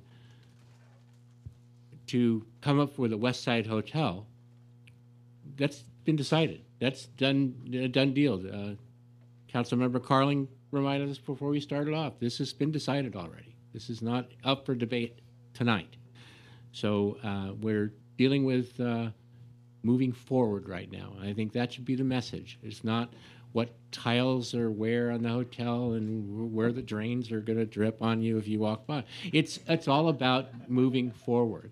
And that's where I think we've taken extreme advantage of past councils that we have decided to move forward and keep things moving and put shovels in the ground and get things turned over. But I felt really bad when I speak to some of the small vintners around town, and they're not a mega business. They're struggling to get visitors in here, and the visitors want to stay at a motel that doesn't end with a 6. So it's vital that we get this done tonight. You know, that we can move this whole process forward, that this whole long agenda tonight is geared more about making downtown work, keeping it going, we haven't seen Stockman's Park yet. We will. But the more we can get these things signed, sealed, and delivered, the better off we're going to be down there. And I'm just comfortable with the direction we're going. Bring it on down the line. Councilmember Carling? Yeah, I want to thank everybody for being here and sticking with us as long as you have. And to those folks watching at home, I appreciate you staying up too. It has been a long process, and I support moving forward as many people have suggested tonight. I do think there's probably an opportunity to continue to look at the traffic. You know, I think that's an opportunity that we need to clarify for people. I don't think it's as complicated as people have maybe envisioned. And I think to Mr. Seiler's point, I think they're going to plant trees in the middle of Livermore in a median there to, again, probably address your issue about stepping down the height of the hotel toward Blacksmith Square. So I think some of those things are already in the works. Mr. Caskey's points about maybe adding a few extra features like sculpted cement and so on, I think are worth looking at. But again, I think those are the kinds of details that we need to consider as we move forward. But I'm ready to vote yes to move forward the way staff has recommended. Councilor Spadowski? All right, to attempt to answer a few of the questions of people who already left, and one of them just a few minutes ago, so darn I didn't get it in, with Ms. Bravant's question about the turning into the hotel on page 678, also on page 668, we show a dedicated left turn lane into the driveway that leads you into the parking garage for the hotel. So there is a dedicated left turn lane to get into the parking garage. I'll get more, I'll revisit the whole traffic and circulation issue there in a few seconds. But also, those that are questioning deals with the land or participation in the parking garage, those are commonly referred to as economic incentives for somebody to build a project. They are not unheard of.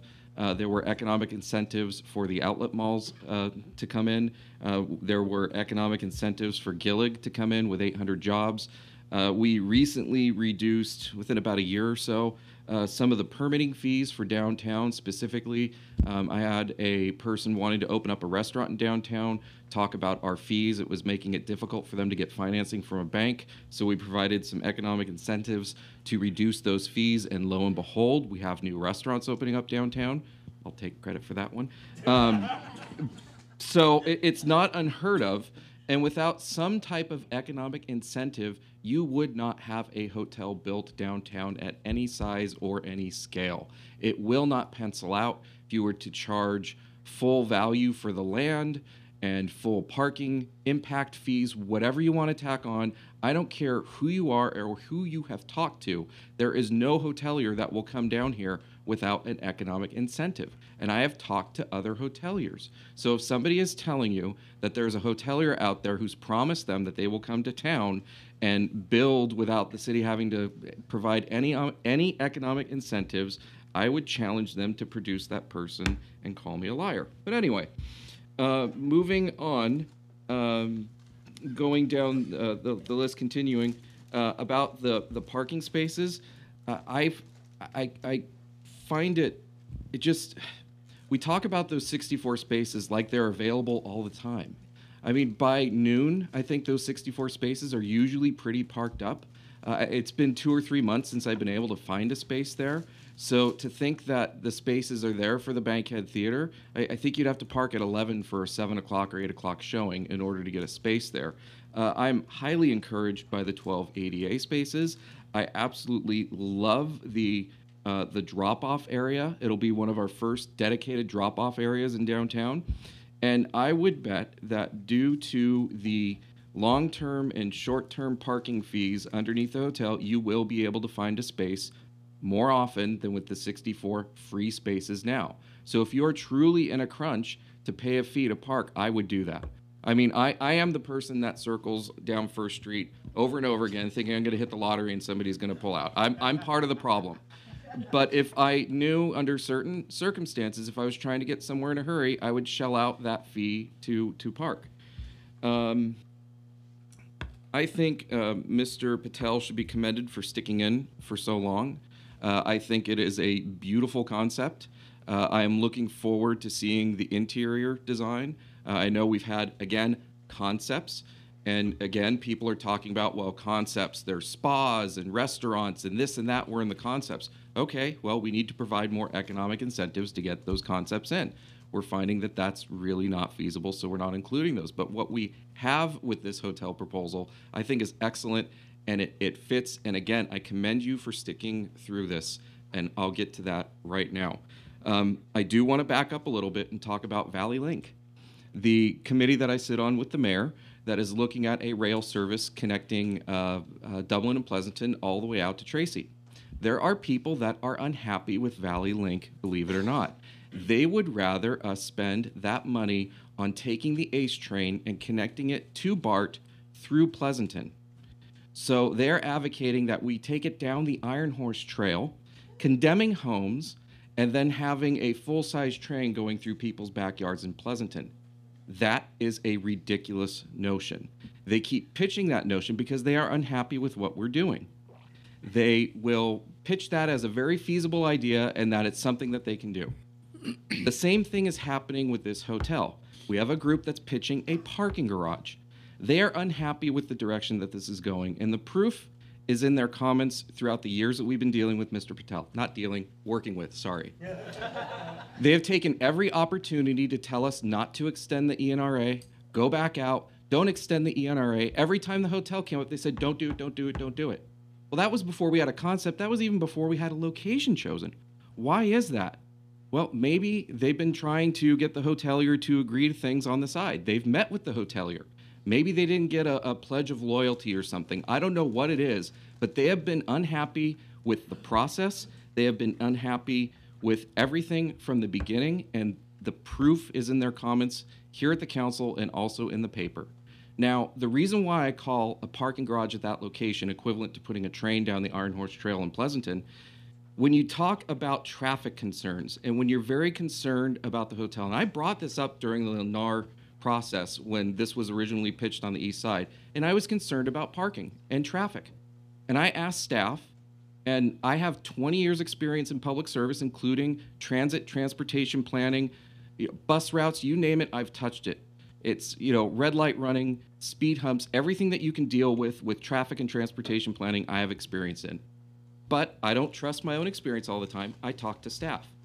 And I also talk to several traffic engineers, both consultants and traffic engineers with other cities, about a parking garage at that location. And universally, it is a horrible idea. If you think traffic is bad with a hotel there, a parking garage is infinitely more traffic generation of people trying to get in and out, and also the queuing. You see it queues on Railroad Avenue with our current parking garage with 2 lanes. We're talking a single lane on one of the busiest streets with that intersection. It will gridlock that intersection. Now, I've made those statements before, and we had a gentleman tonight say, well, why don't you buy your own printing press? Well, I can't afford a printing press, but I have a Facebook account, and currently I have a microphone. So that's how I respond. And it's very frustrating when I ask people to engage in these conversations, and then they print in their cockamamie ads that I have no basis for my comments. Well, I do. And I would love to work with them, but they decide to print the ads. So, to try and end it on a high note, Mr. Patel, again, thank you very much. It's been a process that most developers probably would have washed their hands of and walked away. But we are trying to be as inclusive as possible and trying to deal with some very interesting situations here, and it's a miracle that you've stuck with the city for this long. Now, would that be an excuse to approve a substandard hotel or just approve something to rub it in somebody's face? No. If I had major issues with the hotel, if I had major concerns, I would definitely be stating them tonight. That's my job, and I've done that in the past. But I have none of those. It's going to be a beautiful hotel in probably the best location that we can find. Don't get me started on a hotel fronting railroad. That was another one that I was told I have no experience in when I said that you have to widen railroad and add millions of dollars worth of expense in widening the street. So thank you for hanging in there. I think this is the best we will see. I'm done. Vice Mayor Werner. Well, I really want to, this has taken years. It's been really hard. And I want to thank the people who have acknowledged just how much work this has been. And I also want to acknowledge the staff is phenomenal on what they've done. And if you think about that list of the things that we gave them to do and they did, it's unbelievable. And you know, and all of us up here have asked the staff to do things, and they've responded wonderfully and timely. And this could not have happened without their work. And I think we just have to acknowledge that and appreciate it. And I think the other thing that would not have allowed this to happen is if all of you hadn't shown up, and if the community hadn't come together. I mean, this is what we really see, and it's truly wonderful to see the number of people who didn't know each other before, who have started talking to one another, and it was through that we've come up with this really good plan. And then within this plan, we've got a good, because what we're talking about now is the hotel decision, and it's a good decision. So I just want to thank everybody for having, me personally, for having given me the energy to actually keep persevering here, because without it, it would have been impossible. And the staff has been fabulous. And I've got to also say that I think many of you can also observe that the working relationship up here on the council has been fabulous. We're all very professional. We know what we're doing, and we respect each other. We respect the audience, and this is truly a good, very good outcome of a very good group of people working together. So thank you. Thank you. This has been an amazing process, and I've been part of this for a long time, and I got the scars to prove it. I'd like to address a couple of comments that we heard tonight, and several people said that as you look at the hotel, it would be out of proportion having the hotel on one side and out of proportion with the Blacksmith Square. Okay. Imagine how out of proportion Blacksmith Square would look with a 50-foot building wrapped around Blacksmith Square like an amoeba. That would be out of proportion. And I was troubled by one of the speakers tonight who said that she felt that she was lied to about the hotel, because we've seen this over and over again. And I loved Chris Chandler's comment about stop trying to divide us, because people keep seeing this. And I believe it was Hermann Goering that said, if you tell a lie big enough and often enough, the people will come to believe it. And the fact that he was the one that said that, I find very troubling, that this is the process that we're seeing unfold right here in Livermore. There were 10 priorities that we heard from the public outreach. Number one, as I mentioned earlier, parking. 2, preserving the town character. 3, open space.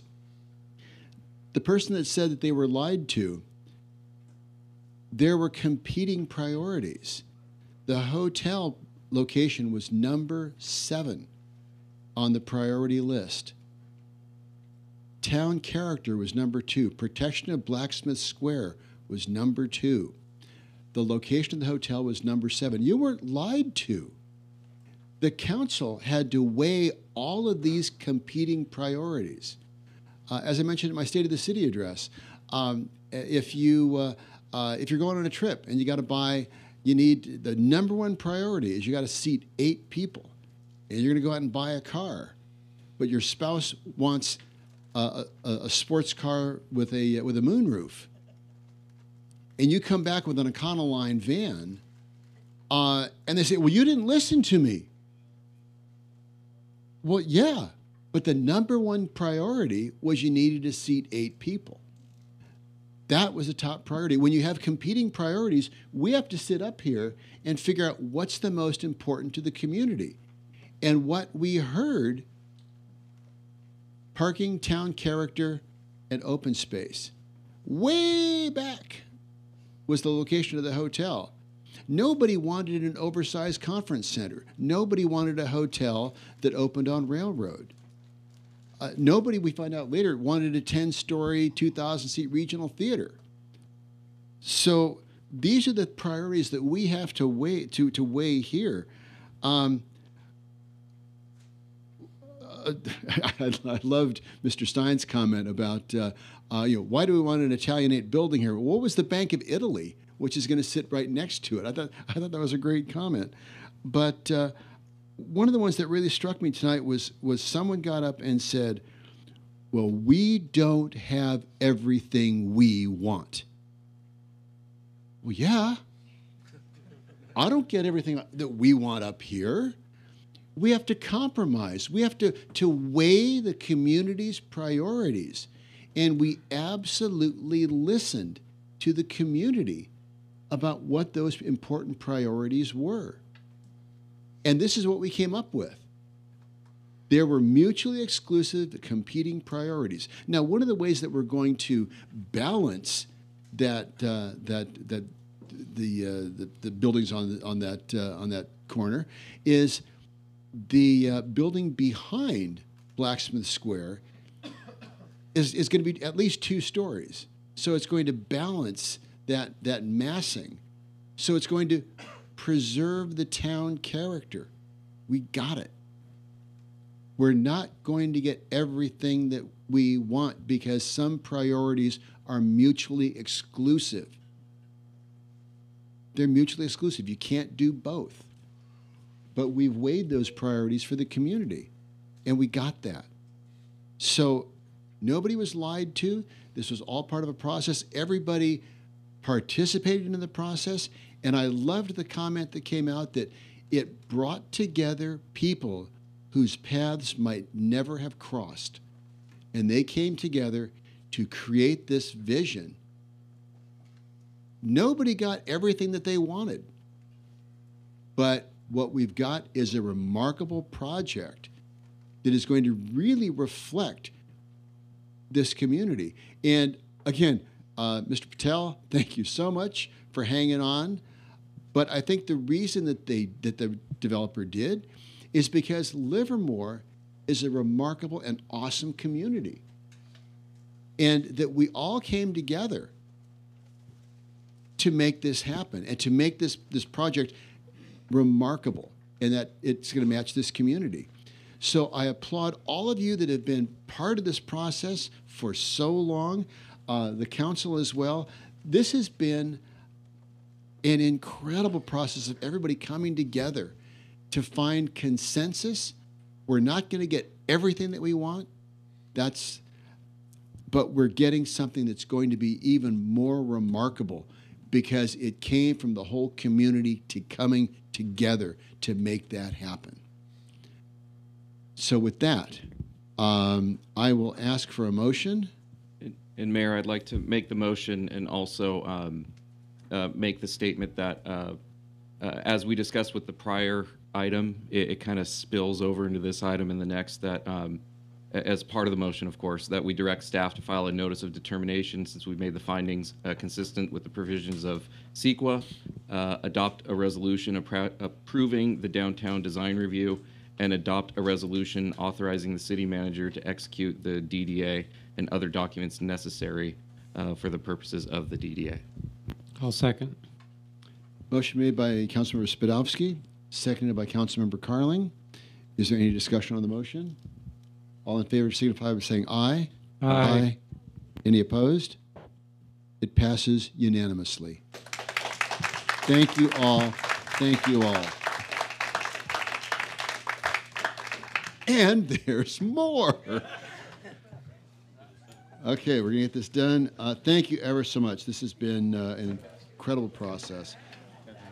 We got one more item, and we already voted to do that.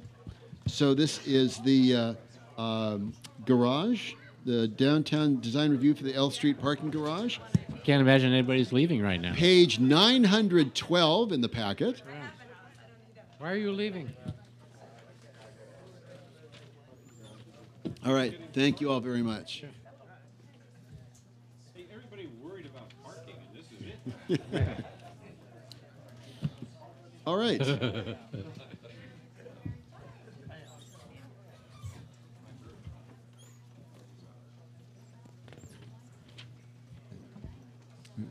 All right. We have Mr. Stewart and Ms. McBride.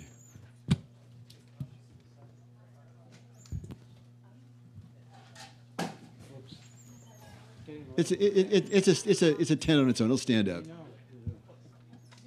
Mr. Stewart, Ms. McBride.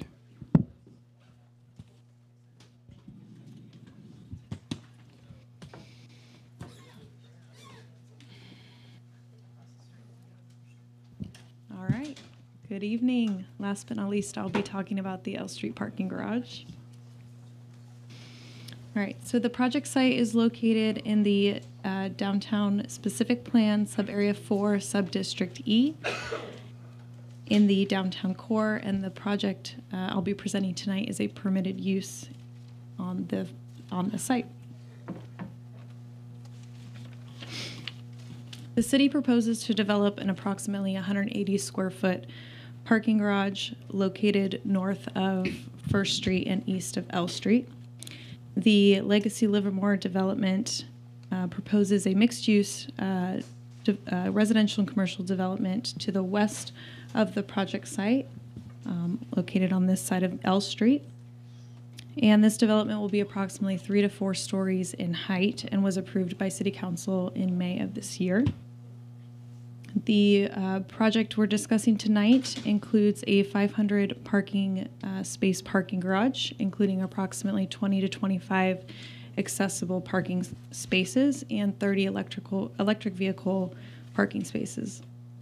In addition, the project proposes approximately 30 bicycle parking spaces. Per Planning Commission direction, electronic parking technology will be incorporated into the garage. Along L Street, the parking garage is 5 levels and 4 stories high, and the height of the parking garage goes down towards Stockman's Park to 4 levels and 3 stories high. The parking garage includes 3 stairwells, including the main circulation tower, which includes a set of stairs and the elevators on the south side of the garage. In addition, a landscaped light well is located in the center of the garage and goes through all 5 levels of the parking garage. Primary garage access is located from the planned east-west road, which can be accessed from South L Street and South Livermore Avenue. An additional vehicular entry is proposed between the parking garage and the surface parking lot area, which I'll go over next. To the south of the parking garage, there is a one-way service alley from L Street to the surface parking lot, which includes a loading zone area. In addition, a new pedestrian path leading from the elevator towers in the garage directly to First Street is included. The landscaping for the parking garage includes shade and decorative trees, as well as a variety of shrubs, vines, and ground cover. This landscape plan is consistent with the landscape design guidelines that you will be seeing at your September 24th meeting.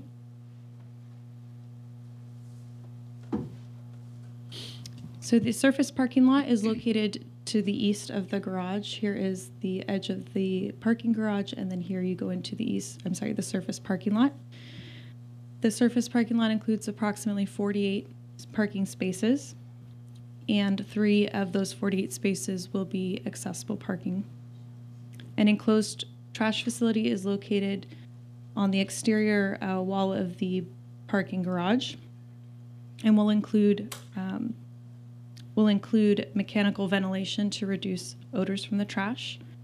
This trash facility would service the businesses on the north side of First Street between South L Street and Livermore Avenue, with collection occurring here in the surface parking lot. Similar to the garage, the primary vehicle access to the surface parking lot is located from the planned east-west road. And in addition, the surface parking lot includes a pedestrian pathway connecting users directly to First Street. Together, the garage and parking and surface parking lot provide connections to planned uses such as Stockman's Park, the Black Box Theater, and the Science and Society Center. The parking structure incorporates an Art Deco design and a color scheme that includes a mix of warm earth tones, which is consistent with the character of downtown Livermore. This view shown here on the screen includes a view from Stockman's Park, which also includes a view of the trash facility shown here and the planned east-west road. Here are some details of the architecture, including the brick patterns, the mosaic tiles, the copper towers, and then additional brick. These views are both from L Street, with the top rendering looking north and the bottom rendering looking south. Looking north, the service alley for the parking garage. My pointer went away. All right. Looking north, the service alley and the pedestrian access pathway can be seen, as well as the decorative railing along the southern side of the parking garage. Looking south, signage and the planned east-west road can be seen. Okay. The Planning Commission made an amending motion that staff remove the brick base from the groove column shown here with the arrow. As shown on this slide. So here is a revised sketch showing the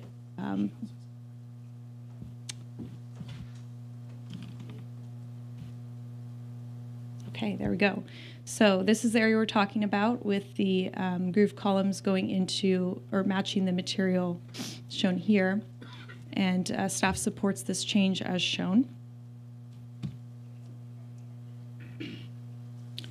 So with that, the Planning Commission and staff recommends that City Council adopt the resolution, make the findings, and similar to the hotel, direct staff to file the notice of determination with the Alameda County Clerk for the CEQA process and approve Downtown Design Review 18006. In addition, we have a staff presentation from TJ Tui with Morris Tui Architects, which we can have him present now, or if you guys have any questions, we can take those now. Okay, very good. Any questions? So the architects have a presentation too, is that what you said? Correct. Do they have that rendering or that view from First Street to show what little you can see of the, I thought that was really pretty nice. Remember, you know what I'm talking about, Steve? The simulations? Yeah. We don't have that this evening, unfortunately. Oh, okay. Councilor Spadovsky? So one of the things that I'm excited about is the trash enclosure, believe it or not. And I got the remaining people here, if you know what I mean. I assume that those are compactors, that they're just not open trash. And believe it or not, I have experience with trash compactors as well. It was an issue with at my day job at a marketplace in the area. They just outgrew their trash facilities. And believe it or not, with the proper trash compactors there, there's no smell. I mean, it's hard. I'm not promising that here, but it's very hard to detect any smells with the proper compactors and the added ventilation. So I know that's an issue. Whenever anybody's walking behind there or next to Casa Crute, there's just the smells that are unpleasant. So I'm very much looking forward to trash compactors. Any other questions for staff? Okay, very good. I'm going to open the public hearing. I've got about half a dozen cards here. Alan Burnham, Drew Felker, Carl Wente. Yes, Alan Burnham from Findlay Way. When I first saw the conceptual plan, I was kind of concerned about how this might look because of the odd angle and the garbage pickup and all that sort of stuff. And I'm very impressed with how it does look. In fact, I have to admit, this is one of the prettiest garbage dumps I've ever seen. It's iconic, yes. So goes along with our award-winning wastewater plant. So, and I also appreciate the forward-looking features of the electric vehicle plug-in and the bikes and stuff like that. So I think this has really been a very nice design, and it's far exceeded my expectations. So I urge you to vote yes and move forward. Thank you. Moving on, Drew Felker. He's still okay. Left. Carl Wente. Rochelle Snedecor and Jeff Caskey.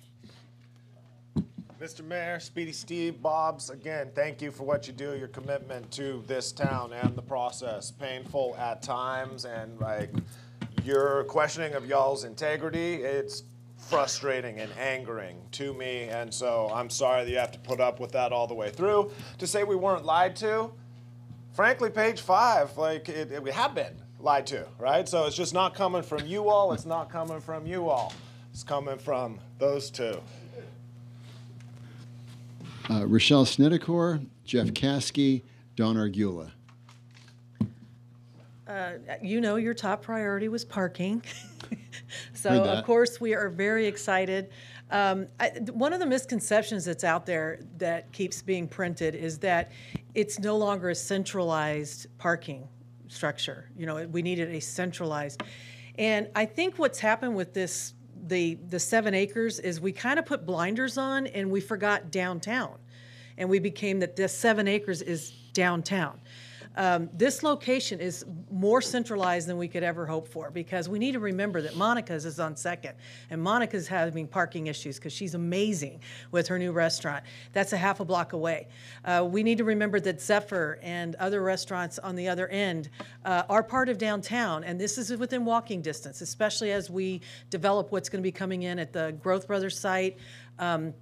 All of those areas are going to need parking, so this is centralized to meet the needs of the greater parts of downtown Livermore. Our new area of downtown has a parking garage. You're talking about extending another parking garage. You don't want to put a parking garage in the middle of your commercial interest where you stop seeing what's next from one building to the next. So having them on the outside, surrounding, centralized for the different uses, we thank you for that. We're taking away all that flat, beautiful gravel, and we're putting it together in a beautiful structure.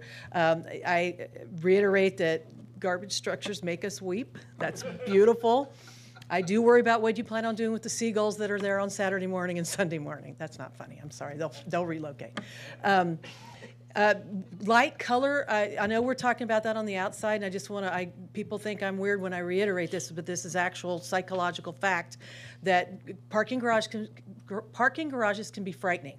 When we've done studies about why do people not use garages, and it really dates back to about the 70s when horror films started having all kinds of horrible things happen in parking garages. Things came out of the ground after you, someone grabbed you. So there's an eeriness in dark, cold gray. So one of the things that's happening a lot that's not real expensive is just to try to make sure the interiors of your garages are light, not just with lights, but light color so it doesn't have that cold, you know, you start hearing behind you or something. So, but beautiful, we love it. It's not going to overwhelm First Street.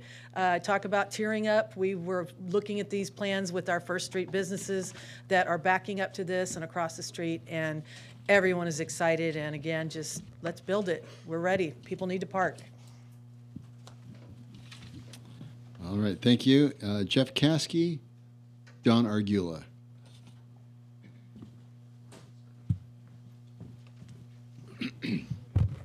Mayor, City Council, Don Argula, CEO of the Livermore Valley Chamber of Commerce. Again, expressing our support for this project. It keeps your commitment to providing sufficient parking for the downtown core. And excuse me. And the beauty of it is that it is on the west side, and it will help to activate the west corridor of the First Street corridor for the businesses down there, including the Vine Cinema. Rochelle, you forgot the Vine. So we support this, and you know, keep up the good work and stay the course. Thank you for all you do. Thank you. With that, I'm going to close the public hearing. Mayor, could I make a quick suggestion? Certainly. We have the architect here tonight, and I believe he did have a presentation. Is there anything that he would want to highlight or show from that presentation? I don't want to skip over your work. I just didn't know if there's anything that you think can add. I think you seem very familiar with the structure. If you'd like to hear some of the features we designed into it, I can run through them, but it's not absolutely necessary. What's the pleasure Just of the council? Wanted to give him that option. What's the pleasure of the council? Did you want to see the presentation? Or if you had highlights from the presentation, like Steve just wanted to know about your trash compactor. So. you know, doesn't have a beast in it if I get stuck. You know, the walls are closing in. Sort of like the Star Wars. Exactly. There you go. You've got to work in a Star Wars reference every time. All right. So, What's the pleasure of the council? Do you want to see it, or are you sufficiently convinced? Pardon me? I'm convinced. Okay, very good.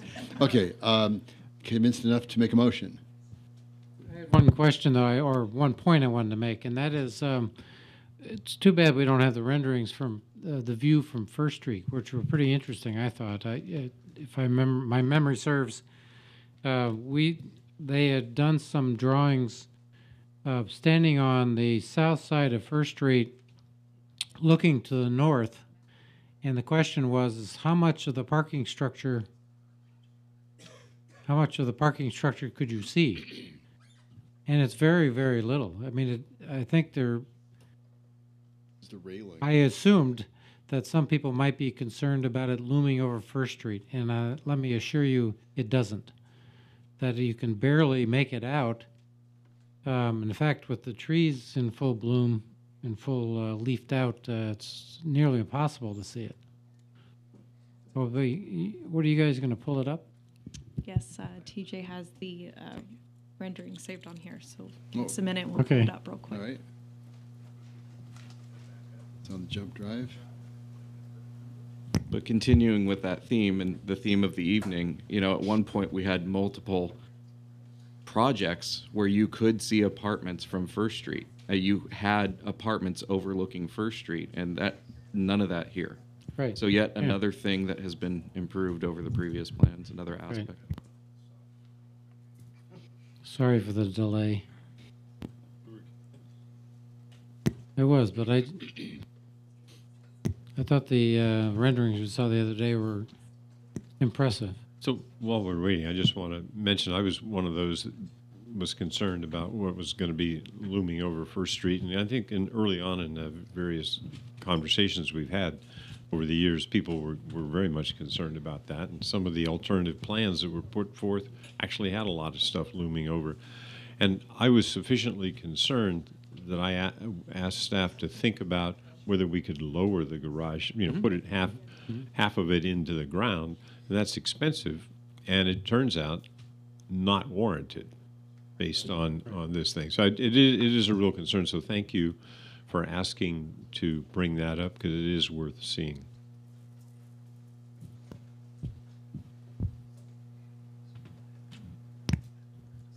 If Neil Mr. Alessio is shaking his head, though. I don't know. Oh, well, imagine okay, if trust you will, us. right? Yeah, exactly. Let's paint a picture this evening. After midnight, it's easier in your mind's eye. So I'll move we accept staff's recommendations. I'll second. Okay, moved by Councilmember Carling, seconded by Vice Mayor Warner. Any discussion on the motion? All in favor signify by saying aye. Aye. Aye. Any opposed? That also passes unanimously.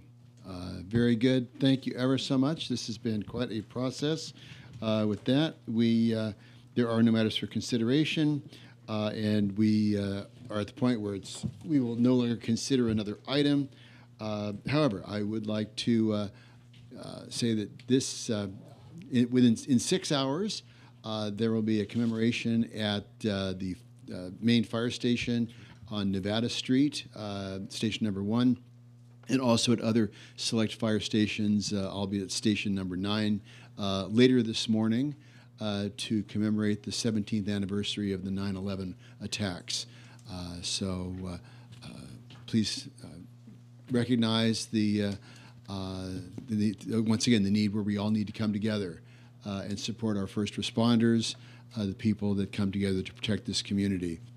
So with that, in their honor and memory, I'm going to adjourn this meeting.